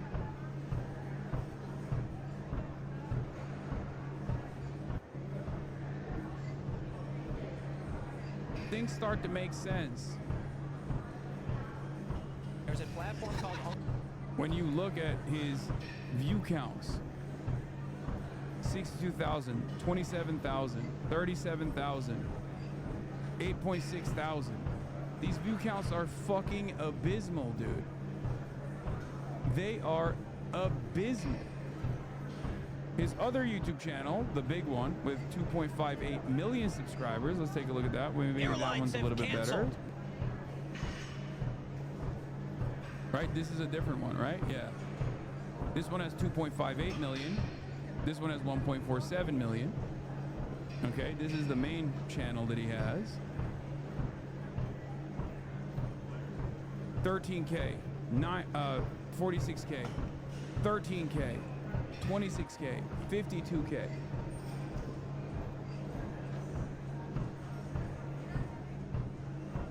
You just can't fucking sustain any business. All the while, Candace Owens is actually calling out Timothy Pool right now to an audience of 152,000 people. Tim Pool tried to do the thing that many other content demons do, which is identify a popular right-wing figure and attack them for like the last month or so. Initially posting snide remarks about Candace Owens and subtweeting Candace Owens, and then directly talking about Candace Owens. Let's take a look at how Candace Owens is dealing with it. So there's a lot to unpack there. First and foremost, what you are seeing right there is on a display of testosterone. Men that speak to women like this are not tough guys, okay? What you are seeing is actually a display of estrogen. Everything he is doing there is somebody who is not a man. He said, Tim Pool, you actually have hair under that beanie. You're actually a woman, Tim Pool. Secondly, Tim Pool doesn't even have the intellect to understand that we put him in the thumbnail because he accused me in a full episode with Milo Yiannopoulos, which we showed and contextualized, of being someone who benefited from Charlie Kirk's assassination. Let's take a look. Hold on. Let's watch what Timmy to P attack said. me in this moment. So take a listen to Tim. Let's see what Timmy PP had to say. Candace Owens is a f***ing evil scumbag. She is a degenerate. She is burning everything down, and she's gloating and smiling while she does it. And you know what you told me? She has no security. She doesn't deal with the shit we have to deal with. She's a piece of shit. She's making everyone... The last time I saw him this enraged was when he was talking about Ukraine is the enemy of mankind. Oh my God, he hit the soy slam. Wow. Calm down, Timmy. Everyone else suffer, and all of these conservatives out there that send me these messages have no balls to call her out. More and more people have started doing it. They send me these messages. Good for you, Tim. Good for you, Tim. I wasn't the first person to do it. I'm not going to take credit for that. But don't DM me like I did something for you as you cower, as you cower, scared that she'll put you on her thumbnail and claim you benefited from Charlie Kirk's assassination, which he's doing to me right now. Yeah, that was the... I'm done with these people. She has security, just not on the level of you. Oh, yeah, the girls are fighting! Ah! This is so sick. Oh my God. One fat guy you mentioned with no wall and no barrier in a suburban neighborhood with neighbors shouldn't give two no one's out for her. She's lying about all of this. You told me you went to her house and she's got a 4-foot wall and one fat guy, and she doesn't give a about her security. Meanwhile, I get bullets fired at my property and I have to go live in the middle of nowhere. And I got strangers coming up to my house in Maryland, breaking in. I got people showing up and beating up the residents who trying to live there. How the am I even supposed to sell this property? So there's a lot to unpack there. First and foremost, what you are seeing right there is on a display of testosterone. Men that speak to women like this are not tough guys, okay? What you are seeing is actually a display of estrogen. Everything he is doing there is somebody who is not a man, he is not tough, and he would never dare to speak to a man like that, right? People that find that very easy.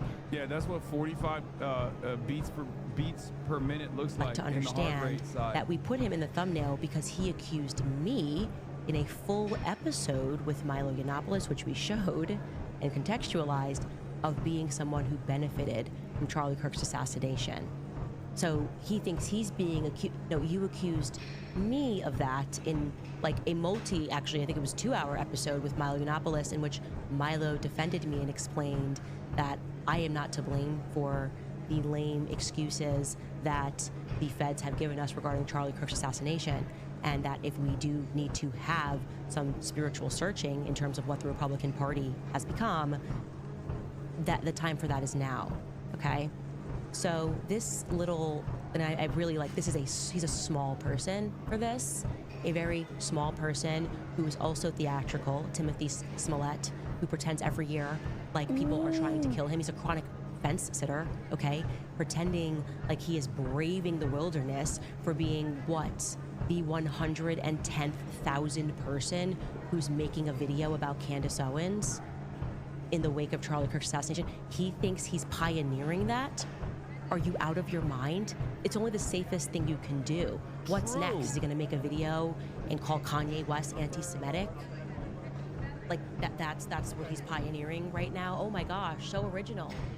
Like, is he gonna call Donald Trump evil in 2016? This is the storm that he's... Hold on now, Candace, you did that too. Candace, you did that too. He is a fundamentally weak man for what he did there. He should apologize. He won't. I don't care what happens to his platform. He's now essentially trying out. Candace literally had a website. Pressure. He's trying out for a Zionist. Candace Owens literally had a website shitting on Donald Trump in 2016. I hope it happens for you, Tim. I hope it makes you happy. But to do that to someone who has never done anything to you other than disagree with you. You said about this is a fucking, why are we watching this? I don't know, because 154,000 people are currently watching. You can't see because people are subscribing to the Piker Broadcasting Service at an alarming rate, okay? At an alarming rate. In massively consequential numbers. Therefore, you can't see it because the emotes are actually hiding the viewership. But the Piker Broadcasting Service, unlike Tim Pool, who is funded by the Kremlin, is sponsored by you, the viewers. For you, the viewers. Your subscriptions are the only way that you can support the show. The PBS, the real PBS, Piker Broadcasting Service, is for you and by you. Your subscriptions, totally voluntary, allow me to maintain editorial control.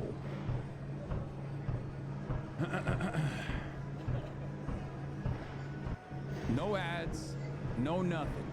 You can also rewind the broadcast now if you are on a desktop, if you subscribe to the Piker Broadcasting Service. Everyone knows you're funded by Hamas, bro. I think they I don't think they have any money left to give me, you know? Charlie Kirk narrative.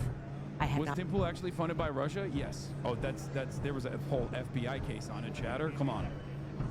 I've focused my content on you, and anytime your name has come up, it has been because you have explicitly been attacking me. You are a coward. You are less than a man. Okay? You are behaving. Your type right there is like a person who's having financial issues and yet decides to go out and put 100K on a poker game, and when he loses and is a further 100K in the hole, comes back home and beats his wife and kids and thinks he's a tough guy. That's how you're acting right now. I'm not your wife.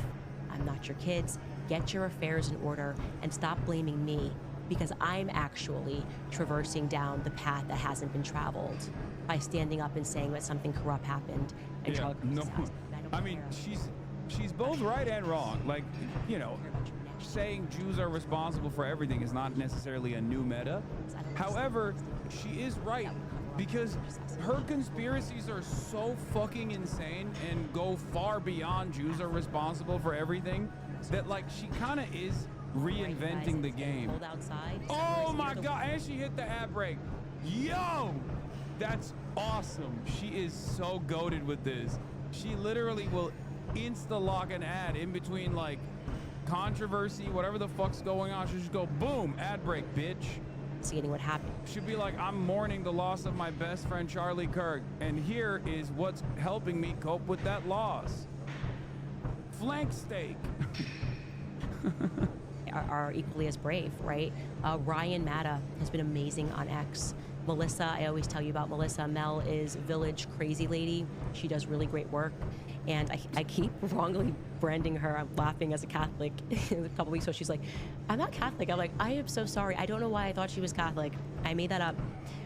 Hopefully she will be sued, okay? That's what I will say to that. And she's doing a really great job, particularly focusing on that faith angle, because I do believe that the faith was the infiltration at Turning Point USA. And it is, by the way, a fact that in recent, in the last year, they even hired former cartel weapons traffickers at Turning Point USA who found God.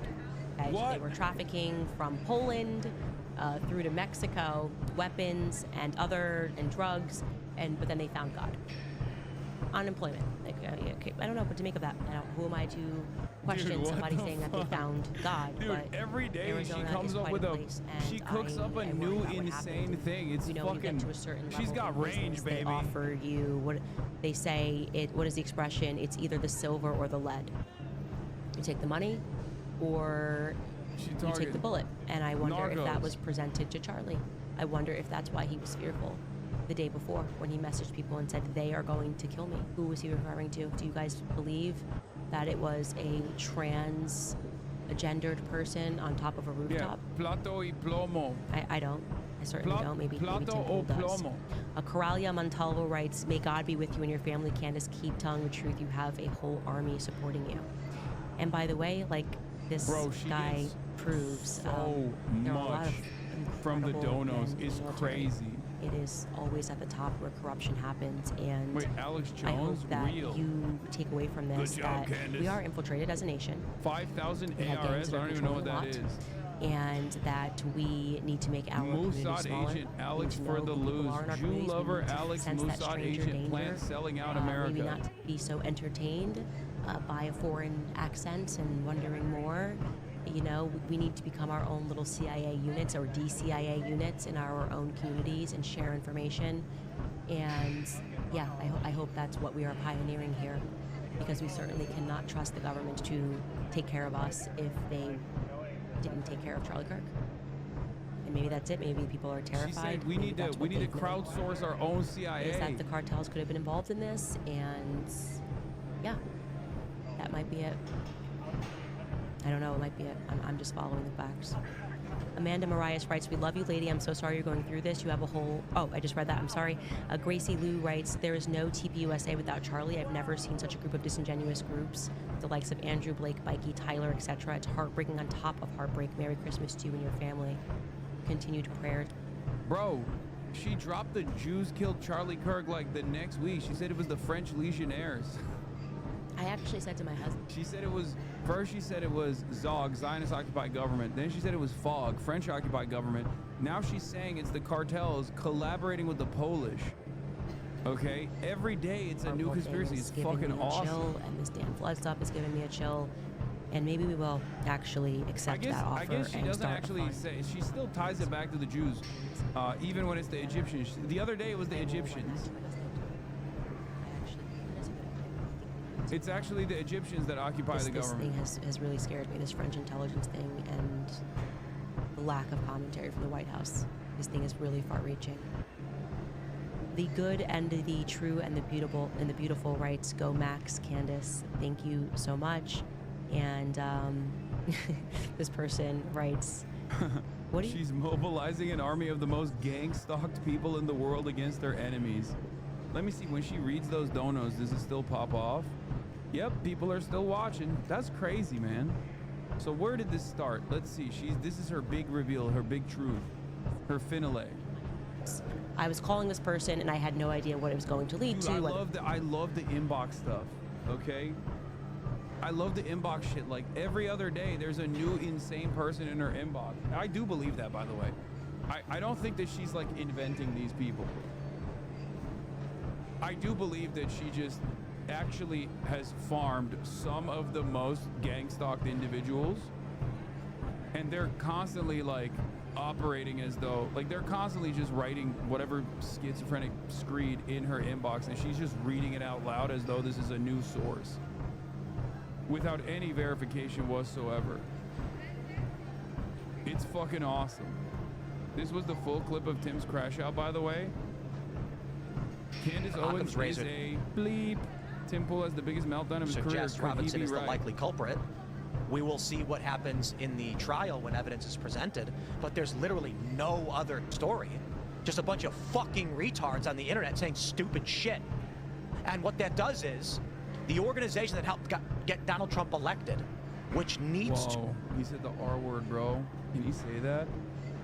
To persist. You don't got to be a fan of it, but it certainly will help get individual congressional candidates elected and stop Democrats from launching new committees and putting more people in prison like Steve Bannon and Peter Navarro. Instead, it's being gutted by fucking psychopaths telling people to pull their donations.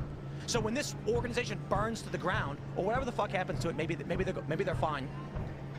The organization that's rallying young people, causing a shift in the political leanings of a generation for the first time in history, is now in dire straits. Their leader and founder murdered, and prominent pieces of human trash are trying to destroy it. It's fucking evil. So you know what?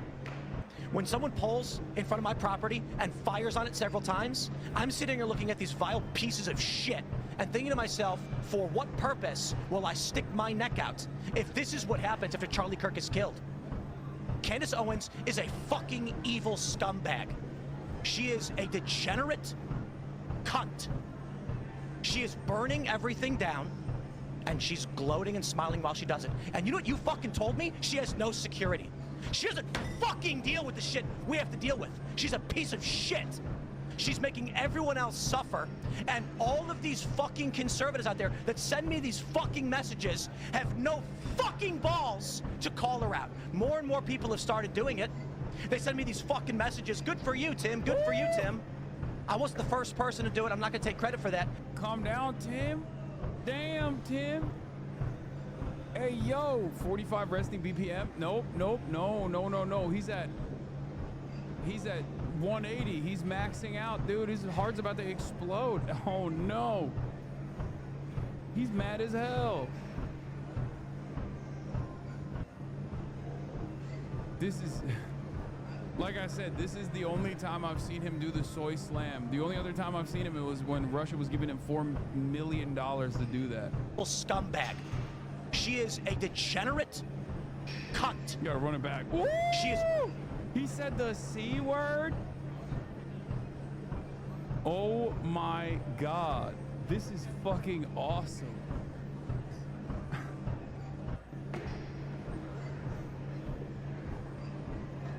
Hey, yo. Why is he so fucking mad, bro? What? Dude, this has been something that I've been like kind of tuning into for the past month or so. Ever since Charlie Kirk got shot, okay, and Candace started popping off big time, so much so that he got an entire nation state and its leadership to come out and be like, we didn't execute Charlie Kirk. Please don't say that we did that. And Candace Owens single-handedly destroyed the mainstream narrative about who was responsible for Charlie Kirk's death. Okay? Ever since then, Candace has been on a fucking tear. Okay? She has been popping the fuck off, and every other day when she goes live, there's 100,000 plus people watching. Okay? 100,000 plus people watching live for the 1 hour that she goes live, and she's making a fuck ton, okay? She is farming those donos. She is farming those ad campaigns. Yeah. There are like $500 super chats coming in. Candace Owens makes millions of dollars from her show, and media says, yeah, sure. I don't know if it's at least $9 million a year by his analysis. I don't know how valid his analysis is, but she is making a shit ton of money at a time when Tim Pool, Ben Shapiro, and all the old guard, right? All of those guys are hemorrhaging their audiences. They've all lost their audiences. They've lost their audiences to Asmongold. They've lost their audiences to Candace Owens. They've lost their audience to Nick Fuentes. And basically, this is really fucking pissed off Tim Pool, okay? Tim Pool has been losing his mind over this shit. It's pure petty jealousy, okay? And initially, Tim Pool was like tweeting out vague posts about how I think someone can link it in here if you saw it. Like, he was vague posting about like, oh, if I had no honor, I too could make a lot of money like some of these other people, but we all know I can't do that, blah, blah, blah, all this shit, right? And it was very obvious he was talking about Candace Owens, right?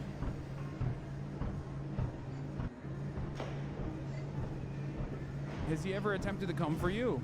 Oh, that's interesting that you say that.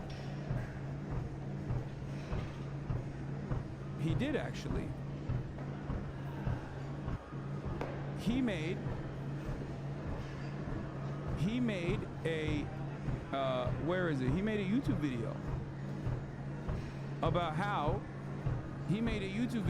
I was actually on a downtrend during the peak of people leaving my community because I was not pro-Israel after October 7. He's made numerous videos on me, you know, throughout the years, but the one that I remember so vividly was when he made that YouTube video being like, oh, Hasan is actually fucking falling apart. He's gonna quit his career or whatever. I never said any of those things, right?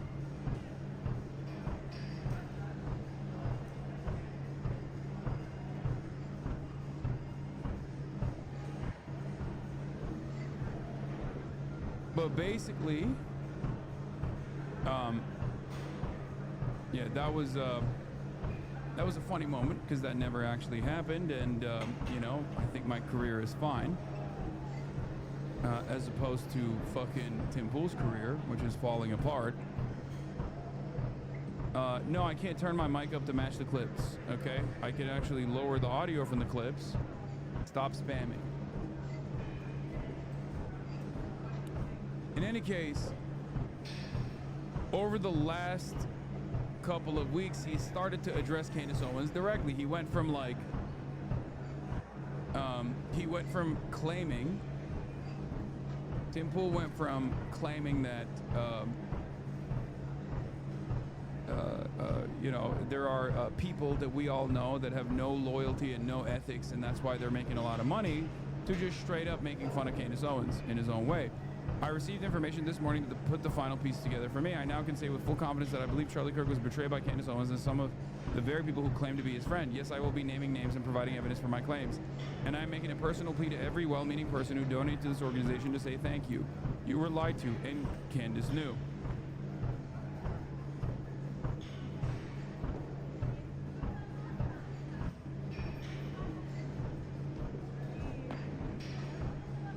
Oh, here's the video. Yeah. We have this tweet. Hasan Piker viewership plummets. Hasan breaks down as Gen Z reject leftism. How'd that go? March 28th, 2024. Hasan Piker viewership plummets. Interesting. Interesting coming from Timmy Boy. It's weird. Let's see, what is my monthly viewership right now? Let me take a look real quick. Let me take a look. What's that? Okay, I got a copy strike. Okay, we'll fucking do that later. Jesus Christ. Shut up, YouTube. Where are we at? Channel Analytics, 1.7 million, 1.7 million subscribers. Last 28 days, 21 million views in the last 28 days, which is, you know, not great. Not great for the channel. I think last month it was like around 30 plus million. But it happened to be that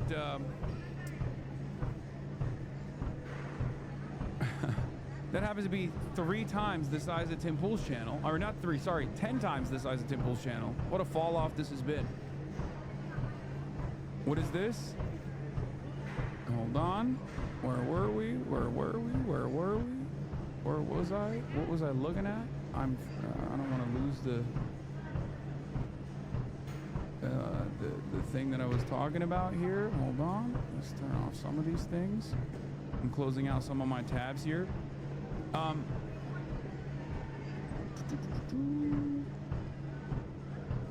You didn't fall off though. You didn't even get nominated for Anti-Semite of the Year. That's true. And I didn't even get a streamer award.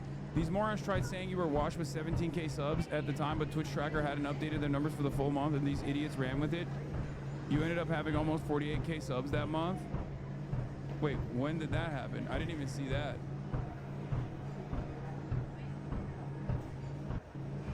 They said that I had 17,000 subs. That's true. Chatters. The Hasanabi broadcast is sponsored by you, the viewers, for you, the viewers, Piker Broadcasting Service. We have, our fall off is imminent. It's what Tim is talking about in the video from March 2024. Oh, okay. Please do not look at the top 10 channels from USA by hours watched in 2025. At the number 3 slot, my name might show you. My name might come up on the top 3 slot. Okay? But make no mistake, we have fallen off. Okay? Any day now, my fall off is imminent. And also, another fall off that's imminent is the People's Republic of China. Both myself and the People's Republic of China is going to fall off any day now, okay? Big time. It is an inevitability.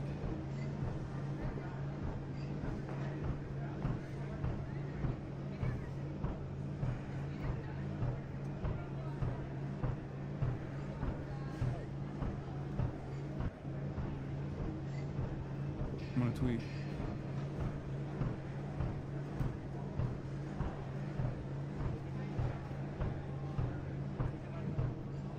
Just wait a little longer. Both are on the brink of failure. I agree. Of course, you can stop me from falling off by subscribing to the Piker Broadcasting Service. You're being sarcastic, right? Yes, I am.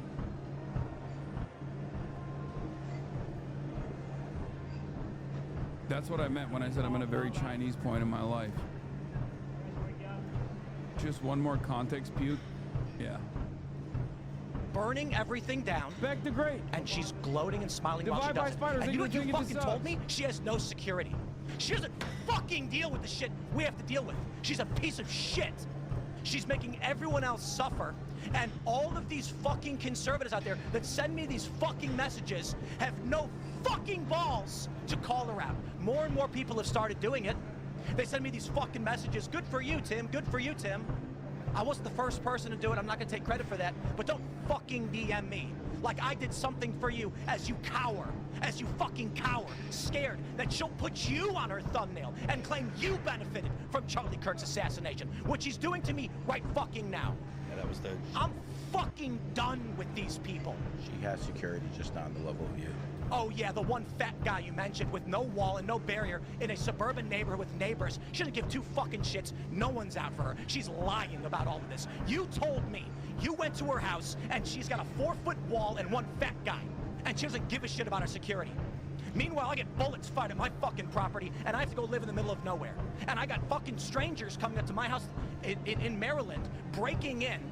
I got people showing up and beating up the residents who trying to live there. How the fuck am I even supposed to sell this property? And you know, it's all lies, it's all hypocrisy, and it is for the purpose of making money, and she does not live the way other people live. And she claims she liked Charlie, she loved Charlie, and she is burning everything down that he built. Because she is evil. She is evil. And I'll say it again, this conservative movement is fractured, it's fried, whatever it is. Okay? Republicans are on track to lose the midterms. They were actually trending in the other direction until Charlie Kirk was murdered. Yeah. And this is the point, isn't it? The most effective political assassination in history. No, I don't think Republicans were on track to win the midterms until Charlie Kirk was assassinated. That's delulu. The fuck? The reason as to why the Republicans are crashing and burning, or at least their base is hemorrhaging, has nothing to do with Charlie Kirk's status as being alive or being dead. Nothing at all. So just to... If anything, shouldn't that have been a galvanizing factor in the base? Shouldn't that have been the moment, the pivotal moment where everyone turned around and went, oh my God, the left is trying to kill us, they're out to get us, they're out to physically do violence to us. Oh wait, they did try to do that, and you know who fucked that up for them? Candace Owens, baby. So technically, he ain't wrong when he says Candace Owens ruined our plans.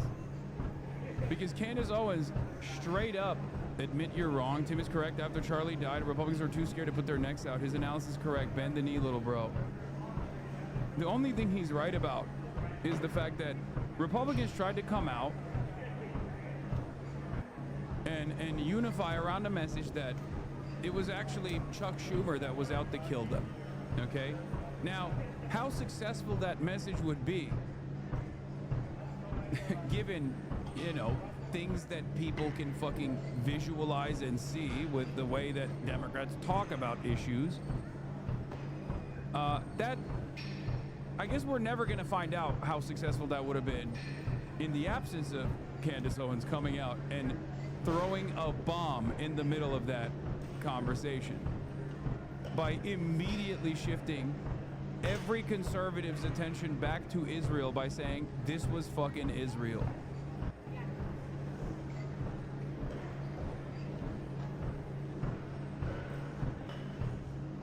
But I do think, and this is true, Candace's total insanity over Kirk's death reads more as someone grieving a person than his wife hosting $10,000 per seat dinner parties, weirdly enough, so not surprised his fans have turned to her over Turning Point USA. I said this at the time.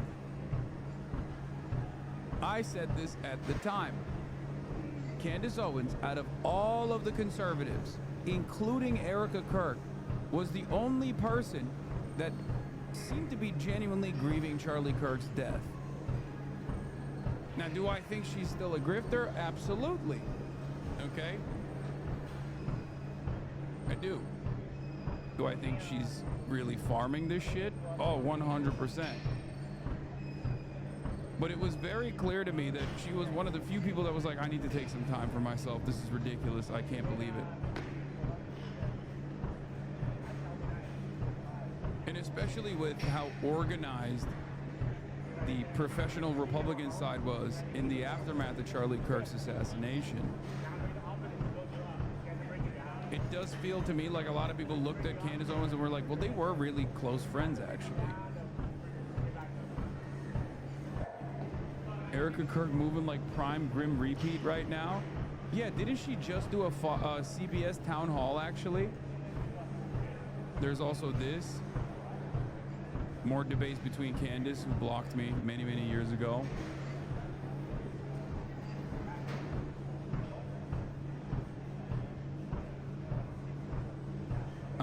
But I think what happened, she also, where is it? CBS News is doing a town hall with Erica Kirk, no? Which, by the way, Barry White, CBS News, you already know what it is.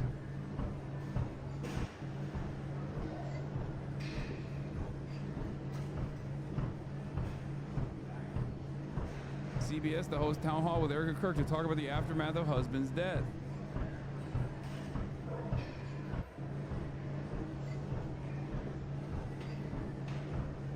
Shouts out to Barry Weiss.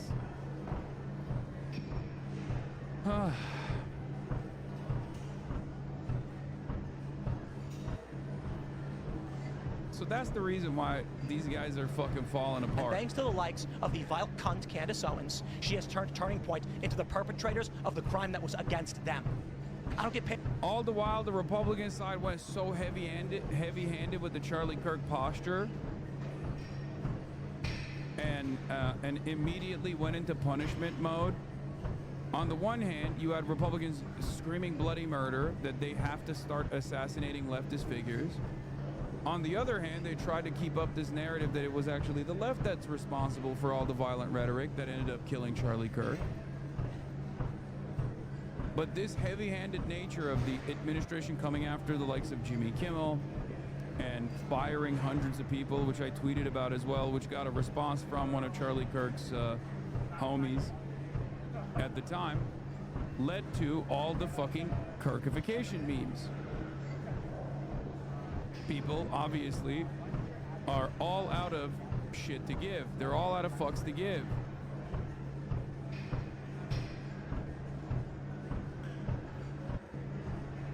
It was virtually impossible for Gen Z and Gen Alpha to take this seriously, or take anything seriously, really, when material conditions are fucking falling apart. And on top of that, Charlie Kirk has Charlie Kirk had most notoriously said, you know, some people are going to die in school shootings, but that's a sacrifice I'm willing to make. And then he was the one who ended up dying in a school shooting. So obviously, for many Gen Z that have seen their friends get shot at or have to go to school in fear that they might get shot at, clearly this was a moment where they were like, okay, well, I don't care if you don't care, you know?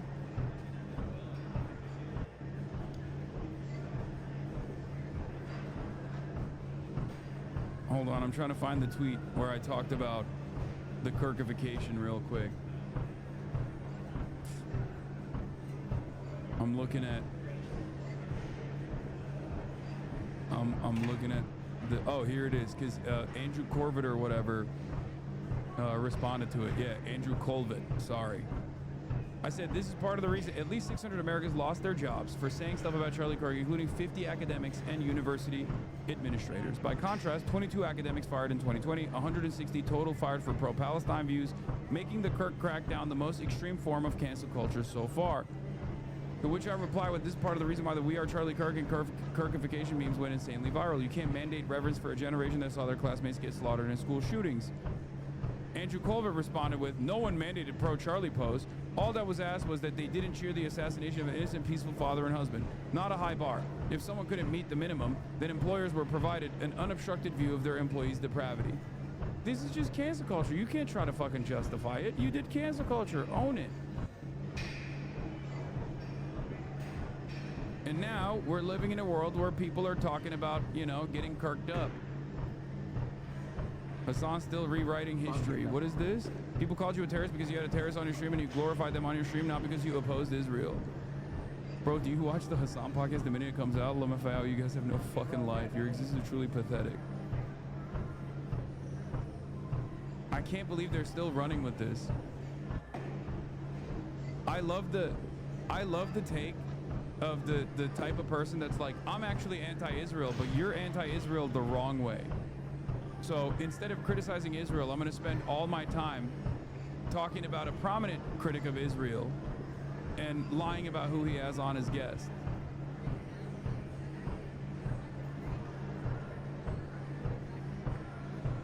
Good luck, big dog.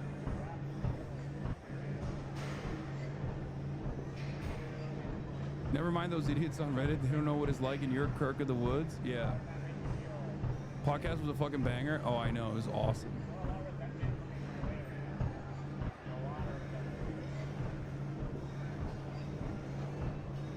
Even your vaunted hero streamer daddy corrected his podcast co-host to say there's nothing Rashid had done wrong that would put him in that category. It's in the Willie episode he appeared on. Quit with this nonsense. Oh, these are the fucking... This is the Japanese Imperial soldier still fighting, still waging a war 39 years after it ended. Okay, this is... I assume this is a DGG guy.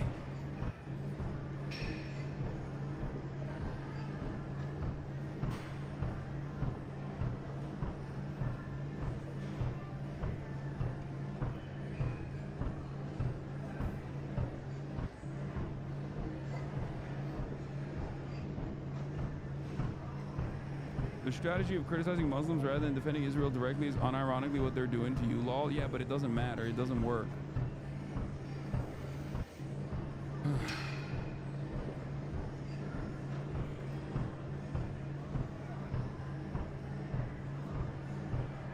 Anyway, let's get back to Timmy's crash out. Many of these people, I'm not on good terms necessarily with Turning Point USA. They didn't invite me to their stupid event. I don't want to go. I don't want to go. They invited me back after I started criticizing Candace. I'm not going to your event. I'm over all of this shit. The last thing that I need to deal with is a bunch of cowards in conservative media refusing to stand up to her.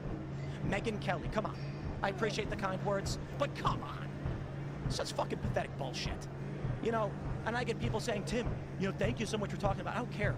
I'm not doing a favor for anybody. I'm not doing this to benefit anybody. Nobody's paying me. There's no fucking Russia. There's no fucking Israel. There's just me sticking my neck out and then risking dying for what? A bunch of cowards that don't want to stand up to protect themselves? Wait, when he says there's no Russia, there's no Israel, there was Russia, so I guess he's just crying because the Russian funds have run out. But does that mean that there's also legitimacy to the notion that maybe he's getting paid by Israel too?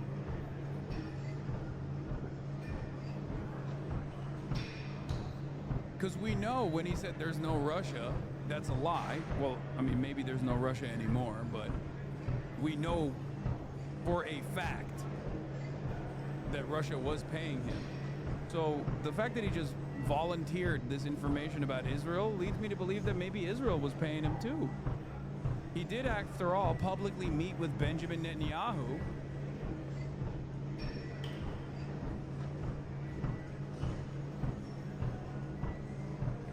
So, I guess he was pushing both Z's. True. Pushing Z type 2.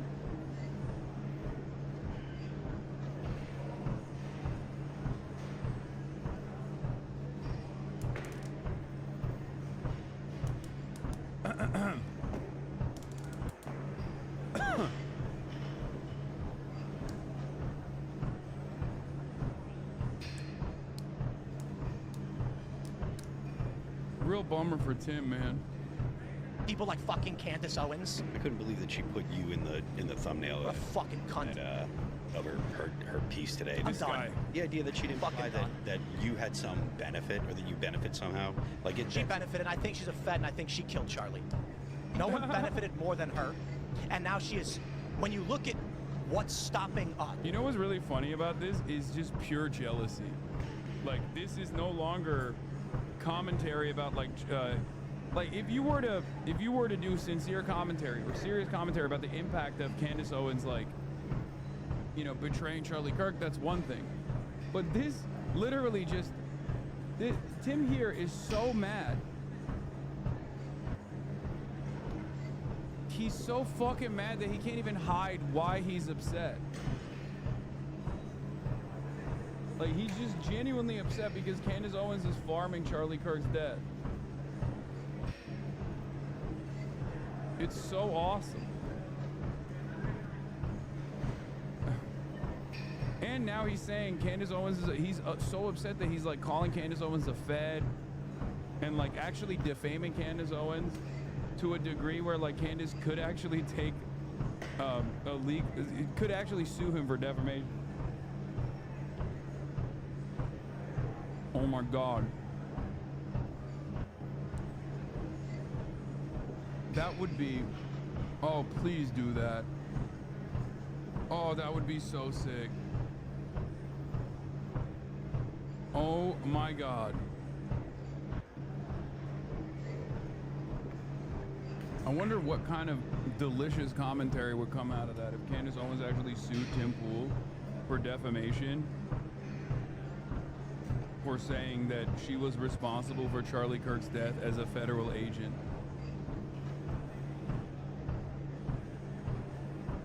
Oh, the discovery. Oh my God, please. From winning in 2026 right now, what the biggest threat, the biggest fear we have is, it is the disarray on the right. It is the fracturing of the coalition of all the different voices that came together and stopped the neoliberal bullshit liberal economic order machine that was coming out and telling everybody to chop their dicks off and that you had to get fucking injected or get locked in your house. And here we have a coalition resisting and rejecting that. What part of neoliberalism has to do with transgender stuff? That's confusing to me. The neoliberal machine ordered you to chop your dick off? I guess I must have missed the memo on that one. Yeah, Ronald Reagan, Mr. Advocate of Transgenderism. This is why when Donald Trump says everything's transgender, people immediately understand what he's saying. Because these guys have one frequency, man. They're so lost in the fucking sauce. Unironically, this commentary also devolves into everybody transgender. The fuck do trans people have to do with this?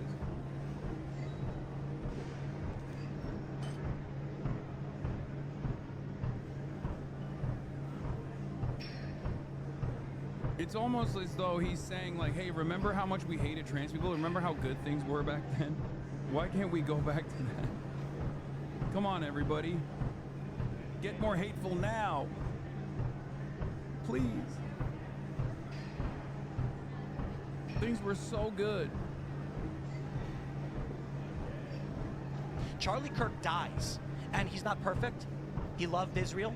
Some people don't like that, but he certainly did organize a movement that brought people together, that helped get Trump elected, helped Republicans win, and resisted what the Democratic Party had been doing and these psychopath institutions. I don't want to go back to COVID. Does everybody remember what that was like? When you were locked in your home, you had to wear 2 masks, and you couldn't go anywhere unless they stuck you in the arm. And the only resistance we had was these feckless loser Republicans who've got nothing done over the past year. And now Charlie Kirk was murdered. And we say, holy crap, what do we do? How do we keep things together? And Candace, with a smile on her face, and Ian Carroll and all the rest of them say, Trump was literally president for like most of the shit that he's complaining about. Point did it to themselves. They destroyed themselves. Pull your donations because they work for Israel. Even Nick Fuentes calling it out, saying this is psychotic. So when we lose in the midterms and the Democrats bring back their panels and their subpoenas and they start arresting people like they had already done in the past 4 years, and then we get whatever the equivalent of lockdowns is going to be, and you get President Gavin Newsom, you can mark it all back to this moment when you had evil stand, scream, and cowards refuse to do anything. With all due respect, always every single president loses in midterms. You can come and you can burn everything I have to the ground, and I will happily live in a van down by the river. I don't care to be number one. I don't need to be number one. What I care about is what is true and what will help this country and what works. And she is a scumbag, okay? And she's getting worse every day. And she crossed the line. She continually crosses the line every day, insinuating the Turning Point literally killed the guy who made them all rich. And I hear this in the streets, and at a certain point, I'm like, holy shit. We're gonna lose the midterms. We're gonna lose the midterms, then we're gonna lose in 2028, and it's because she's a piece of shit. Because instead of saying, guys, let's come together and figure out how to work together, she says the stupidest retarded crap, and now everybody's running around divided and broken. For what reason? For literally what reason? Because they killed Charlie Kirk in broad daylight, and we don't care about your stupid midterms. We just don't care. Like, they really, this is how they view Charlie Kirk. That's what I say. Was anything in his life real? Tim Pool is going off right now because he's like, it's not the time. You guys need to be mules. You know what's crazy? Charlie was such a fucking Trump dick rider and so invested in that cause that he actually wouldn't want the midterms to be flubbed because of this. This is the perfect way to... This is the perfect legacy for Charlie Kirk and the entire conservative machine, honestly. Hoisted on their own petard. Keep voting in the very corrupt people that are lying to your faces right now about what happened to Charlie Kirk. It is not the time, because it is your job to get people into office. This is what I mean when I suggest that nothing in Charlie Kirk's life was real. So he really thinks he's doing something there, and actually what he's doing is proving my point. These people just saw Charlie as a means to an end, okay? As a political horse that they could ride. And so for whatever reason, they got tired riding him. And now they're angry because they also were going to whip the horse, the ghost of Charlie Kirk, and say, we still need you to shore up votes. And it is inconvenient that people who actually cared about Charlie and saw him as a, I don't know, human being, want to know why he was publicly executed in front of us and why we're being lied to about everything. That is why Tim Pool is upset, because midterms, it's going to be my fault, not the fault of the feds for feeding us BS. It's not going to be the fault of Turning Point USA for lying and thinking that they're brighter than us and seemingly not caring about the investigation. It's not going to be the fault of, I don't know, maybe actual politicians like Donald Trump, who's the president of the United States, and looked us in the face and said, are we still talking about the Epstein files? No, that's not his fault. The fault is Candace Owens for wanting to figure out who murdered her friend. Don't you guys get it? Like, we're just an algorithm. Why do you care so much about humans? Like, why are you a human? Like, if somebody really dies, you need to focus on midterms, okay? That is the point of a Tim Pool show. It doesn't matter what you are going through at home. I want you guys to hear this, okay? I don't care if you have family members that are dying, family members who have died, if you have children that you care about and maybe don't want to live in a world that's run by pedophiles. You need to put that all aside and vote for whoever the hell Tim Pool tells you to vote for. I just want to platform that idea. I think obviously there's something wrong with me, and Tim Pool's got it figured out. His soul seems like it's really intact, and it's not for sale at all. As you can see, I'm sitting in Greg Gutfeld's seat. But why, you ask, would this be happening? The answer is I called French intelligence. And something may or may not have happened to Greg. It's hilarious. Laughing about actual violence is apparently hilarious, so long as it comes through in the context of humor. You know, all is fair in love and laughs. And Greg Gutfeld, after all, is a comedian, so they're not being tribal at all. They're just being funny. Remember, I don't make these rules, I just follow them. And so I'd like to show you another comedian from my tribe. His name is Ace Smart, and he's gonna make a funny too. And remember, it's never violent as long as we're telling jokes and it's said in front of a comedian. Take it away, Ace Smart. No one in the United States should be... Bro, they're literally woke. They're outwoken each other. She's saying that words are violence. Because Ben Shapiro made a joke about the conspiracy theories that that Candace Owens was going off on. Oh my God. They're having a fucking woke off. You made it right before the kill shot? Hold on, I'm gonna show you. And it said in front of a comedian, take it away, a smart. No one in the United States should be retiring at 65 years old. Frankly, I think retirement itself is a stupid idea unless you have some sort of health problem. I wonder if I slap the out you, would that be anti-Semitic? Because I don't want to be anti-Semitic. I just want to slap the out you. Shut the up. I'm so sick of you cornball ass trying to stay relevant in front of that podcast equipment. Shut the up. You want us to go to work and grind for the rest of our life while you sit in front of the thing and sound and shut the up. I speak for everybody that ever woke up on a Monday morning. Shut the up. Passionate, hilarious, relatable. It's funny. As long as it's a joke, it's funny. I mean, if there's anybody that maybe should be aligned, it's the Tucker Carlson, Nick Fuentes, Candace crew, Dave Smith. But here's what Nick Fuentes had to say. Do you have that? Why was she at Tucker Carlson's Christmas party in Nashville last night? Why was she at Dollywood on Thanksgiving, the theme park? So, allegedly, the French government and the Israeli intelligence have put a hit out on you. They've paid millions of dollars to kill you. But you're walking around a theme park in your town? You're walking around, for those that don't know, Dollywood. Dude, we're missing so much. We were missing so much fucking drama. These guys are literally eating each other alive every fucking day. And we're focused on what? Bullshit. Oh my God, the affordability crisis. Oh, is Donald Trump gonna bomb Venezuela? Meanwhile, this is why I was like, today I'm gonna do a little bit of fucking HOGWATCH. I'm gonna do a little bit of slop watch. Okay, nope, boring. Watching watching conservative commentators blow each other's careers up is excellent, dude.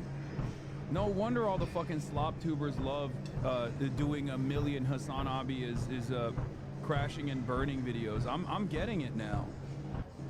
Yeah, it is fun to watch your ideological opposition fight one another with regular frequency. Except the problem is those slop tubers present themselves as like progressives when they're very clearly not.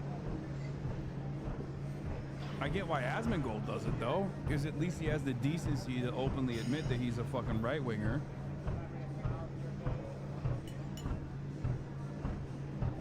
Oh my lord. Is it Dollywood, Dollyland? It's like Dolly Parton's Disney World. You're walking around Disney World? You're walking around an amusement park in your hometown on the holiday weekend when allegedly everyone's trying to kill you? Then you go to a Christmas party with Tucker Carlson in the same city, attended by hundreds of people, and people know you're gonna be there with Tucker and all the base people in one room, but you can't go to Turning Point, where everybody knows you're gonna be, and if anything happened to you, God forbid, they would immediately blame Turning Point. It doesn't even make any sense. I think the mistake they made, and I've said on my podcast, she should have never become the CEO and chairman overnight. Because now, when people have questions, you got to answer them, right? Now you're not just a grieving widow, which there has to be respectability for and space and allowing her to be a mother. But you very quickly decided that you were equipped to be Charlie. Well, guess what? That's going to be a trial by fire. Okay? Charlie had to go through it. It's painful. The public's going to go through every layer of your life. They're going to be like. And so people go, it's not fair. You can't do what we call this is the post-school shooting thing, which is like school shooting is such a tragic event, and then suddenly they're like, you have to listen to David Hogg, and you can't question David Hogg. It's like, but I got effing questions for David Hogg, right? If you're now going to say that I have to accept him as a political leader, I'm sorry if a tragedy happened to you, it's fair for me to say, David Hogg, I have, like, why are you on CNN? And I think that's how. Nick Fuentes was mad that his audience is falling for Candace Owens. Oh my God. Oh my God. I'm putting it to bed. It's done. You're both. Turning Point is done. Candace Owens, her credibility's toast. I cannot wait. The defamation lawsuits, bring them forth. Bring them forth. The vindication.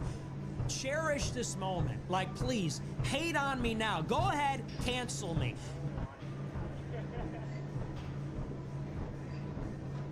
Is Nick Fuentes pivoting to a pro-Israel position? Oh my God.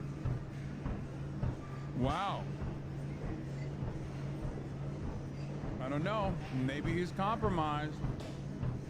Maybe he's compromised.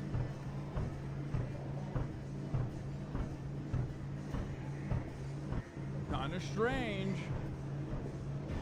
Kinda strange for him to attack this bold defender of the truth, Candace Owens. Go ahead, cancel me for saying this.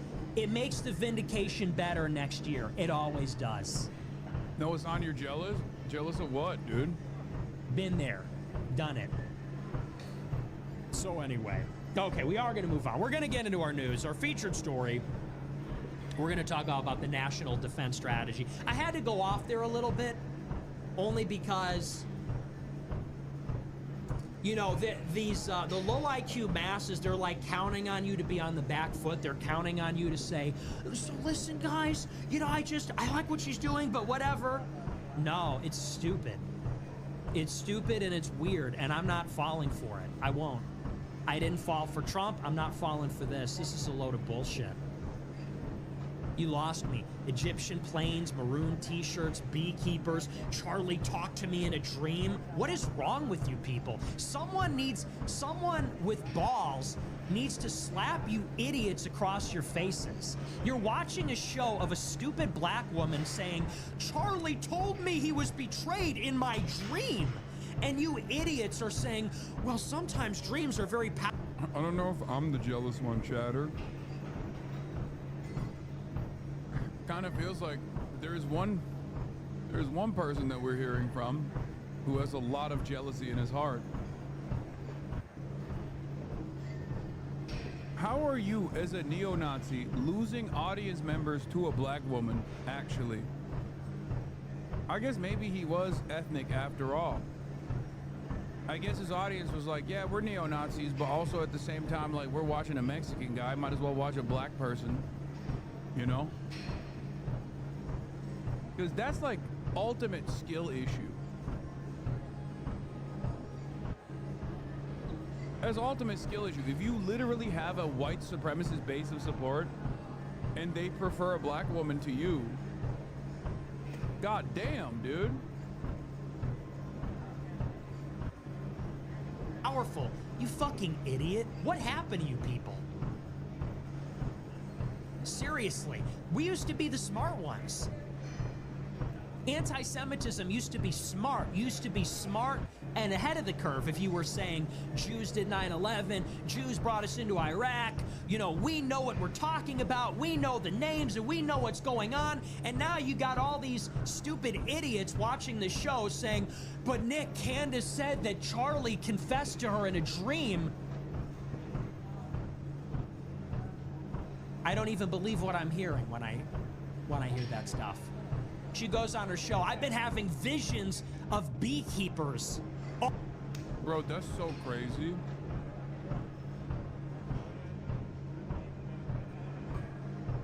That's fucking nuts. Like the sequence of words strung together right there. We were the smart ones. Anti-Semites are the smart ones. What's happening? As in, a gay Mexican man, okay, and a black woman are currently competing for the title of the top white supremacist in the United States of America. And Nick Fuentes is mad that Candace Owens is actually doing better on that in that competition by outflanking him on anti-Semitism. This should be a wake-up call for anybody. Obviously, Nick Fuentes knows better. He's just a fucking piece of shit, but like this, normally you would look at this and go, oh wait, holy fuck, maybe a lot of the grievances are not actually real, and it's just about blaming the Jews to the maximum degree. And if that's what the audience wants, they will literally go and watch a black woman to do that as well. That's what his face looks like when he realizes. He's like, oh shit, it has nothing to do with like intelligent assessments whatsoever, and everything to do with like, no, you gotta blame the Jews, obviously. Because think about that. What if you've already decided that Jews control everything, why wouldn't you fucking blame the Jews for Charlie Kirk's murder? Why wouldn't you blame the Jews for every single thing that happens? If that's the demand from your audience, then yeah, it's a fairly easy spot to take up. Especially when you want to do like commentary. Especially when you do commentary that's like a little bit more reasonable, because you realize that you're getting a bigger profile and you want to become a more mainstream figure. So you can't just like blame the Jews for every single thing, right? But the audience doesn't care about that. They want to hear you blame the Jews for everything. All year. Oh my gosh, our ancestors would hate you. Do you know that our ancestors invented every field of knowledge? Ask Ricardo Duchesne. Our ancestors invented every field of knowledge. Plato would hate you. Aristotle would hate you. Da Vinci and Isaac Newton would hate you. We are becoming Negrofied. The Jews are right. We are becoming true Goyim if we believe in fucking bullshit superstition like that. It is literally like medieval peasant idiocy. Wait. Someone in the... He's like, there's a... Okay, this is awesome. I didn't even know that there was this like specific ideological delineation amongst anti-Semites that looked at like the peasants doing pogroms and were like, no, those guys were doing it wrong when they were blaming the Jews. That's awesome. Wait, MTG came after me from the top rope. Wait, someone else at Marjorie Taylor Greene came after you and linked something.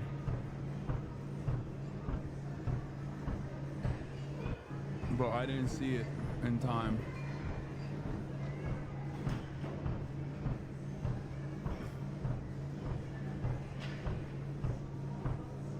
Was it a poop sock? Oh, they were just lying. I was clickbaiting you. Okay. Yeah, I didn't realize that these guys actually were like, no, that was blood libel. It's kind of funny that Nick Fuentes, which is, you know, one of the premier anti-Semites in 2025 in North America, is actually looking at like historic anti-Semitism, and he's like, no, blood libel is, you know, that was actually made up. When the peasants were doing anti-Semitism and doing pogroms, they were actually stupid. When Hitler did it, he was doing it in a smart way. When the peasants did it, they were doing it in the wrong way, even though that enmity that Hitler leaned into did come from the historic anti-Semitism.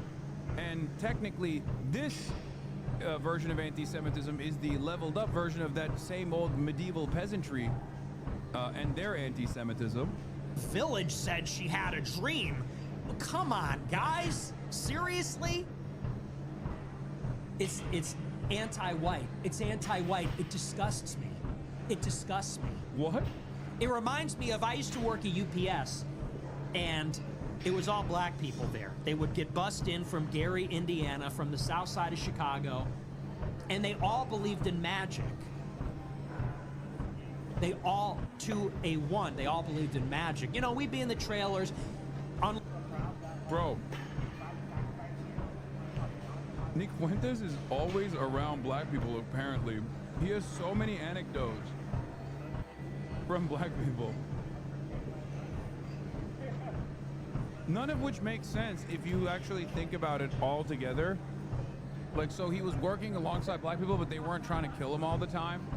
Even though he believes that if you're around a gaggle of black teenagers, they will immediately assassinate you. Also, all black people believe in magic? What the fuck?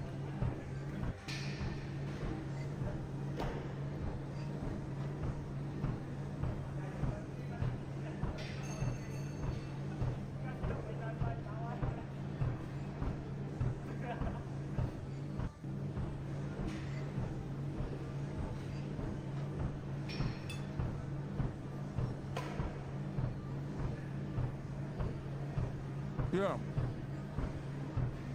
If you were to listen to Nick Fuentes, most of his life was in the south side of Chicago, constantly getting assassinated by black teenagers who believe in magic, which he somehow avoided expertly.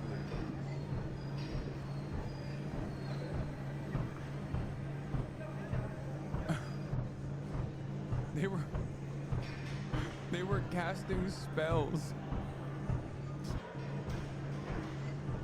Oh, that's awesome.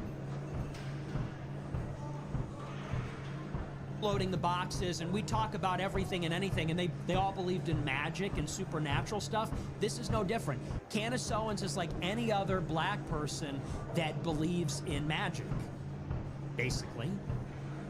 And white people, credulous white people, are buying into it.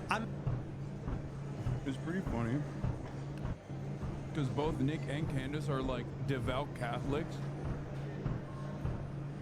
and he has to do that thing that he was doing with Piers Morgan yesterday, where it's like, it's okay when white people do it, but when black people do it, they do it in a black way, and it's bad. And they're both fucking Catholic. They both believe in a sequence of like insane shit that you have to believe in.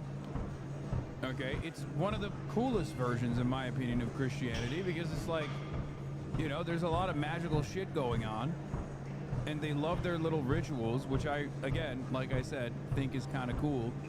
But like, he's trying to do that to Candace Owens being like, oh, well, she's blackly believing in magic.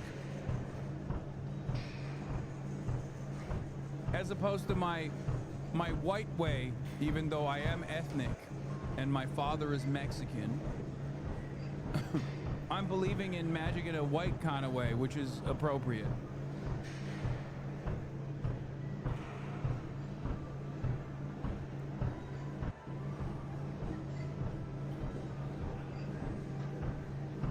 But you're Catholic. You think you're eating Jesus Christ's flesh and drinking his blood, no? Isn't that a thing?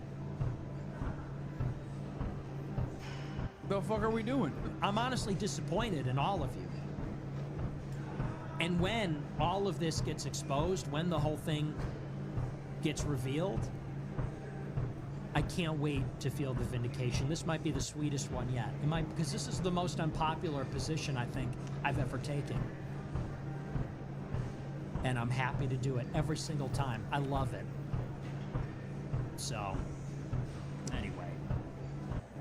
Yeah, and I know I'm speaking for a lot of white people when I say this. It's like, I want to put on my Burger King crown and say, get this fucking bitch off the plane, you know? When I look at Candace Owens, Wait. He didn't even call her the N-word. Because that's the Burger King meme, right? He says the N-word, right? I think Nick Fuentes is scared of Candace Owens. Oh my God, he's gone woke. I think he's fucking terrified of Candace Owens' popularity.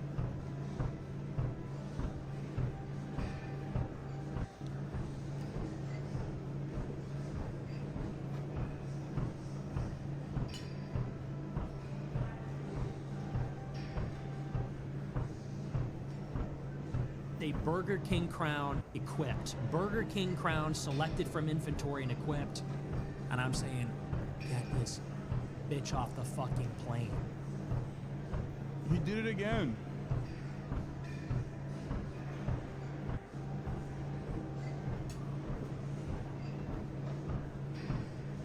Racist equals fearful?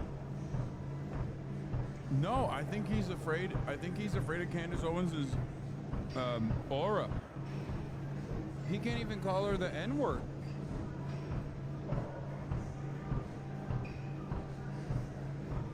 That's twice. Oh my God, does he think Candace Owens is also a black wizard? Is that why? Just like all the black teenagers that tried to assassinate him through magic, he believes Candace Owens also will cast a spell on him.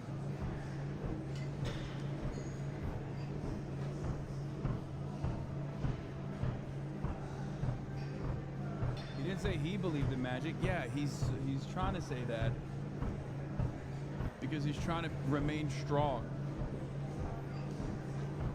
He's trying to remain strong in the face of black magic. It's also really funny for a fucking Nazi to be like, oh, these guys believe in a whole bunch of esoteric, magical, mystical nonsense. Yeah, what the fuck do you think the Nazis believed, dumbass? The Nazis were the ultimate believers of mysticism and magic. What the fuck do you think Hitler was commanding archaeologists to do in the fucking mountains of Tibet and shit? They were trying to find like Nordic hammers or whatever.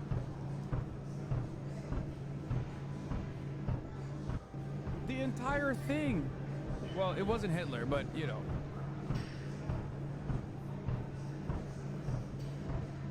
There is a debate around whether Hitler was a true believer in that stuff or if he was like a little bit more embarrassed by it, and that Himmler might have been the more committed believer in the whole esoteric stuff.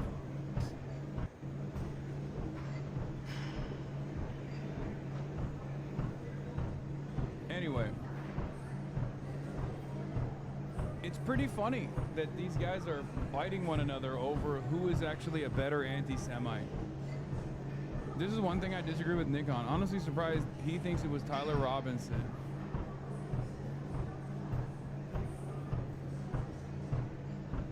Did you notice he upped his Christmas decor? Yeah, because I fucking called him out for being...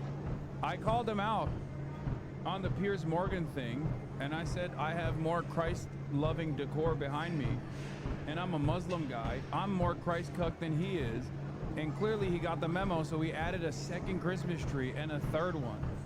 That's crazy. At least he's getting feedback. And because my husband won't let me, it gets better. She says my husband is having company. Just wait till I have ethnic Santa in the background too. In from out of town, from out of the country. Okay, so this is the queen of just asking questions, right? This is the queen of there's no timestamps. That's weird. You asked me at midnight. That's weird. The Discord messages contain the word vehicle. That's weird. I'm just asking. So you can't go to Turning Point because your British husband told you you can't because you're having company from out of the country? Who's the company? Yeah, again, ain't no way a Nazi complaining about just asking questions. Bro, that's fucking awesome. He literally is complaining that Candace Owens is better at doing anti-Semitic conspiracy theories than he is. You understand what's going on, right? Like, he's genuinely bent out of shape that Candace Owens is better at blaming Jews than he is, so much so that his white supremacist audience are moving on from him to Candace Owens, who is a black woman. He's like, was it because I admitted to being ethnic? Is that why? Is it my ethnic background that caused you to, that made you decide you could actually jump ship?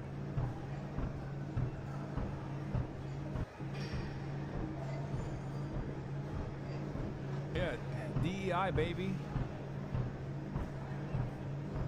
Is it his father? Is it his father, Lord Farmer, the... Yeah, he's complaining that he's been working so hard to make his conspiracies compelling and reasonable, and she's just saying, in my dreams, he told me XYZ and people are buying it. Yeah. Yeah, he's fucking losing his mind because that's what it takes. It doesn't take much. No shit. British Lord, the commodities trader, the head of the Council of Jews and Christians in Britain? That Lord Farmy, is it that guy from out of town? One of the biggest boosters of the Tory party in the United Kingdom? And one of the major backers of Nigel Farage and Brexit? Is it that guy? Or is it John Mappin, the Scientologist with a Russian wife who apparently introduced you and your out-of-country husband, George. Who are the people that are coming from out of town preventing you from telling the truth? Is this part of the conspiracy? Candace, blink twice. Blink twice. If the British or the French are invading your household and they won't let you speak, you can't go because your husband won't let you because people from out of the country are coming into your home. I presume that's family, and your family's pretty spooked up. So who is that? Or is that not legitimate? Or am I attacking family now? And that's suddenly off limits.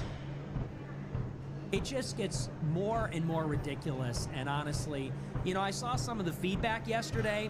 A lot of people disagree with me on this. And to them, I would just say, fuck you. Seriously. I have so had it with the Candace fatigue. It is the most low IQ, stupidest, most idiotic political trend I have ever seen in 10 years of doing the show. I've never seen anything like it. And I just simply will not pander to or plead with or try to appeal to people that are not rational. The reflexive excuses, totally irrational arguments, I won't do it. I am not going to pander. I'm not going to pretend any of that is legitimate. It's not.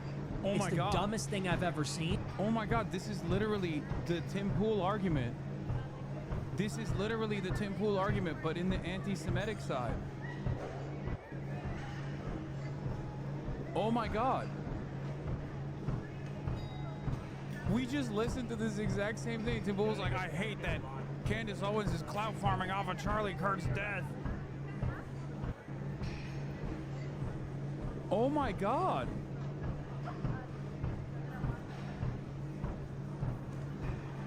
Oh my God.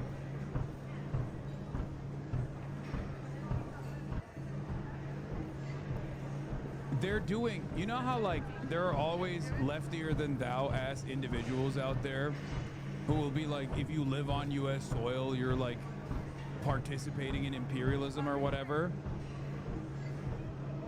This is like the right-wing version of it, but instead of the right-wing version of this is like, oh, you are actually making up anti-Semitic conspiracies that are even crazier than the ones I made up.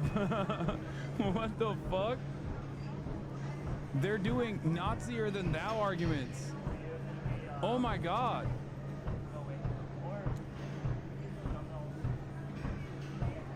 This is like when fucking anarchists would be like, excuse me, like, when I said there's no ethical consumption under capitalism, I meant you shouldn't do anything under capitalism. You shouldn't consume under capitalism at all.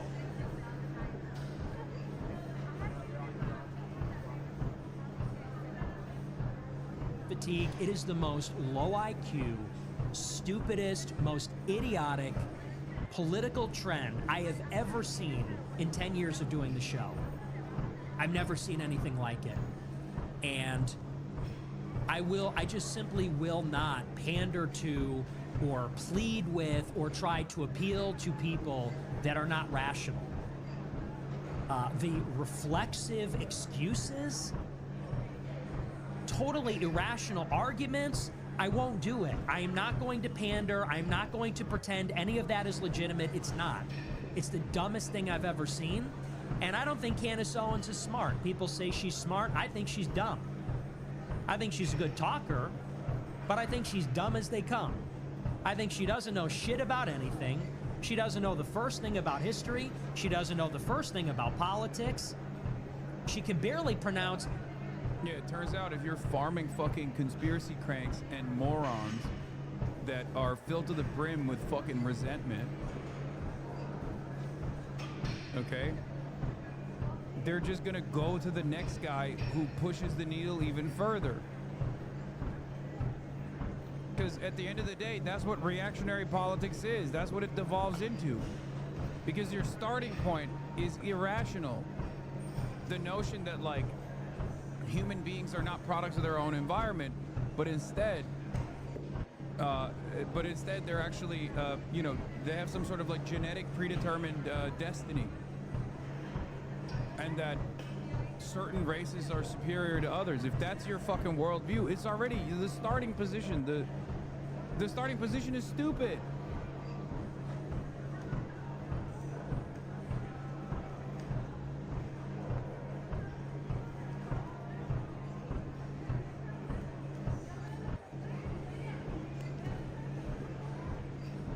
Someone can always out-yap you. And they can do it in a more palatable way too, because remember what I talked about with the demands coming from the market, right? People wanted more bold, more irrational, more ridiculous fucking takes. And also, they increasingly demand more anti-intellectualist thought as well. They don't want any sort of scientific thought whatsoever. So in a weird way, Nick Fuentes is becoming the Ben Shapiro of Nazism. He's the boring. He is the boring version of describing all of the reasons as to why you must be a Nazi when people don't even want that. They just want a much simpler argument. And Candace is the one that's offering that.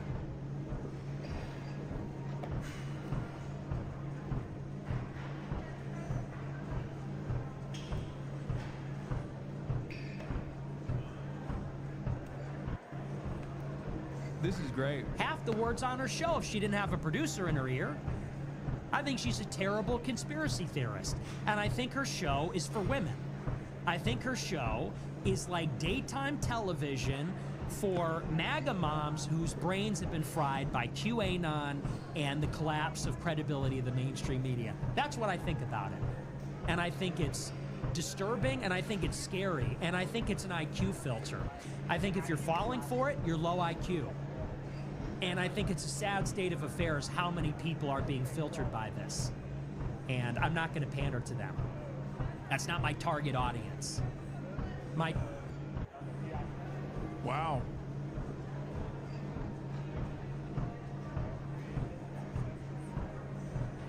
So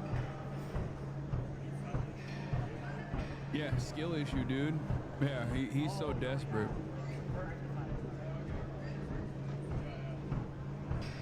What is this? Wow, you size this all up.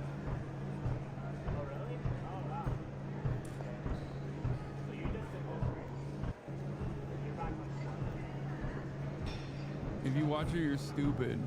Didn't he just admit he's losing? Yes. Yeah, he did. What is this?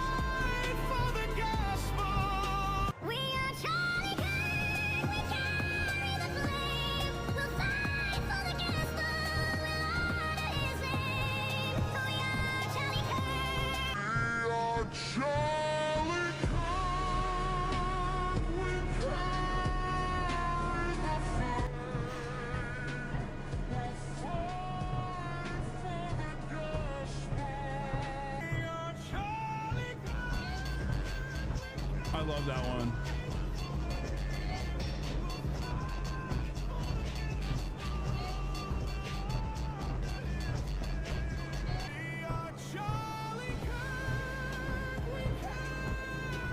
Wait, so number 5 and number 1 is the same? The OG version?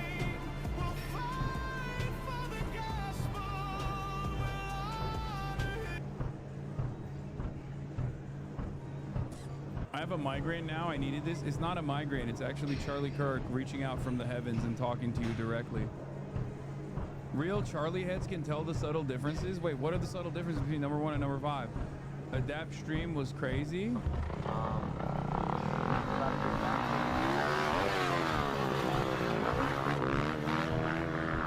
Oh my God. That's the one.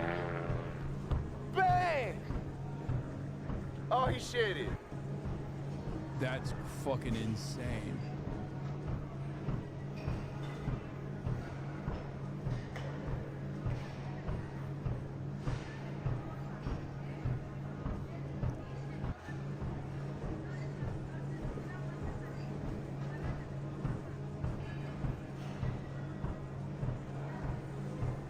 Chatters are saying it's you singing the first one in that video. No. Twitter is so crazy. They still believe that Charlie Kirk was abandoning Israel. There it is. Erica Kirk promoting Charlie Kirk book on Fox, citing Shabbat Shalom, a Jewish reference to the Sabbath. Charlie Kirk was a Christian. Oh my God, this guy's 5K likes, bro. What the fuck? His bags. Daddy's home. Take his phone Friday night, Shabbat Shalom, throw it in the junk drawer, and it was just all us. And that's what I always wanted to make so special for him, was coming home. I'd always say, baby, I don't care what time you get home. Home is here for you. Your food will never be cold. It might sit out for a little bit, but I'll reheat it. It's fine. And I just want to encourage spouses, don't get mad. It's so easy.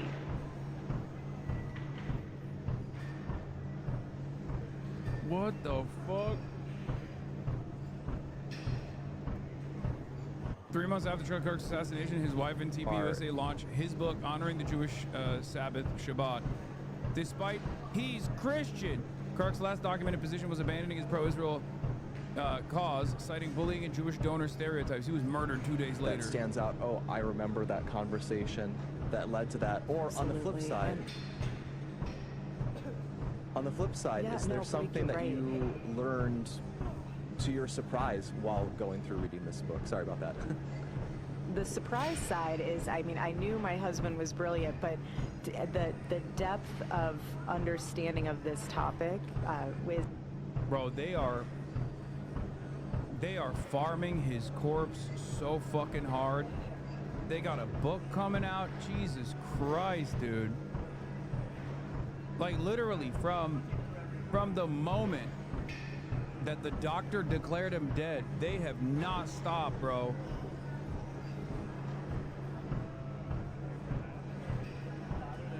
They have not stopped at all. God damn. Is amazing, and how he weaves in the Bible and how he reads in, just weaves in all these different interesting facts and history of the Sabbath, and then even certain laws. Wait, that's not like Neo style stopping a bullet, right? Because that's extra disrespectful. No, okay. I thought there was like the artifact thing right there. I thought it was him like... I really thought like they're just dabbing on him now.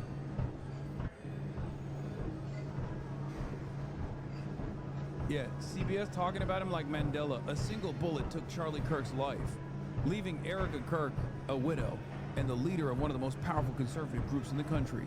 3 months after her husband's assassination, Erica Kirk will join CBS News for a town hall on faith, grief, and political violence in America.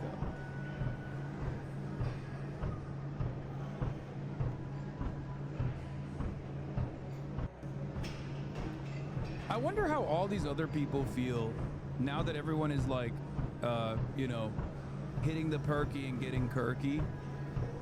Like all those other people that like fucking cried and talked about how indecent it was to like not honor the gospel and honor Charlie Kirk's name. This is another moment where it's like, it's good to be consistent, you know? Like, yeah, I was a little distraught seeing him get fucking shot in the neck, but at least like I never played that game of like he was a good guy, right? Like there was not even a moment where I was like, yeah, we're gonna actually talk about how good of a guy he is.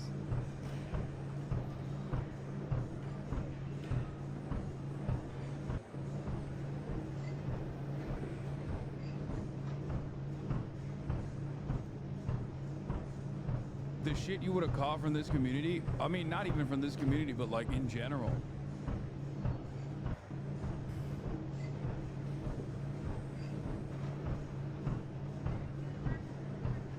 You mean to tell me he didn't do politics the right way? Yeah. You did time me out? Yeah, brother, for your own safety.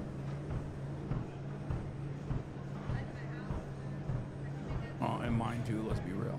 An assassin took Charlie Kirk's life, leaving Erica Kirk a widow and the leader of one of the most powerful... Yeah, this was one day after he got shot. it's funny. I mean, that was the title. You can't see because the Piker Broadcasting Service is going crazy right now, and the subscription images hiding it. But yeah, this was the, you know, there was never a moment where I played this fucking disingenuous game.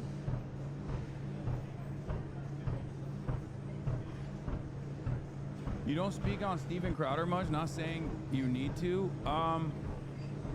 The reason why I don't speak on Steven Crowder as much is because he is so fucking relevant.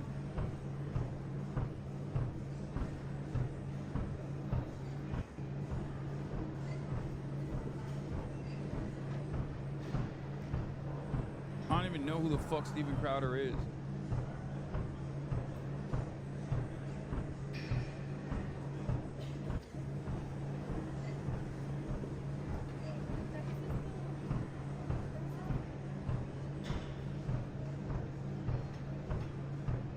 Yeah. Steven Crowder's fall off is the funniest because he turned down $50 million very publicly, said it was a slave labor contract because he couldn't say the N-word without getting punished. And then everything fell apart in his life. Like his wife divorced him. We found out that he was like an abusive piece of shit. Well, we already knew that he was an abusive piece of shit, but like we got extra evidence that he was an abusive piece of shit to his wife. Pro-Israel guy gets a top job from new pro-Israel boss and a new pro-Israel owner. Surprise. Wow, I can't believe Tony Double Circ is advancing. How shocking. Tony Two Cuts, baby. Double Circ Tony.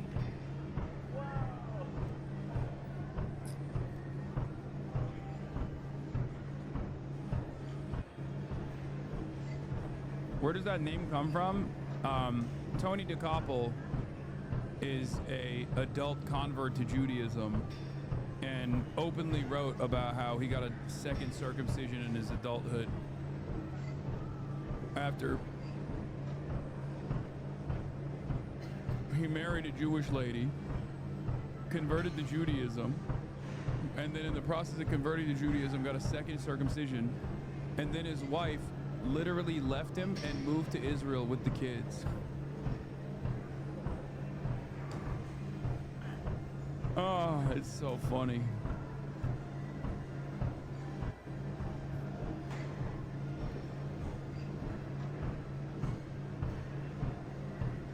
Do you think it was symbolic though? Like really, how much did they chopping off? I think they just like, what did he say? Did they draw blood? I can't remember. I don't know what they can take off the second time because he was already circed up.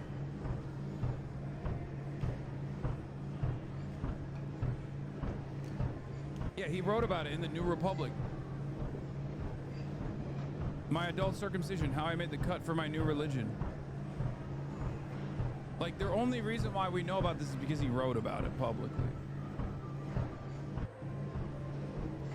It's just a blood draw. My dad did the same thing when he converted.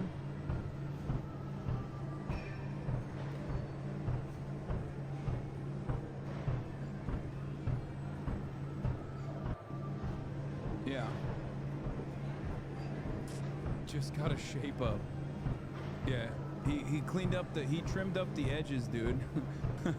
He gotta, yeah, Tony gotta shape up. It's fine. I guess he had enough meat. It was all good.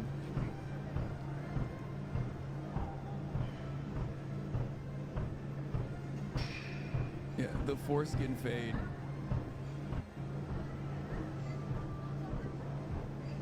Like blue laws that we had here in this country, and how we have changed as American citizens without having that rest built into our country, and how that's actually impacted us as a whole. In the book, so Woke is dead.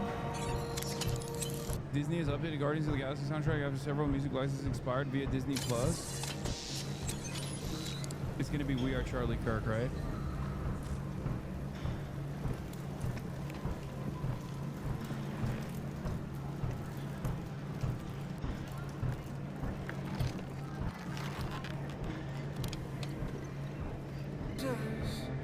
Unafraid to die. We are Charlie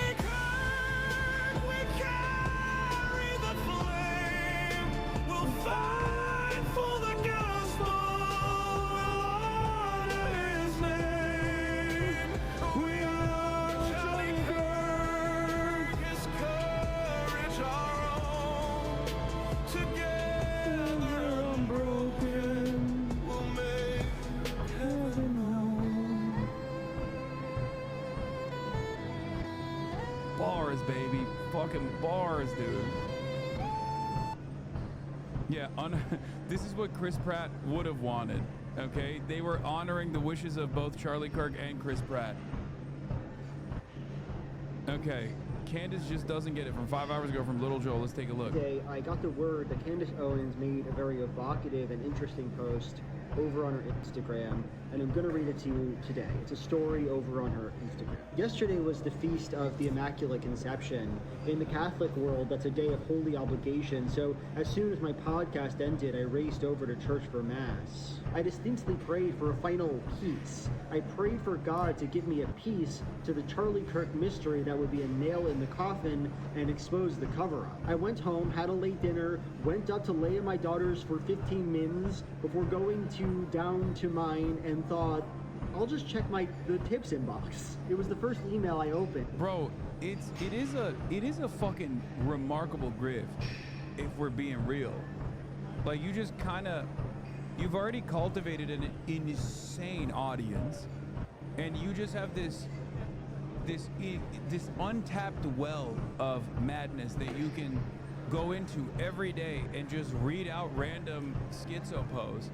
And because the rest of the audience is also so primed into believing whatever kind of whatever silly nonsense you're presenting,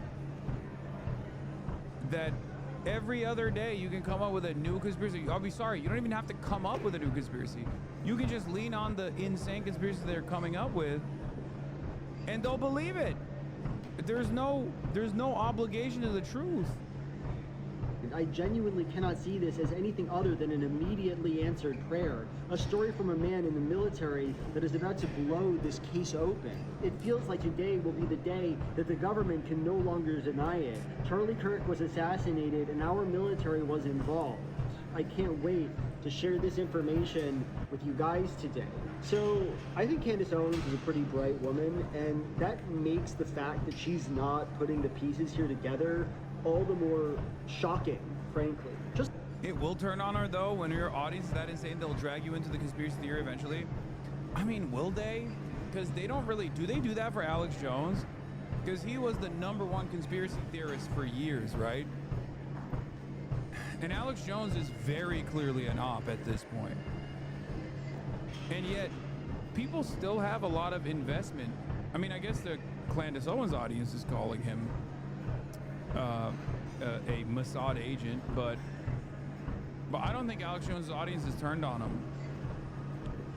And it's really interesting to me because, like, if I was conspiratorial minded, if I was conspiracy minded, I would look to what Alex Jones is doing right now and be like, brother, this is your magnum opus. Like, everything you've said about pedophilic vampires, Israel's involvement in American affairs, like, because Alex Jones literally said the morning of 9/11 that Israel did 9/11, right?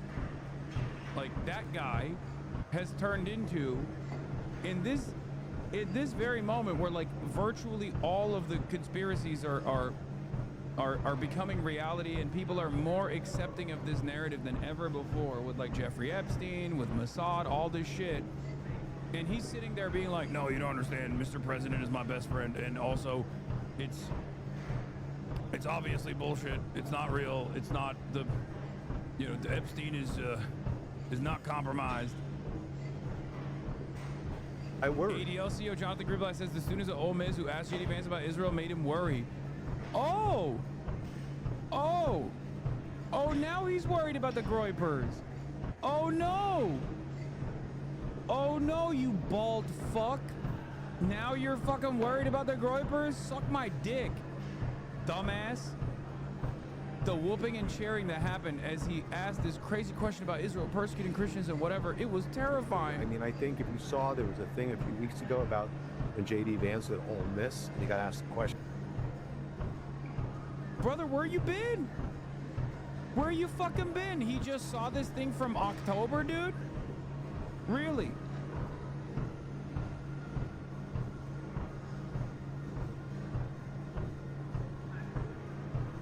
I thought this allegiance could go on forever. About the state of Israel. I didn't like how the vice president answered the question. What was more salient was the young man who asked it, Ami, and the whooping and the cheering that happened as he asked this crazy question about Israel persecuting Christians and whatever. It was terrifying. Again, not just what he said, but the response to Jew. This was an all miss. This is not like the Harvard Yard. Okay, this is not like the Middle East Studies Department at Columbia University. This was. Yeah, exactly, you fucking moron. Yeah, the Middle Eastern Studies at Columbia University is not actually anti-Semitic. You fucking baboon. Oh my God. Oh my fucking God, he's still, even in this moment, even in this very fucking moment, he's like, well, you know, I'm used to just unlimited anti-Semitism coming from college-educated Middle Eastern studies departments in Ivy League institutions. What the fuck are you saying? No, I do think he's grifting, for the record. Yeah, it took him only a month and a half, one and a half months ago for him to start talking about Fuentes again, post-October 7th. Not a single fucking take from Jonathan Greenblatt about Nick Fuentes, and a million statements about how I'm responsible for all the anti-Semitism going on in the country since October 7th. And only after the entire conservative movement was like, actually, we kind of got to make space for Nick Fuentes now. You know, we got to maybe lean into the whole, yeah, you know, Jews aren't that good thing a little bit. For him to turn around and barely start talking about this shit. Wait, he still talked about me in the process? Oh no, this is not new. This is just him complaining. Previously, given Hassan Piker's long track record of commending and excusing terrorism. And this isn't even just like, this isn't even just him posting on his own personal Twitter page. He also was going on TV at this time and every other week bringing me up.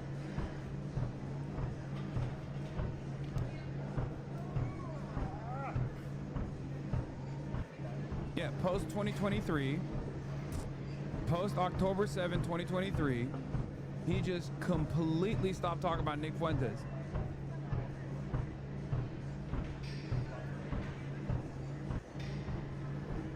Yeah, I'm his George Soros.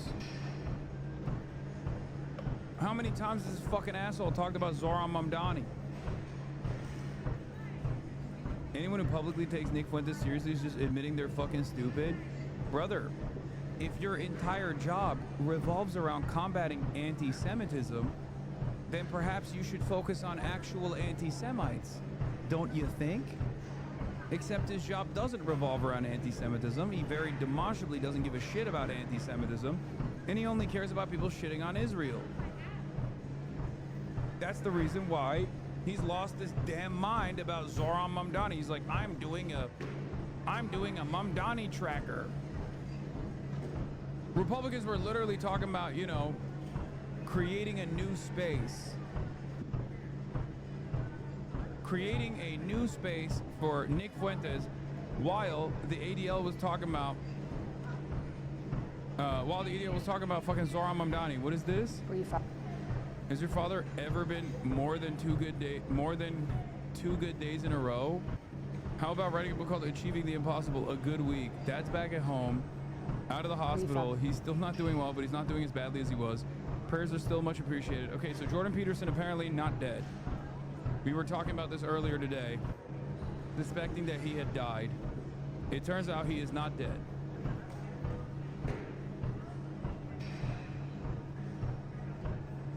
He is still with us. His career has died, though. But he's still with us, and the person perhaps most responsible for his demise is here to tell us what's going on in his life.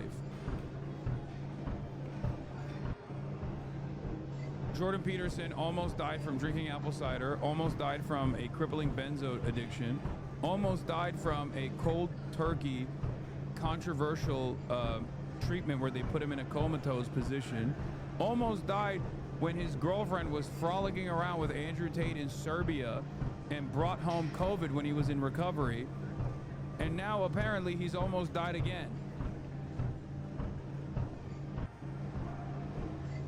This man is in hospital.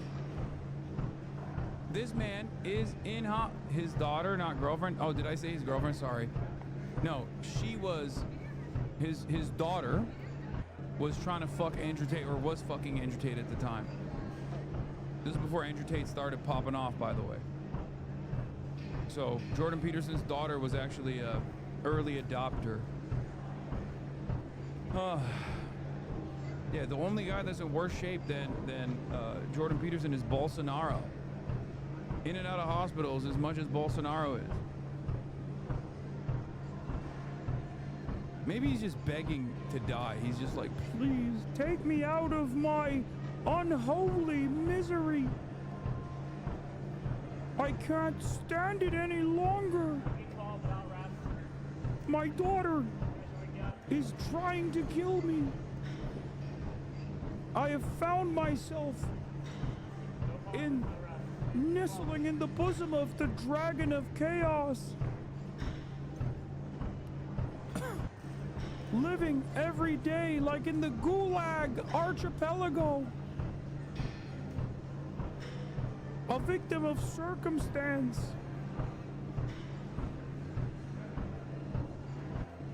Anyway. Flannel fit is fire, bro, and Lamau at the Jordan Peterson impression. Yeah, I haven't done that in a while, so it's not as good. Yeah. I feel like it used to be better. This Ole Miss. So I thought that was alarming. But I even at this moment, he's like, oh, he was at Ole Miss. I can't believe how anti-Semitic college students at Ole Miss are anti-Semitic. Shocking. I thought the ones that are anti-Semitic are at Columbia University in the Middle Eastern Studies department. Fucking moron. And yeah, he said, when did the South start hating Jews? What? Honestly, for people who are wondering, like, is he cynical? Is he a grifter? The answer is yes, he is a grifter. It's like 3 weeks ago now, we got word from Candace Owens that her life was about to end, that Emmanuel Macron was about to kill her with help from the gendarmerie, okay? We know this now. Now, just 3 weeks later, on the Feast of the Immaculate Conception, no less, okay? She gets word that the government was involved in killing Charlie Kirk, okay? But what's a famously Catholic country, Candace? What's a country that famously used to be really Catholic until they went secular? You are so close. Put the pieces together. Where was Brigitte Macron on the day that Charlie Kirk was assassinated, Candace Owens? Where was Brigitte Macron on the day? Candace Owens. Turns out the Republicans were right along. It was a transgender assassin. It was Brigitte Macron. Wow, everything ties back together so perfectly. Everyone's happy. We don't have much time left. You know that as well as I do. You saw the guy say about Macron. You saw that. You know you don't have much time left. I did what I could to stop Macron from doing it. And I don't know if that's gonna work. You need to get serious.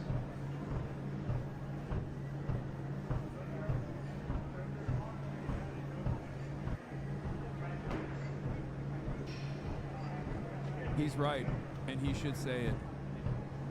I'm glad he cracked the case. Investigation over. Happening, and so people are feeling like, hey, it's not fair to ask her any questions because her husband just died. Okay, but they should have put in place an interim CEO. Like, that's what any company would do. You would just say, for a couple of months, we got to figure things out. The COO is going to become the CEO, and give everybody time to grieve and kind of address the fact that this is like a new company and like we've got to figure things out without the head of the company, you know? So I think they made a managerial error. Oh, you know, all is fair in love and war is what I mean. It's like that, if you're gonna be in that position, everyone goes through it. You're going through it, I'm going through it. What? Oh my, wait, what? This whole time, I was like, who's she talking to? Turns out it's fucking Russell Brand. Oh my God. Russell Brand jump scare with the deepest What I mean, of it's like V's. that- Can you even say this is a deep V at that point? If you're gonna be in that position, everyone goes through it. You're going through it, I'm going through it every day. That's what it means to be, that's it's the downsides of fame. Like they're gonna go through every area of your life. So I think, you know, it's not fair, but it's fair. Do you know what I mean? Like everyone does it. It's just a part of being in the public eye. There's been an allegation made by prominent podcaster Candace Owens. I love that this is a real point of contention. Like, this has 420,000 views in 4 days. People have to address whatever new shit Candace Owens cooks up. Oh my God, we deserve this, okay? We deserve this. We might as well fucking enjoy the show because, you know, you fucking... You try to wrestle with pigs, you're gonna get some mud on you, okay? And this is an entire administration comprised of pigs. This is the pig administration. This is what happens when you have conspiratorial weirdos that have their own fucking podcasts in positions of prominence. Oh my God. It's an endless sequence of back and forth conspiracy theories from some of the dumbest people of all time. And it's also, it's extra over because Kash Patel is the least credible actor of all time. He's gonna absolutely make it seem like Candace Owens is right. Let's take a look. That she's received a death threat, a credible death threat from the French, that a threat has been made on her life, and that the French, she's been told, also may have had a role in Charlie's assassination. Have you looked into either of those? Do you believe she's received a credible death threat from the French, or that the French had something potentially to do with Charlie's death? Any American that receives a death threat from overseas or anywhere in America is going to be fully investigated. So we're not going to turn our eye away from that investigation or any others. If there's anything to it, this FBI will respond to it. Okay, but so far, no. We are just looking at everything that comes in. We're not going to reject any piece of information. If someone feels that their life is being threatened, we are, of course, looking at it. Okay, I don't believe him. Also, why did he take this photo on in a middle school gym for photo shoot day? What is this fucking background, dude?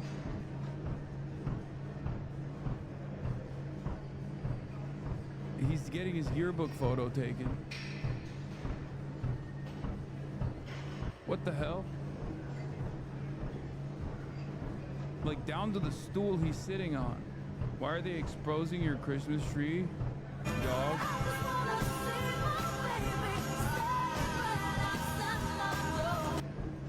You can't bait me into dispatch talk right now, okay? We're still looking at conspiracies on the right. Do you believe that we have the proper suspect in custody? Do you believe that Tyler Robinson is in fact the man who killed Charlie Kirk? Amazing. This is yet another Candace Owens conspiracy theory that must be addressed by the director of the FBI.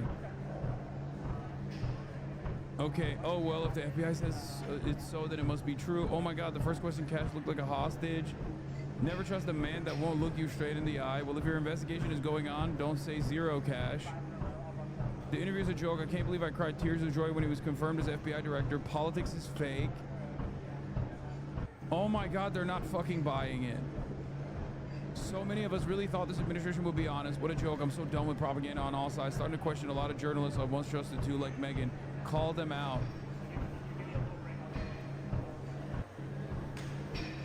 I'm gonna be honest with you. When I told you guys the Jeffrey Epstein stuff was gonna brick a lot of people in the base, I didn't think that it would have a delayed impact like this. Okay? I did not think that it would come because of Candace Owens. I will admit that. But yes, the Epstein truthers and the QAnon guys are literally leaving the Trump train. The American right is clearly hurtling towards a bottle, Kirk. Oh yeah.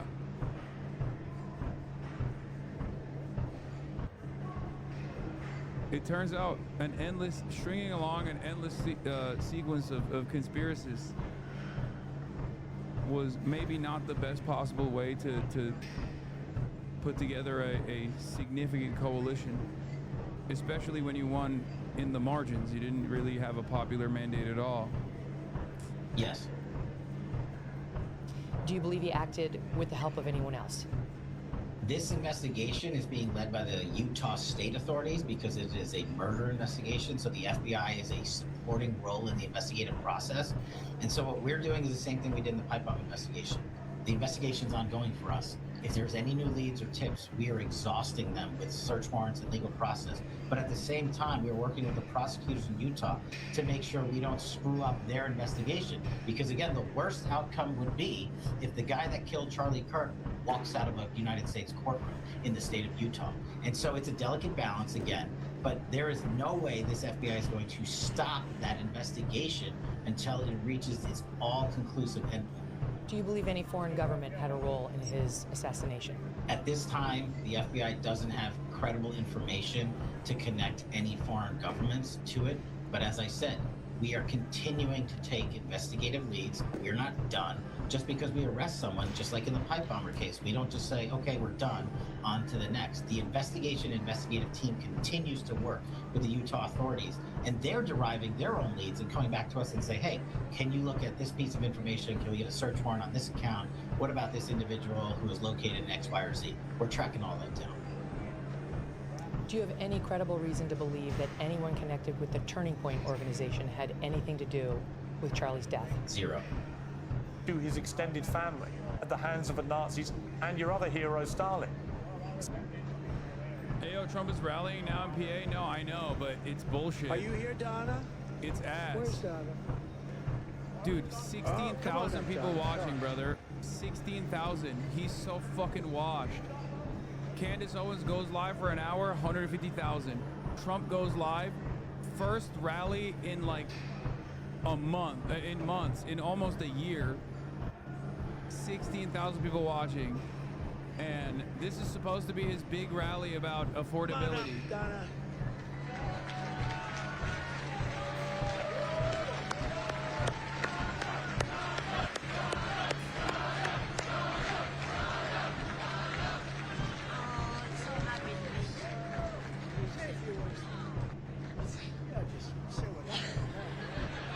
This is always dangerous.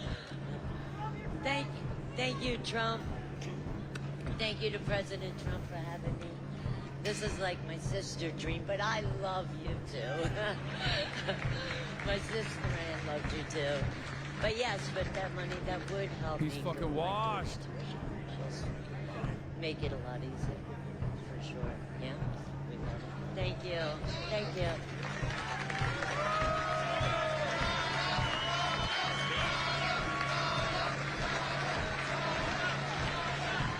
The star is born. That's all I say. A star is born. Is your sister here? Is your sister here, Donna? Are you? Oh, hello. How are you? Good family. Well, thank you. Thanks, Donna. That's beautiful.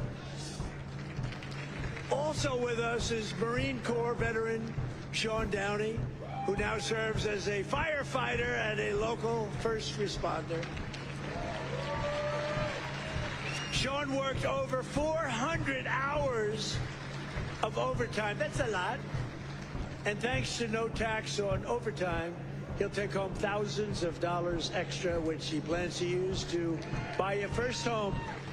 And thank you. Where's Sean? Good, Sean. Good. So you're going to use that money well, right? That was not an easy one to get approved. You know, it all went through Congress. I had to really push hard. I was not nice. I was not nice to get you that money, but you're going to use that money to get a house, right? A first house? Good. Well, you have a great future. Thank you very much. And here as well is Megan Hemhauser from Cresco, Pennsylvania. Megan's husband works 10 to 15 hours of overtime a week operating heavy equipment while she bartends and waits tables at night and homeschools her 2 children during the day, getting more and more prevalent. Homeschooling getting more and more, it's happening. That's okay, it's good. But thanks to no tax on tips and no tax on overtime, more than a quarter of their income will be tax-free. Megan, do you want to come up? Come on, Megan. Come on up.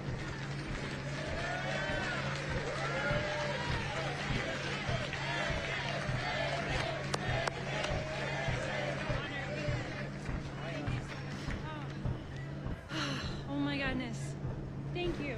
Thank oh you my so God, much. he's losing viewership. As He's President at Trump 15K said, now. I'm a mom, a wife, I homeschool my 2 brilliant children, and the no tax on tips is incredible. No tax on overtime is incredible for my husband, and it all comes back to our family. It saves us, and it's for the future of our children, and it's been such a blessing to be home with them and to have them here with me tonight, and thank you for everything, President. Oh, so washed. Anyway, we were. I was gonna cover one more aspect of the conversation between Nick Fuentes and what's his face, Piers Morgan.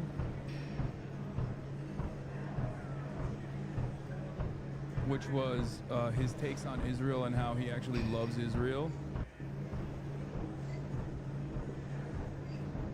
Let me see if I can find it. Wasn't it proven that no tax on tips and no tax on overtime were not included in the BBB? And then we'll do dispatch afterwards. Stream over? No, dispatch after. Yeah, shut the fuck up. See, my point to you, Nick Fuentes, is that before too late, what This is amazing. You're a boomer. You're a 60-year-old boomer, and we've spent maybe 3 minutes on you saying he's a really fucking monster. He incinerated people. And I'm sitting here saying it's not that serious. It's not that deep. And not that and what serious. I'm getting at. Not that Okay. serious. Do you want to say more about Well, you're not he's a kid. a monster? You're not a kid yourself anymore. You're not a teenager. I know. Right? You're I know. You're nearly 30, to be clear. Yeah, okay? You're a I fully know. formed adult who has a brain, right? And Wait, how old is this motherfucker? How old is Nick Fuentes? I thought he was like 22. He's 28? 27?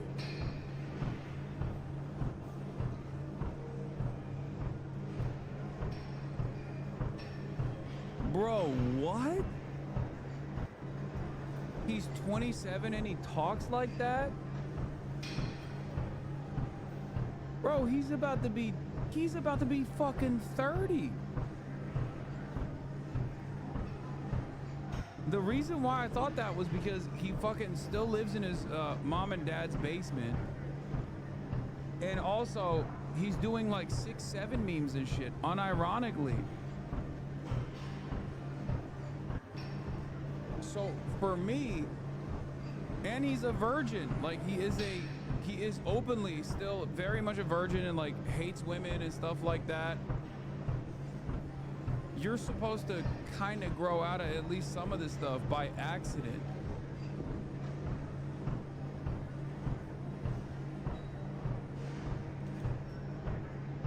Lies he had sex with Destiny? Okay, but like a woman virgin.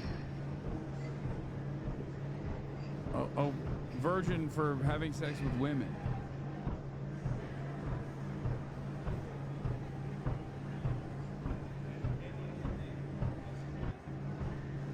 at some stage, that brain has taken you off these rabbit Is this an warrens. interview or is this a lecture? Can I respond to what you're saying? I want you in to full? I want you to explain why you think it's fine to say how fucking cool Hitler is and to dismiss Okay, yeah, we got it. He loves Hitler, okay? Any sense of love for our own civilization?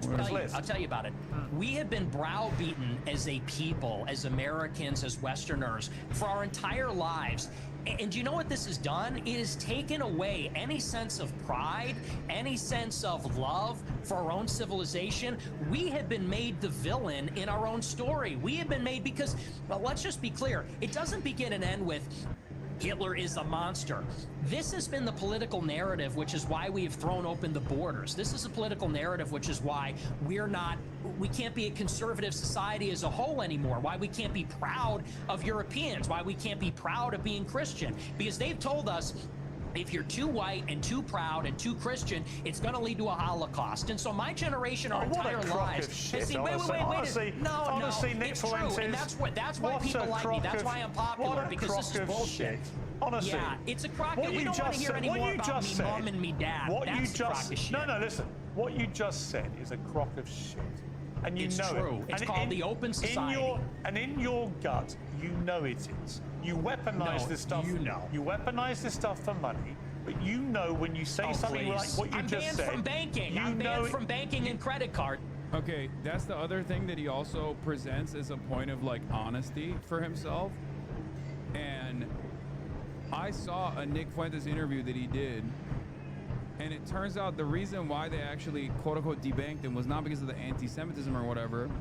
The brief moment where they actually banned his froze his bank accounts was because of January 6th. So he was one of the people at January 6th, if you guys don't remember. And right before he went to January 6th, went to January 6th and was like seen as one of the leaders and bussing people in and whatever. So did Charlie Kirk, for the record. He got $250,000 in a crypto donation, okay?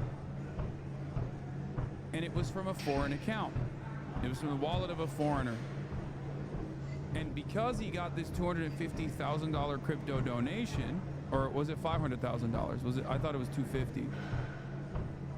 And then he went to January 6th. The FBI investigated him. It was $500K. Okay. Yeah.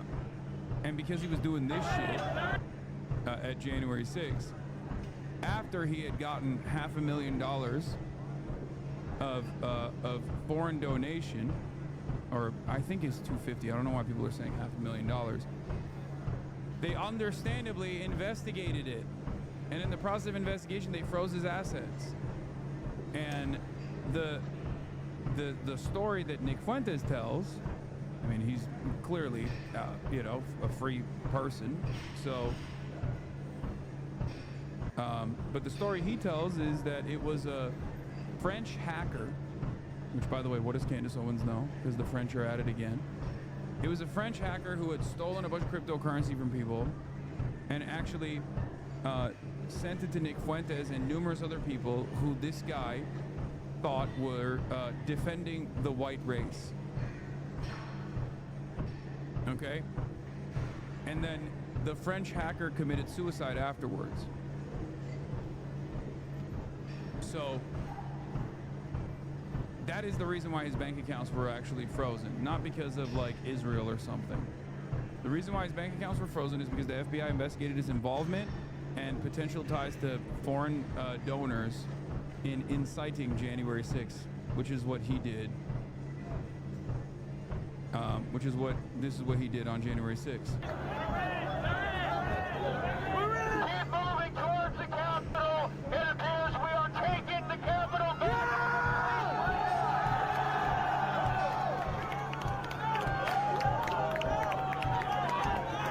Keep marching and don't relax. Never relax. Yeah.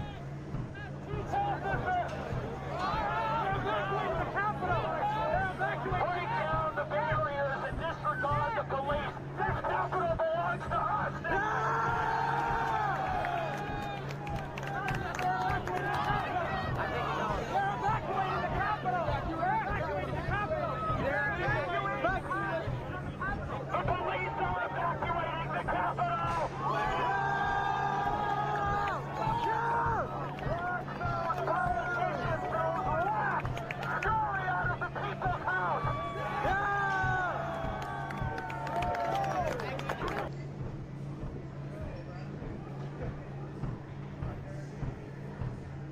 Dude, how awesome was this shit?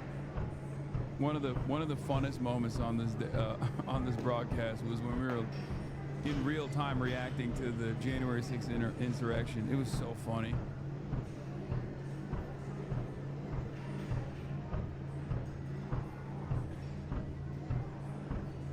Anyway, but that was the reason for his debanking, not because of Israel.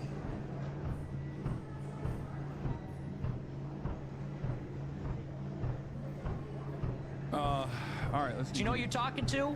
I do it for money. And by the How way, much money you and by make? the Your way, company's that worth shouldn't- $100 million. and Your company's worth $100 million. I was banned from Bank of America. And you shouldn't I'm have banned for been. processing credit cards. And you shouldn't have been. But I am. So don't tell me I'm doing it for money. Well, ask me my opinion about that. I'll tell you you shouldn't have been. Right? I don't agree with that. What happened? Then don't say I'm doing it for money, because you know that full well, and you say it's a How grift. much money? How much if I money wanted are to be you? a grifter, I'd be like you, How and much I would money go are- and say. If all the J6s got pardoned, why would Fuentes' bank account still be locked? I don't think it is. I think he was debanked during the investigation. I don't think he is any longer. I think he's just lying if he's still saying that his bank accounts are still frozen. How much money are you making? I'm making a lot of money now. Yeah. Now that I'm the #1 live streamer in America, because people. Okay, Cap, that's Candace Owens. Okay, put some respect on her name. That's actually the one true anti-Semite. Okay?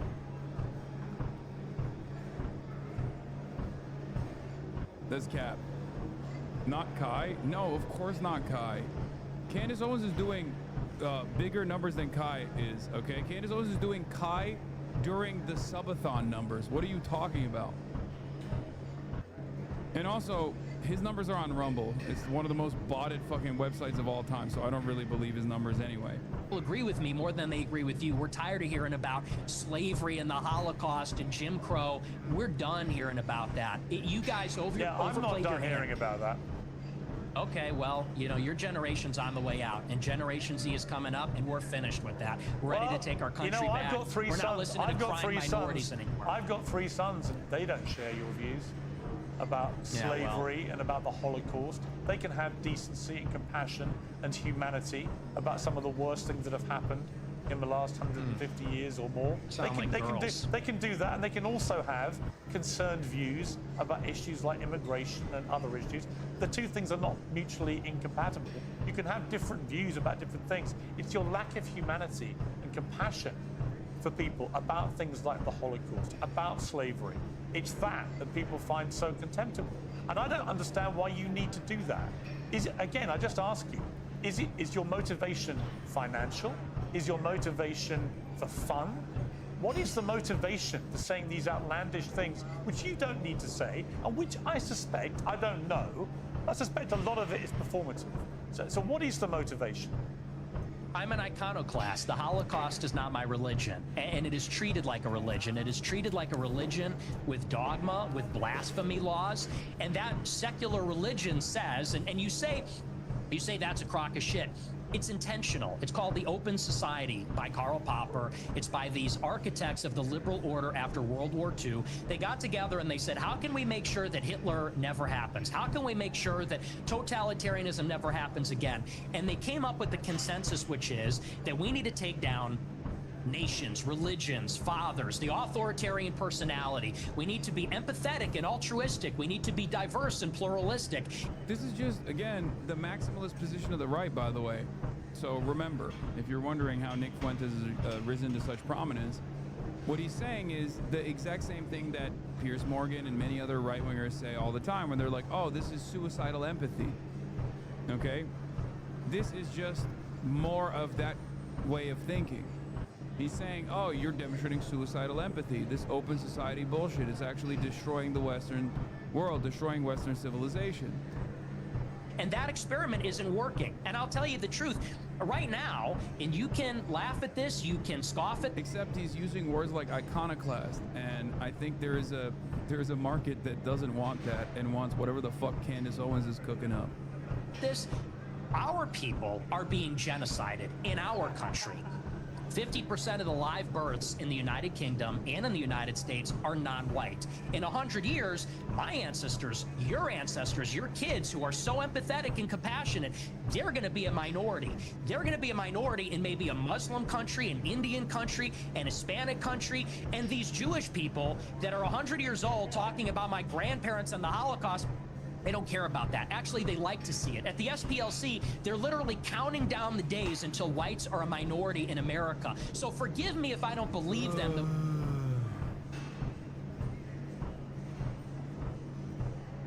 Whiteness is a socio-political construct that was designed on the boundaries of proximity to blackness. You literally made it up to hurt yourself later down the line. You aren't technically white. Okay? You're Mexican. You got Mexican in you. Okay? Depending on which time Nick Fuentes existed,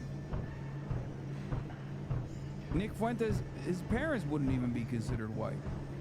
Because one side's Italian, the other side is Italian and or Irish and Mexican. So there isn't a single side of him that would be considered white in the way that we understand it, depending on which time frame we're looking at in American history and American culture. The reason why I bring that up is because Mexican is a nationality. Oh my God, stop chirping Flexicans, okay? I know you don't want me to say that. I know, I got it. Well, when you say that, you actually agree with Nick Fuentes, just so you know. He's white though. He's white Mexican. He's a descendant of colonizers. He has Spanish blood in him. All this shit. That's what he says to justify his whiteness. I understand why you don't want Mexicans to be associated with this fucking white supremacist, but you have to stop literally giving him his argument. No, I don't. You just need to be more accurate. Okay. I know Mexican's a nationality, man. Shut the fuck up. I know you can be a white Mexican. Jesus Christ. He literally described it.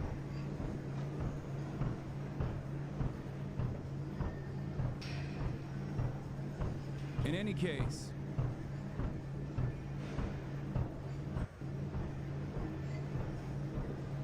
the point I'm trying to make here is not about whether he is of Mexican nationality or Mexican descent. Okay?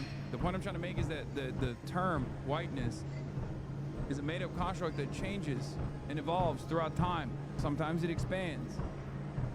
Okay? Sometimes it shrinks. And the reason why I'm bringing that up is because it was destined, because it's created around the boundaries of purity.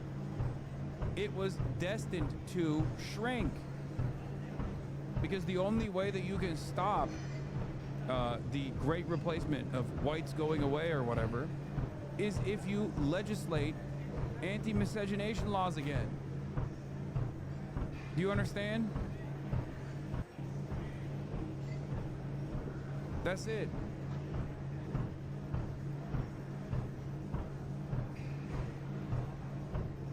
That's it. You can't, there's no other way around it, because it's not a real genocide if the genocide that's happening, in air quotes, is happening because people are just race mixing. People are just falling in love with of members of different races, different nationalities, different ethnicities. Okay? It's so stupid. When they talk about compassion, there's a genocide going on right now. It's not against the Jews. How many Christians are there? Gaza, it's against How many whites. Christians are there in the world? Like me. 1 point some billion. Yeah, 2 billion. How many Jews are there? 15 million. Okay. So with a straight face, you're going to tell me the world is being overrun by the Jewry, by 15 million people, when there are over 1 billion Christians. There is a genocide of Christians like poor old Nick Fuentes going on at the hands of these 15 million Jews. Really? See, this attitude is why you're losing. When you say who am I losing to? White people, who these am I losing to? White people. Who am I losing to? You're seeing it. Mass migration. Oh, you're losing to me. We are losing as a civilization of mass migration. And here's the difference. In Israel, they have my politics. In Israel, they want to maintain a Jewish majority. If they had it their way... This is the important part. This is once again where he uses radical honesty, because it is a truth nuke. It is a truth. He's right. Israel is a fascist country. Israel is an ethno-state. Israel has a supremacist ethno-state project. It is objectively fascist. Zionism is a fascist ideology. And that is precisely why Nick Fuentes, who is a Christian nationalist, white supremacist fascist, despite the fact that his parents are ethnics, as he said. Look at Piers Morgan's face right now. This is precisely the reason why liberals and conservatives are ill-equipped to deal with this kind of statement. Okay? That's it. He wants to do Israel, but for what he has declared is white America. Okay? And I say his own declaration of white America because some old school white supremacists would probably not consider him to be a part of the in-group there.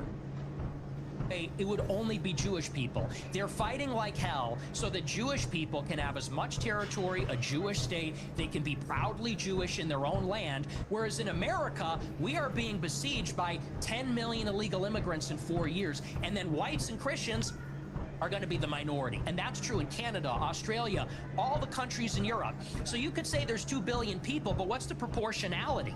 What is the percentage of people? This is why I always say, like, I hate people like Nick Fuentes for the same reason why I hate people like Itamar Ben-Gvir or Benjamin Netanyahu or Smotrich or any number of different variants of the same kind of fascist Zionist Jewish supremacist ideology, the people that advance that cause.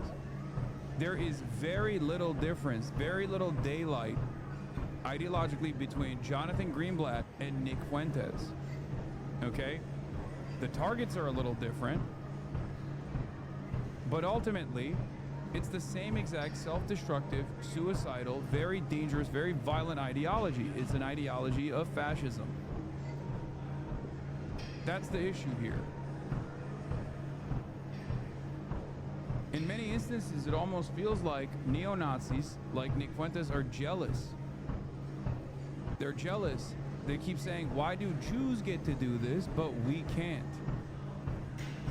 Being born that are white, where's the arrow pointing? Where are we going to be in 50 years? In 50 years, there might be an Israel. In 50 years, there isn't going to be a white Christendom. You don't believe people should get married, right?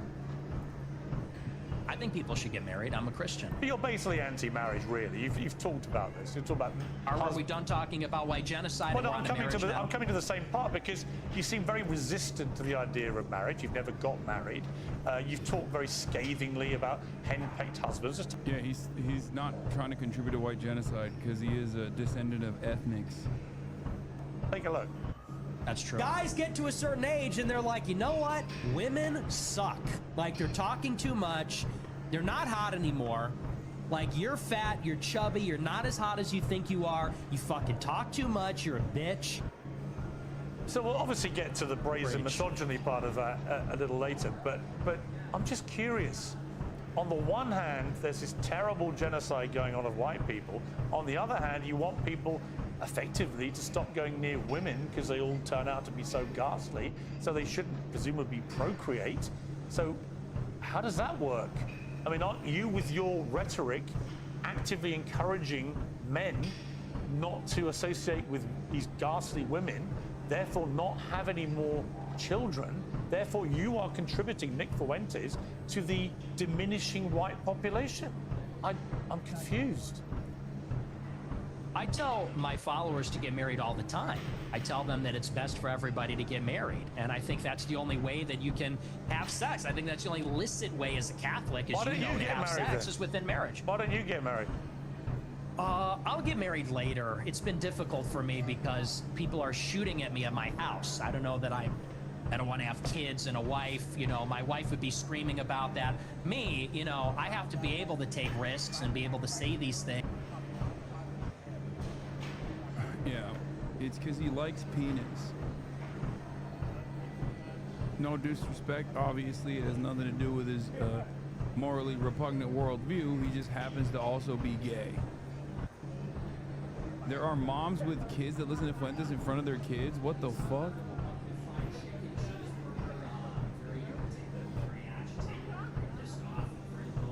First steps recorded while listening to Nick Fuentes. Poor kid never even had a chance. I disagree. There's a very high likelihood that this kid will probably not turn out to be a Nazi. Let's be real. Even though I can think of one child who also was inundated with this kind of neo-Nazi sentiment and then turned into a neo-Nazi himself. That, of course, is Sex Pestany's child, but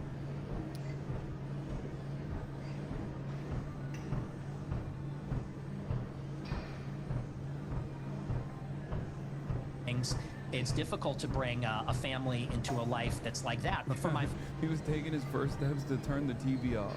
Followers, I tell them to get married. But what's happening with women? You literally just told your followers. Hang on. In that clip, you literally told followers, women, they get old, they get fat, they get ugly, they get very annoying. So where's the incentive to get married to women? There isn't one.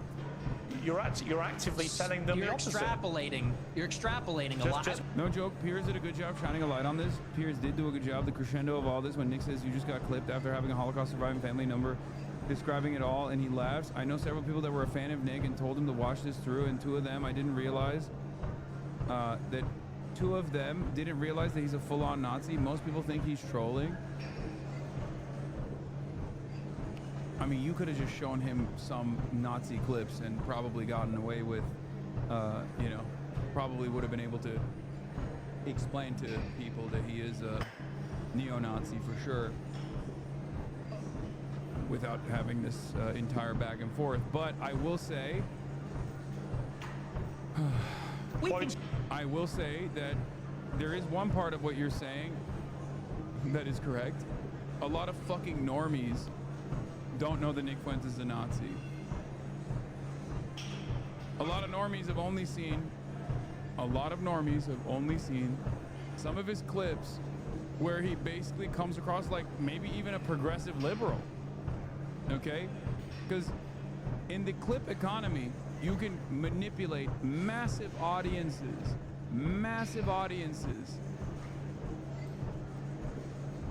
You can just, it depends on where you cut the clip. And as I've said before, all of, like, Nick Fuentes' fan base does the exact opposite of what my haters do to me, right? Or in some ways they do the exact same thing. They clip both of us out of context. They clip him out of context to show him in a favorable light to a much broader audience. They clip me out of context to show the exact opposite of what I'm actually saying to a much broader audience, and they spam that shit nonstop. This creates this weird dynamic where there are a lot of normies who might encounter Nick Fuentes' clips, not realize a fucking Nazi, and might encounter my clips and think I'm a fucking Nazi. That's why I constantly fucking talk about the slop tubers, the slop tubers and the fucking supposedly apolitical grifters that spend every fucking waking moment actively trying to present me as this dangerous threat to American existence. Do you understand?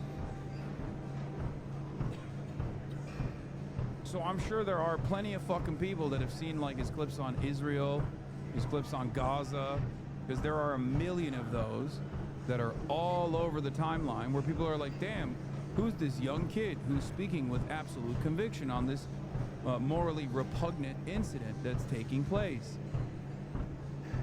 And that's how he was able to garner the attention of a lot larger of an audience. Now, not every single one of them are gonna convert to watching him on fucking Rumble, right? And not every single one of them are gonna know what his background is, what his actual worldview is. But a big part of the reason why,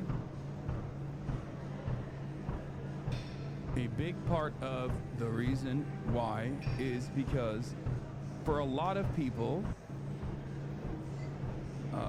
a lot of their understanding of politics is basically just off of vibes and off of a increasingly shorter and shorter attention span based economy. So in that regard,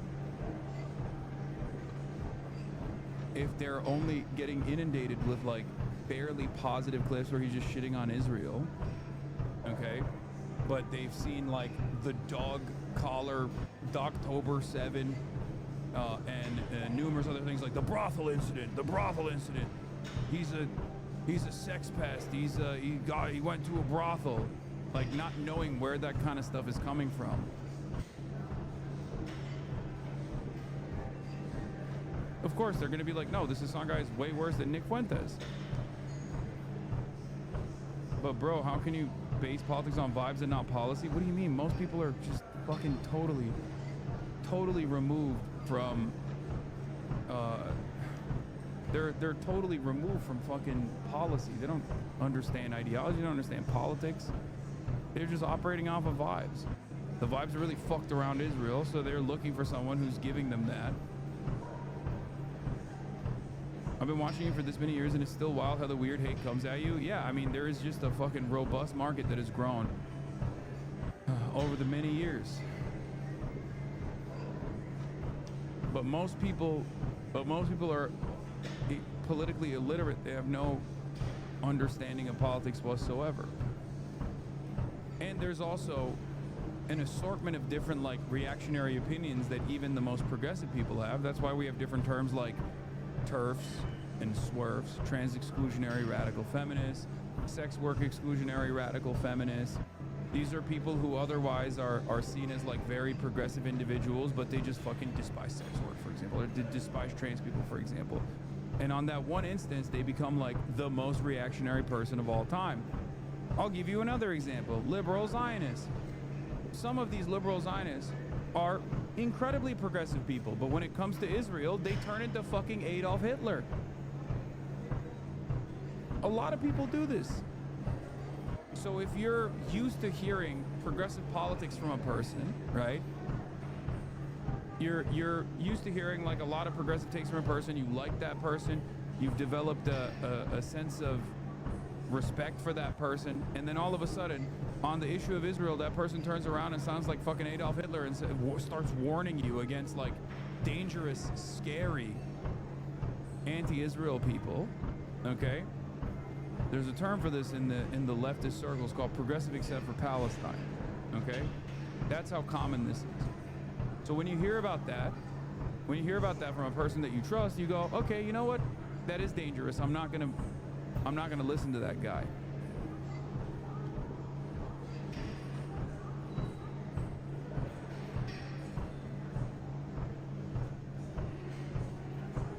That's it. Complain. Just quoting you back yourself again. No, but you're extrapolating and saying, well, you say women are annoying, so therefore, what's the incentive?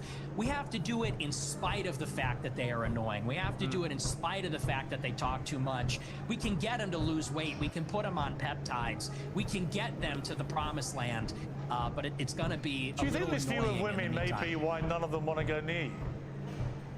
Oh, you should see my DMs. It is quite the opposite. They're called the Groy Bets, and I'm actually batting them away. Granted, not all of them are attractive. Some of them are attractive. Are you actually? Look, just to clear up one of the many theories about you, I have no idea what the answer is, and you haven't got to answer. But are you actually attracted to women? I am attracted. There's literally I've seen it on the timeline. There's a black girl on TikTok. There's a huge Nick Fuentes fan and constantly talks about how much I suck. He's not even lying. There are definitely women on TikTok that fucking love Nick Fuentes. It's insane.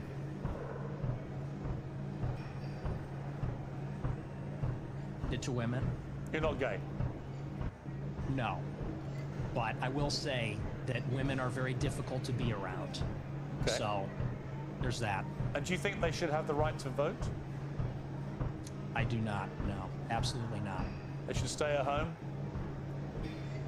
Well, yeah, absolutely. See, basically, you're just a misogynist old dinosaur, aren't you? For a young guy. Yeah. I mean, I know I'm the boomer. I know I'm the boomer here, but actually, you're a 27-year-old dinosaur, aren't you? Aren't you, Nick Fuentes? All women. I am. All women are annoying. All women grow fossil. old. They all get fat. Says the guy. Have you ever had sex? No, absolutely not. Wow. Says the guy who's never got laid. That's Wow. the thing, though. You boomers, it's Do you think always you're an get expert in laid, women, free love. given you've never got laid?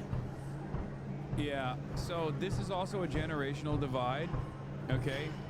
There are a lot of Gen Z men that will hear Nick Fuentes' response here and will actually agree with him.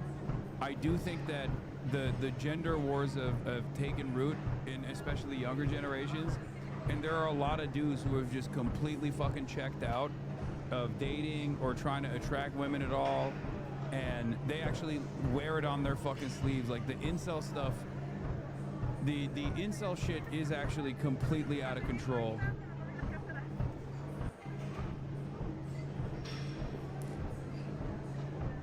So when he says like, no, of course I've never had sex with a woman, gross. Like there are a lot of fucking incels out there in the Nick Fuentes audience that actually see that as a mark of pride. Yeah, we are going back to the Stone Age. You're absolutely right. This, you know, you're talking about empathy and your kids are empathetic and they would never laugh at a joke about the Holocaust and you're a misogynist. You're a simp yourself. You're totally henpecked. That's the problem. So yeah, we are going back to the way another clip of yours about. You're a simp. You're too hungry for pussy. You're henpecked.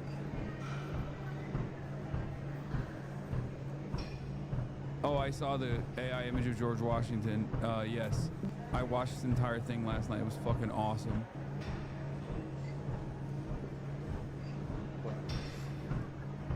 A lot of women want to be raped. And when I say raped, I mean like, that sounds bad when I say it like that.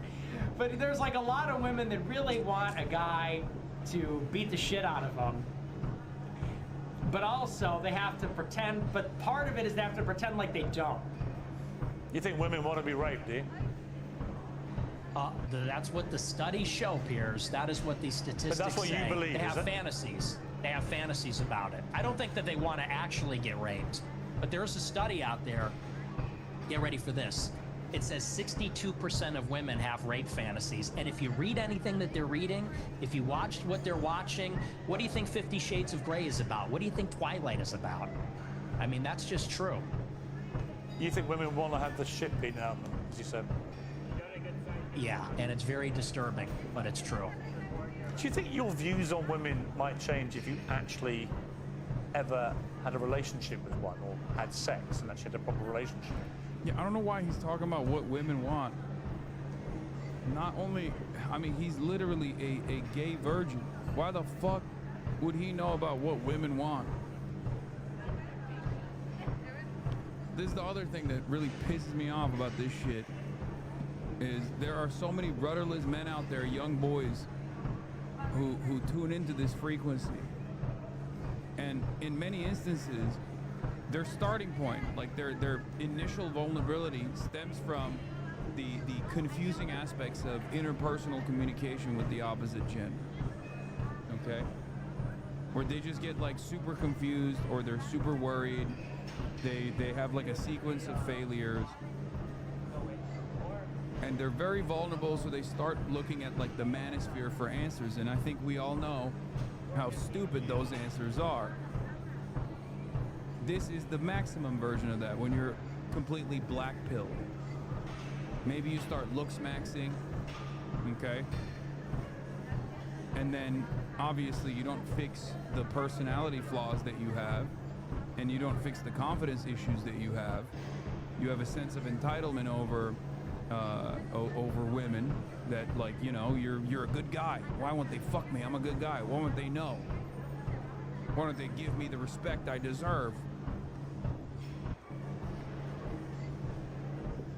And then, after a sequence of understandable failures, because if you're looking for answers from the looks-maxing community, you are going to fail. If you think that like those serial misogyny podcasts are going to teach you anything about how to talk to women, how to be around women, how to attract women, you're wrong. Then you Then you go down an even darker path. And you become black pill. And then you completely fucking tap out of the dating marketplace. And then you start wearing it like a badge of honor. I mean, people say that the reason you're so angry about women is you're basically an incel. I'm not angry about it. You sound very angry. You sound very, very angry about women. They get I'm passionate.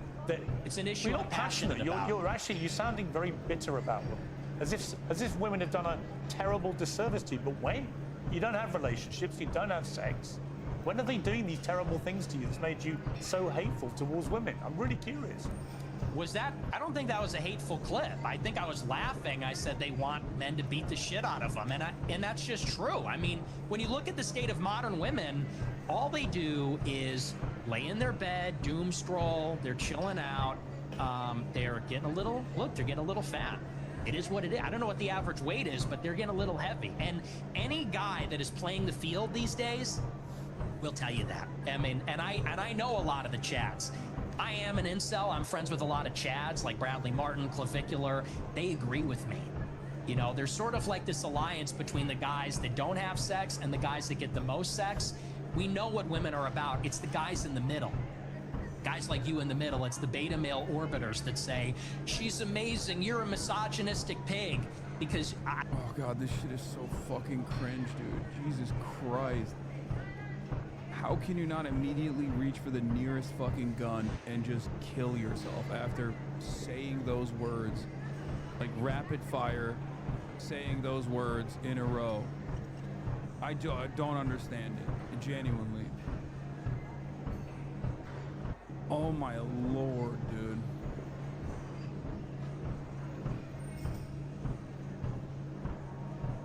I'll be honest, I do think that stuff right there, this kind of statement is actually gonna be very off-putting to normies. Right? But for the terminally online, and there's an increasingly larger group of the terminally online, they love that shit. This is the guy he cited. Oh yeah, Clavicular, I know. No matter. Clavicular claims that young men should focus entirely on themselves, insisting women today are impossible to satisfy, even when their entire lives are provided for. Yeah, I retweeted this the other day. There's a whole subset of young guys who are so incredibly unlikable to women that they only hang out, look good for, and seek the attention and approval of other men, and then blame women for it instead of looking in the mirror. And the Clavicular guy is the worst version of this because he is so, I mean, he is a fucking train wreck, dude. He literally does methamphetamines to stay thin. Okay, he's the latest in the kick. He is a kick streamer. For those of you who don't know, he's been doing a lot of collabs with like Aiden Ross and many others. He got a jaw surgery. He was doing jaw breaking before he got a jaw surgery. He's all over my timeline. And it is insane, dude. He's fucking 19, by the way. He looks like he's 30 now, but he's actually 19 years old. Always wanting more. Okay. Free yacht, free booze, free everything. Can the chat donate some? It's like, God. I thought you had money. I'm entitled to your money. I'm entitled to your money. And I said, how about we do a free birthday celebration? I know you have money. It's like, bro, I swear. That's why, you know, once you get a girlfriend, don't get content and just don't start getting fat. Stay in the best shape of your life, you know, so that bitch will fucking. Even if you are in the.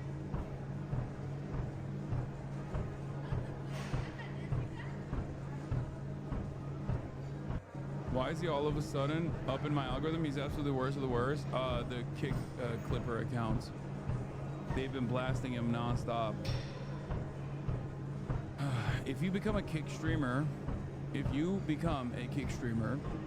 will bot you into oblivion on Reddit. They will bot you into oblivion on all of the clipper accounts on TikTok.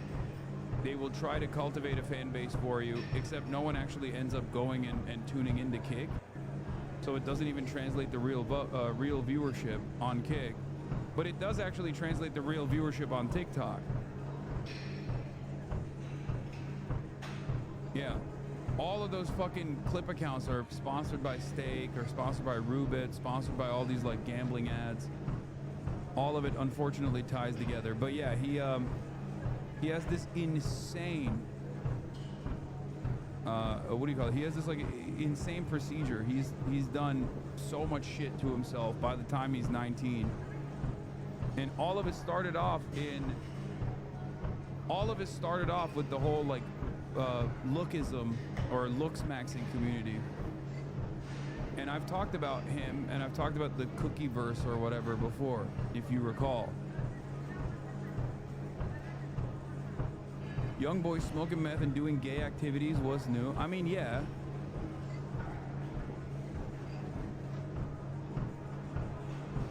But yeah, this is the incel manosphere. He was injecting his underage girlfriend with fat-reducing injections on stream. Yeah.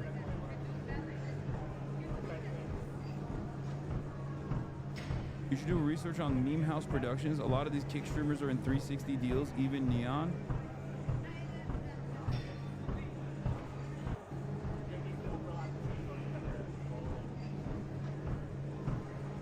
Yeah, this is the type of shit that kids are watching on TikTok For You pages, by the way.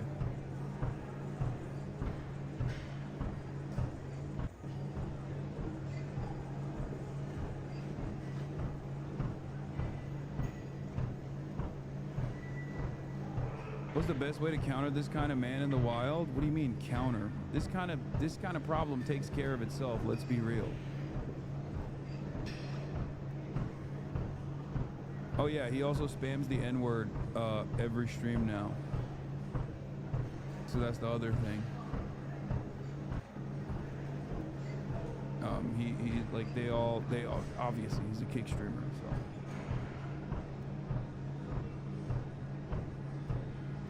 But it's insane. How do we counter the popularity of the content is a real question. I mean, you just have to have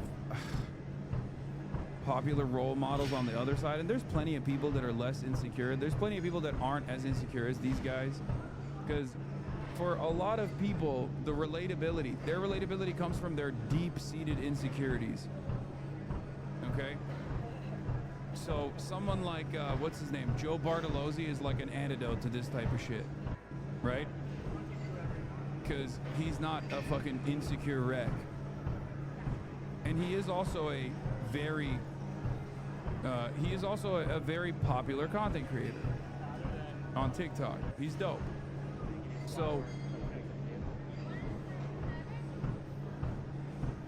you know, it's already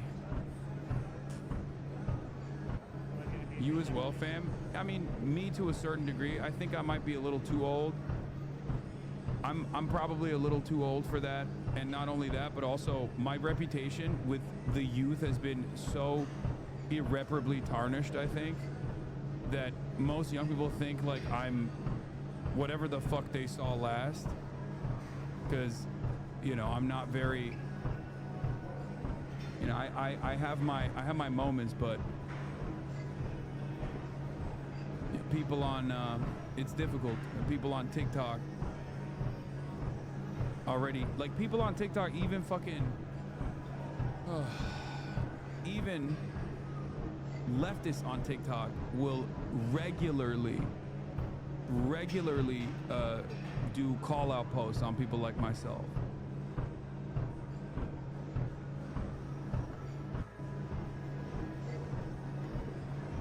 So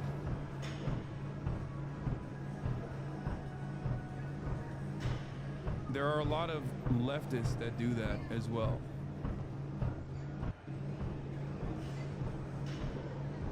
My brother showed you to me years ago and he's only 18 now. No, I know. No, this isn't to say that I don't have young fans. I do. But it is pretty fucking crazy that there is, you know, a pro-Anna Twitter, a pro-Anna TikTok, but for guys this time.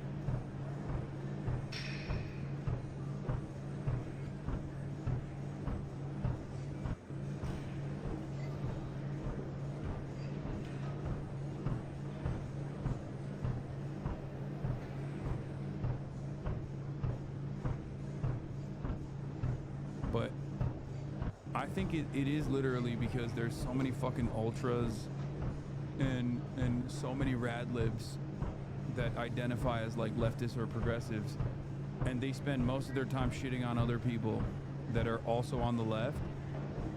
And not only that, but also obviously the entirety of the liberal content creators are constantly fucking shitting on the left, and the entirety of the right-wing content creators are shitting on the left. All the apolitical people are shitting on the left. Everyone's shitting on the left. So if you're like a young boy and you haven't really thought about what your politics are, you literally never even open the door to leftist content. You never even broach that shit, because either you are immediately branded as an annoying woke scold, which nobody likes, even though I'm not that, but it doesn't matter, because the very fact that I'm not that also leads to a lot of people getting mad at me for not being that, right? People on the left get mad at me for not being an annoying woke scold. People on the right consistently call me an annoying woke scold.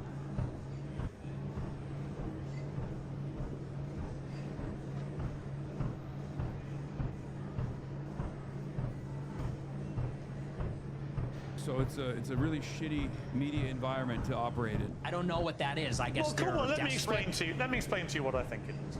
I think when a 27-year-old guy who's never got laid, never had a meaningful relationship with a woman, says that women shouldn't be allowed to vote, they should stay at home. But for the record, all is not lost. Because, as I've said before, the antidote to all this shit is just like getting someone to tune into one video, one podcast, or one stream. That's all it will take. Because it's all of these lies are held together by making sure no one actually encounters me without some sort of negative framing. And because there's a lot of content out there that will, give you a steady flow of fuck Hasan information, many people don't feel the need to actually, move into the other side. But when they do, they realize it's all fucking lies. And then they become fans. That all they do is fantasize about being raped and being beaten up. That's what they want. That they're annoying, that they get fat, that they get ugly. That's a misogynist. Now, you may not understand it because your knowledge of women is so incredibly tiny, but actually you are the embodiment of a misogynist. It couldn't be clearer. And in a way, you have the deep-rooted misogyny of some of the actual boomers I know. Yet here you are, 27 years old. And most of the current studies show that a lot of men are really disenfranchised from society, no longer have physical relationships with women if they've ever had them. I mean, he openly admitted to fucking loving Adolf Hitler. I don't think he cares about being called a misogynist. Never associate with women and build up instinctively misogynist views about women. And I fear you're in that position. You're just a bit of a lonely guy who wants to get laid and can't for whatever reason. And it's made you bitter about women. And I don't know where that's come from, but it's fascinating.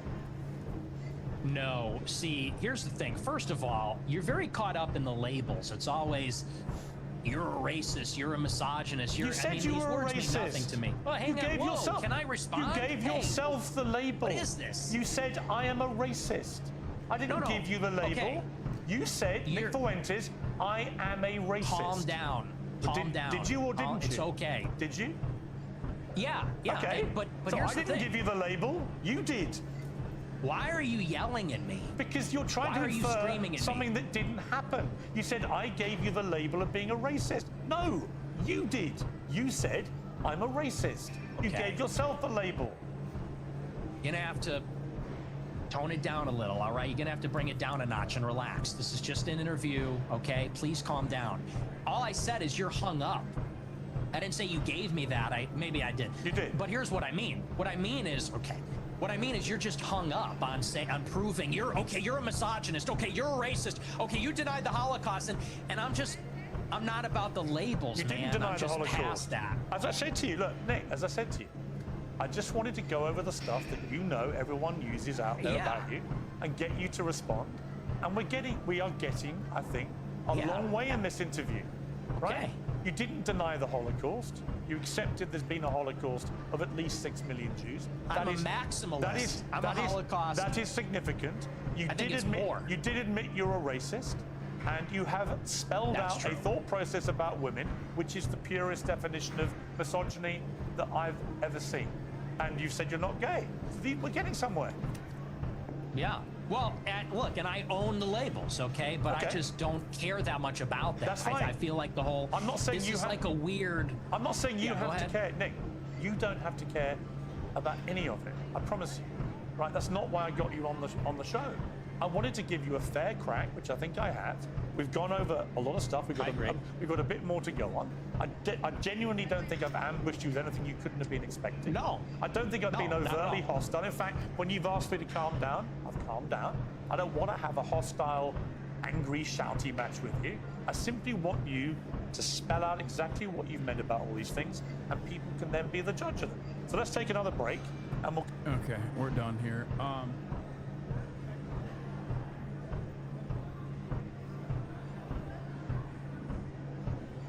Pierce did cook Nick with this and Clandis. I think the momentum has stopped. I mean, we'll see. He is a fucking cockroach, okay? You have to remember, he's been deplatformed everywhere, and all it took was for Twitter to offer him a platform once again for him to like revitalize his career. That, and also the entire Western world turning on Israel after years and years of unlimited propaganda that was pro-Israel, where he became where he was seen as like an earnest champion in the anti-Israel cause.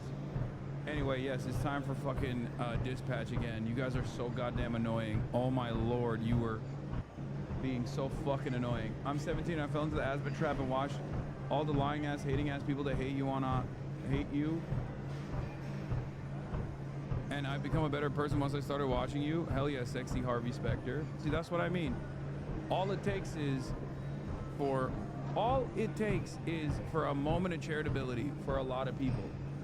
Because every single, you know what's ironic? It was Asmongold who used to say, if Hasan is such a bad person, why do you guys always feel the need to lie about him?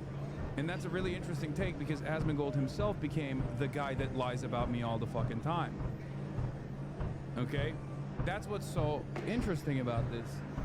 He used to say all the time, hey, if Hasan is such a bad person, why do you feel the need to lie about him? Just say what he does, sincerely, and let people make up their own minds.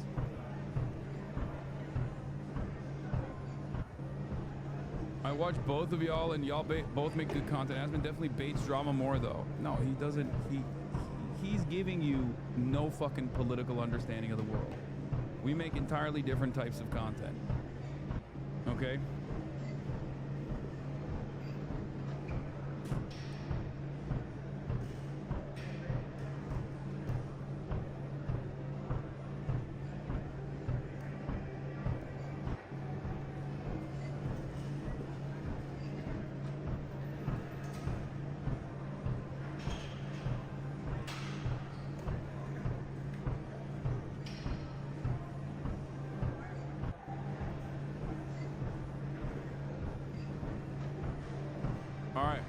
Episode 7, retrospective. If an accident or injury should occur on the job, it is extremely important for you to notify your manager or HR promptly, no matter how minor the incident may seem. SDN Employee Handbook, page 37. It's time. Yeah, unlike Asmongold, I actually play video games.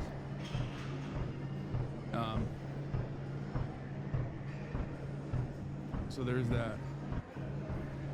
Video games where I have sex with Blonde Blazer.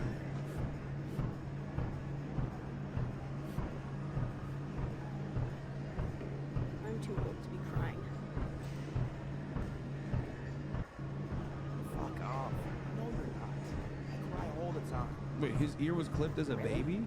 When? When I was your age, I cried for weeks when the Raiders left LA. Yeah, that's totally the fucking same as my dad never being home. Whoa, motherfucker, language. And it was the same. My pops had season tickets growing up. Seats sucked, but I just liked being there. So, yeah, when they moved, I was crying like a little bitch, too. You saying I'm crying like a bitch? Yes, bitch. That's exactly what I'm saying. What do you want from the store? Your dad gave me $100 and I gotta break the shit anyway. He pays you? To be around your crying bitch ass? Fuck yeah, he pays me. What the fuck has happened to the audio levels? Like, why is it so low now?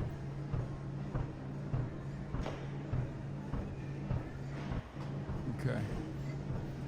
My dad is here. I'm gonna say what up to him real quick. 1 second.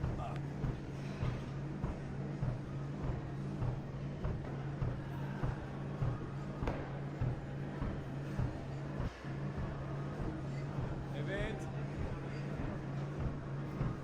Now, come on, whatever you want. Just make it less than $20, because I'm not trying to go broke every time you get lonely. Anya, please stop talking to me right now. I can't fucking buy beer. İnanamıyorum sorduğun soruya öyle yani. Are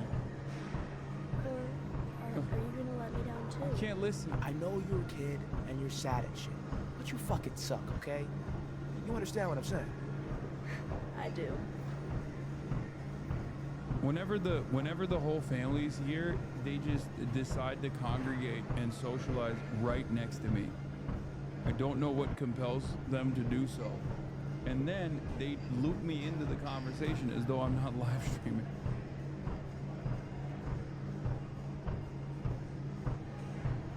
Don't drink the shit in front of your dad. Never, I swear. No shit, kid. I was joking. Keep up. Damn, he literally aged himself just to get me beer.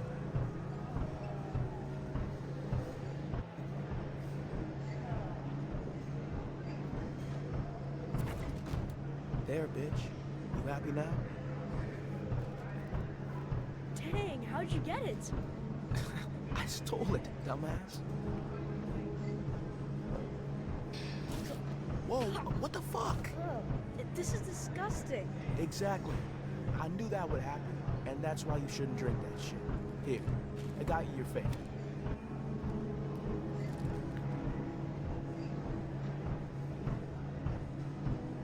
I didn't realize you two were that close. Bet it went back that far. Wait, he's not dead? Oh, let's go.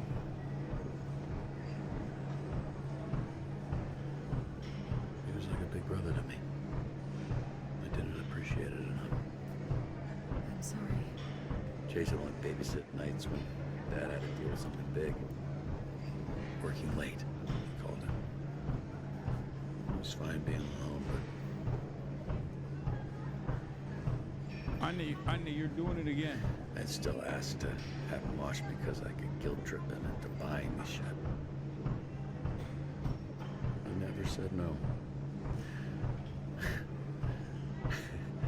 I made him run a lot back then. Right.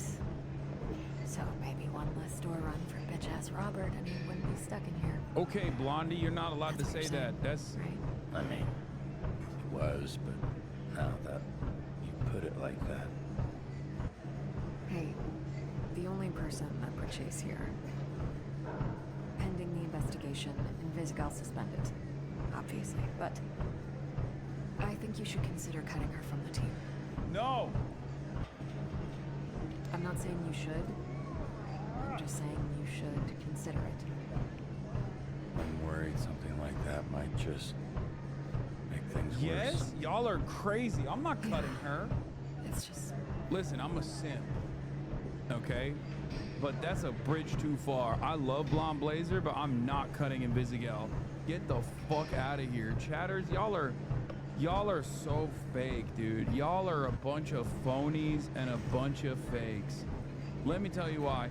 This entire chat was riding me up my asshole constantly. Man, Invisigal, pick Invisigal. Why don't you pick Invisigal? That's crazy that you're not picking Invisigal.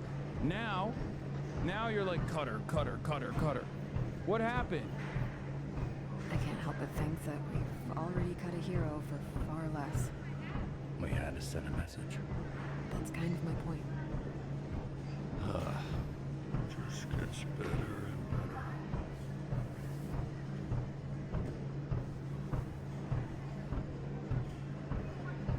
Vending machine. Whatever I want.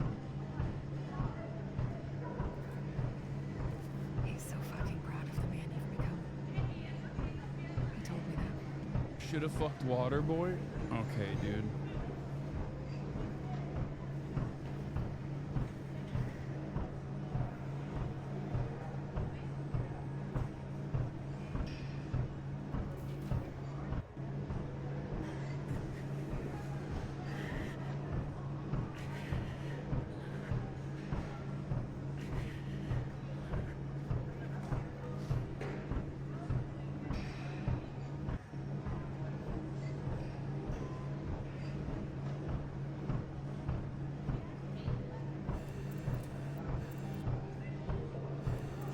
This man can never get a fucking Twinkie, dude. Twinkies are mid, by the way. I think, as someone who has a sweet tooth, I feel like Twinkies are not that good.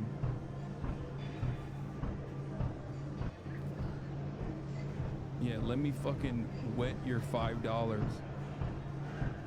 You okay, bud? It's just... So slimy. I'm just mad. Yeah. I'm a little mad too. I can't. It's not fair. Invisigal was the one, and then Chase shouldn't have.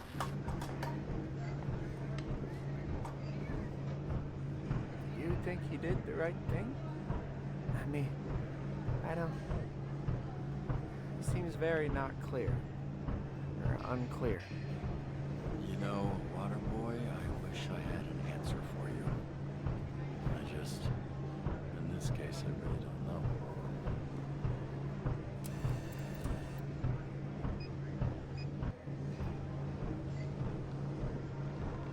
Fuck. Case in point. Bro, this is... Bro, Waterboy constantly has these fucking weird ass pop off moments, dude. Yo, cool it, water bitch. Better. Kinda. I'll clean it up. Calm down, brother. Jesus Christ.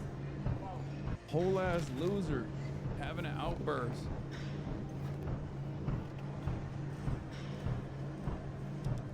Hey. You've all probably heard some version of what happened.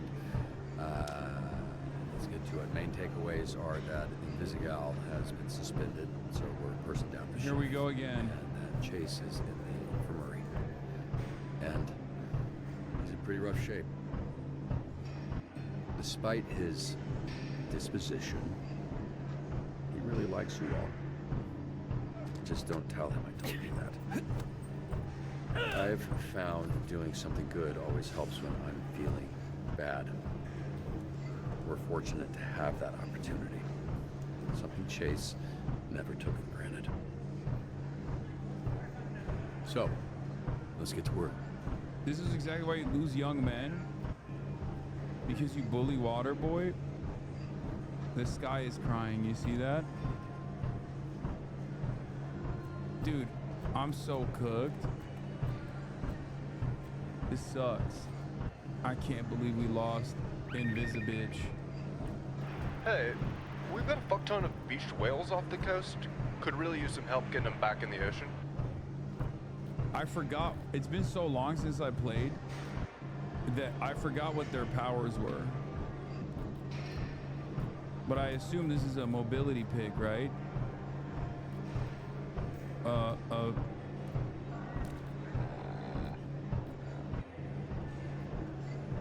Golem solos.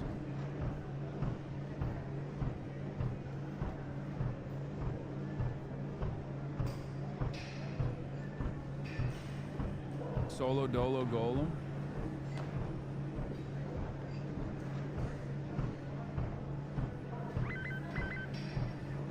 Upchuck's rugby team lost, and he's throwing a very toxic tantrum. Acid Vomit villain Upchuck is using the rain to rain terror on civilians at the stadium.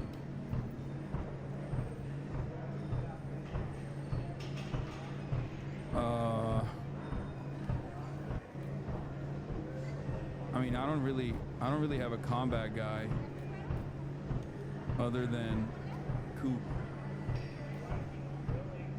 They're not even talking. What the fuck?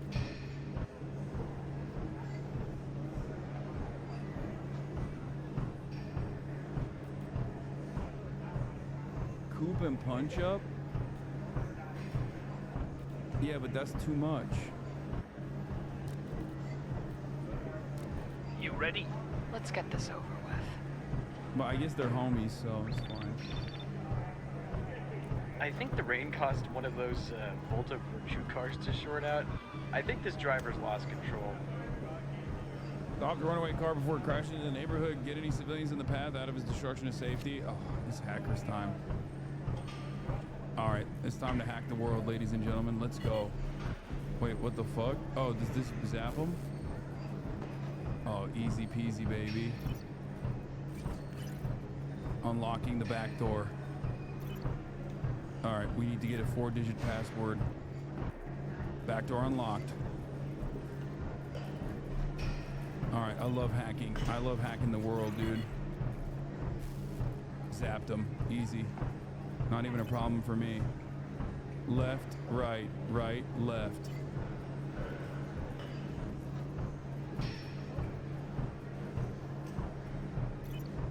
Left, right, right, left.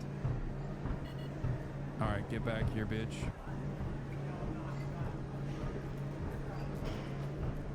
Come on.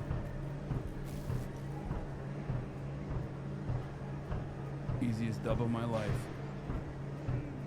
Virus eliminated. Up, right, down, left, up. Dude, I'm such a fucking easy. First try. Hacker man. This is exactly how hacking takes place in the real world, by the way. For those of you who don't know, I'm a bit of a Mr. Robot style Right. Definitely don't mention that part. But, person. Can you go talk to him? Yeah, happy to. What if you ever got around to adopting that dog? Let's go. Max synergy. I do need to hit the synergy picks. I don't think Golem is gonna fix this, by the way. I think he's gonna fuck this up. But let's see. Oh, 57. Shit. No! Golem! And he's injured. Fuck.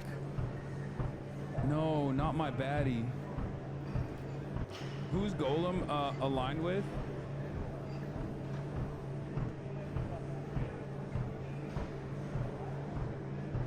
No, not Invisigal. Okay, this is a slow day, huh? This is a slow ass day. There's nothing going on. It's just raining. Golem? Wait, where the fuck's he going? Oh, Golem's shit-faced. I think he's about to piss mud on the high school. Yeah, you know, I saw him pulling over a beer truck earlier. I did think that was weird. Come on, buddy. Spit it out. A lot of vomiting this shift. Golem, I get it. I want to get shit-faced right now more than anything, but we've got a job to do, and I need all of you to just hang in there until the end of the shift. After that, you can do whatever the fuck you want. Cool? Cool. Can someone please go get Golem before he does more property damage?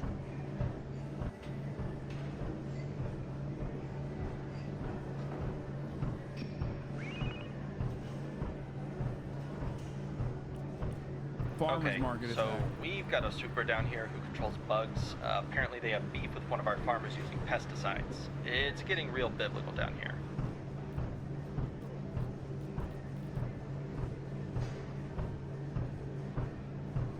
It's not bug. Flambe? Fucking useless. They are base, don't send anyone. Made the fucking rain. Flying's a bitch, you can't see shit. The streets turned into a goddamn slip and slide. I fucking love slip and slides, bro. I haven't seen it come down this bad in a while. I like it. That was fast as hell, dude. Goddamn. Right for today. Fucking cool it, emo boy. Let's see if he cooked it on. Oh my god, 57%, but it's likely. No! Doesn't even matter. What is happening? I'm fucking up. These are easy ones. Hey. found someone pissed off the wrong gang, and they're holding him hostage. Listen, I know he sucks, but he writes my checks. Can you please just rescue I am him? looking at the requirements, Shatter. You're wrong. It's just a bad shift. Here, I'm sending Flambe.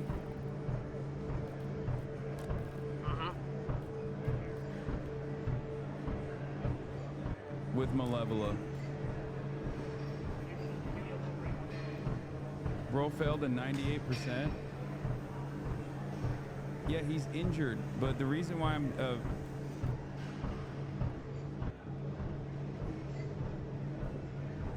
shift is empty, use all three. I feel like it's gonna, I think it's gonna turn into a problem.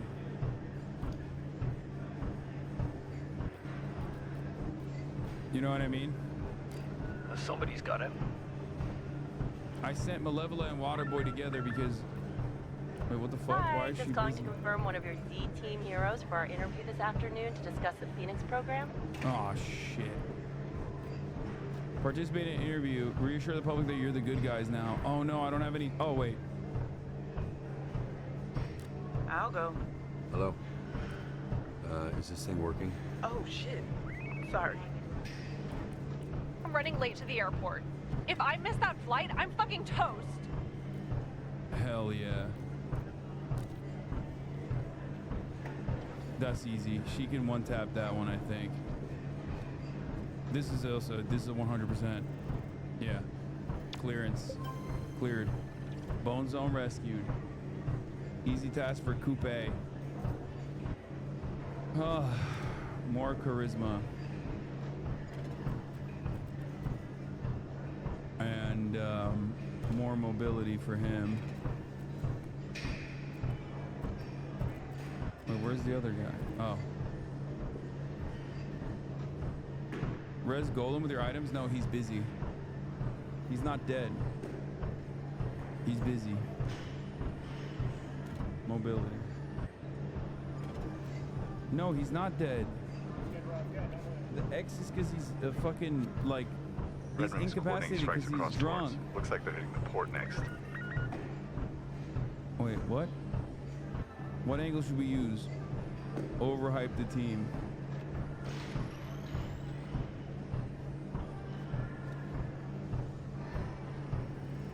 No! That's crazy! Wait, is he actually fucking... Is he actually down? Oh my god, he was down. Now's our chance to get payback. For Chase. Bring the fight to them and make them pay. Entire Z team will get in. Don't get hurt. Bring the fight to them and make them pay for what they did to Chase. Okay, listen, we need to play it safe. I don't want anyone else getting hurt. Nah. We're fucking... I'm maxing out on this. Hold on, I'm gonna wait. Oh fuck, do I have time to wait? I don't think I do. Please make sure this is 83%, thank God.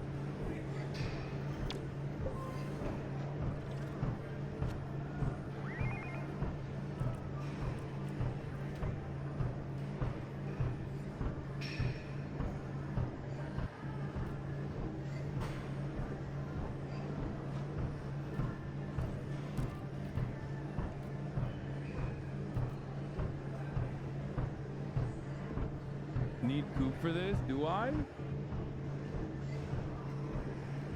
I think Flambe and Waterboy will fix it.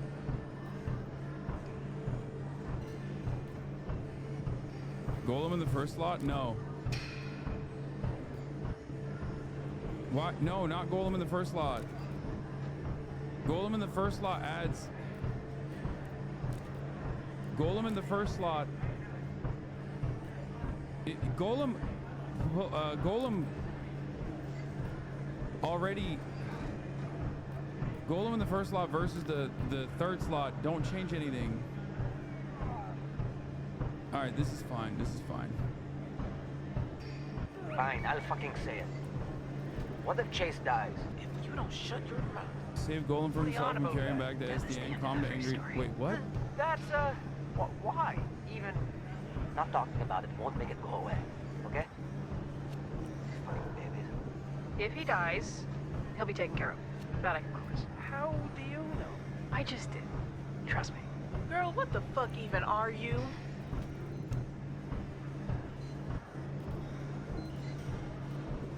Shit, Golem is like the only one. If there's no one else. Alright, maybe these two? This fucking rain is flooding our neighborhood. We need this water gone. Sure, yeah. I think this is good. Training helps me keep my mind off of Who things. can I even train? I really think it can help the team, too.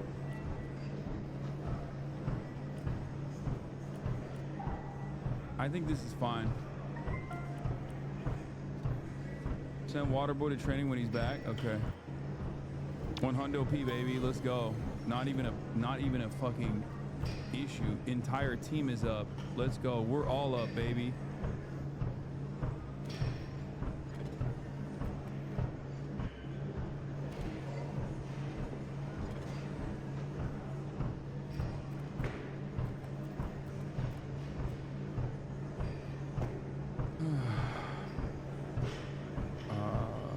What was I doing for him? Vigor? Slow start, but we're back in the groove. Waterboy. Easy. Think you can handle this? Is my name Waterboy can absorb water? I mean, it's... Yes. Wait, why did he X? Wait, that failed? What the fuck, man? We said less water, not more. Brother, I cannot begin to tell you how much I fucking hate water, bitch. Oh my god. Are you stupid? What do you mean? Normally when it's like, when it gives you that special option, you always take it.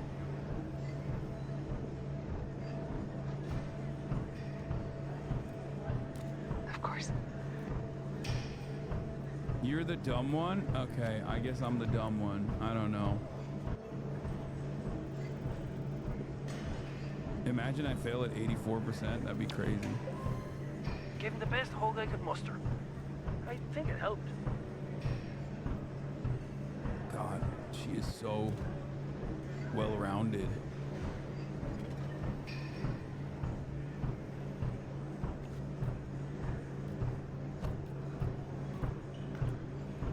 We need backup down here. There's a mass pileup and the tanker caught fire. Prism and Coop are my two faves.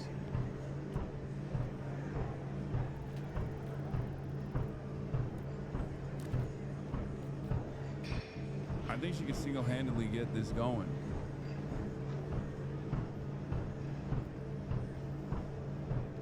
Malevola's resting. Send two. Koo can do it on her own and then retry it.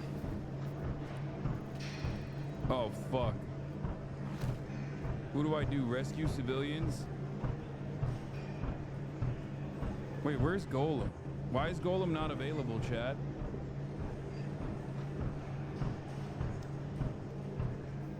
Why is Golem not available? You killed him? No, I literally fucking... Oh, he's bugged.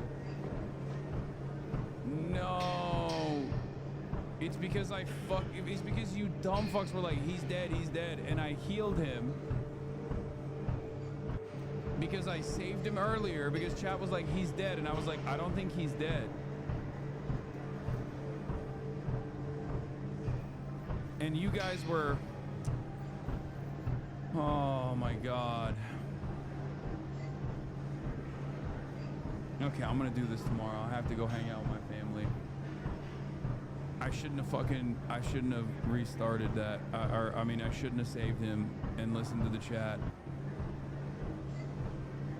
All right, we're gonna do this tomorrow. Don't get mad at me. I'm sorry. My mom and dad are here.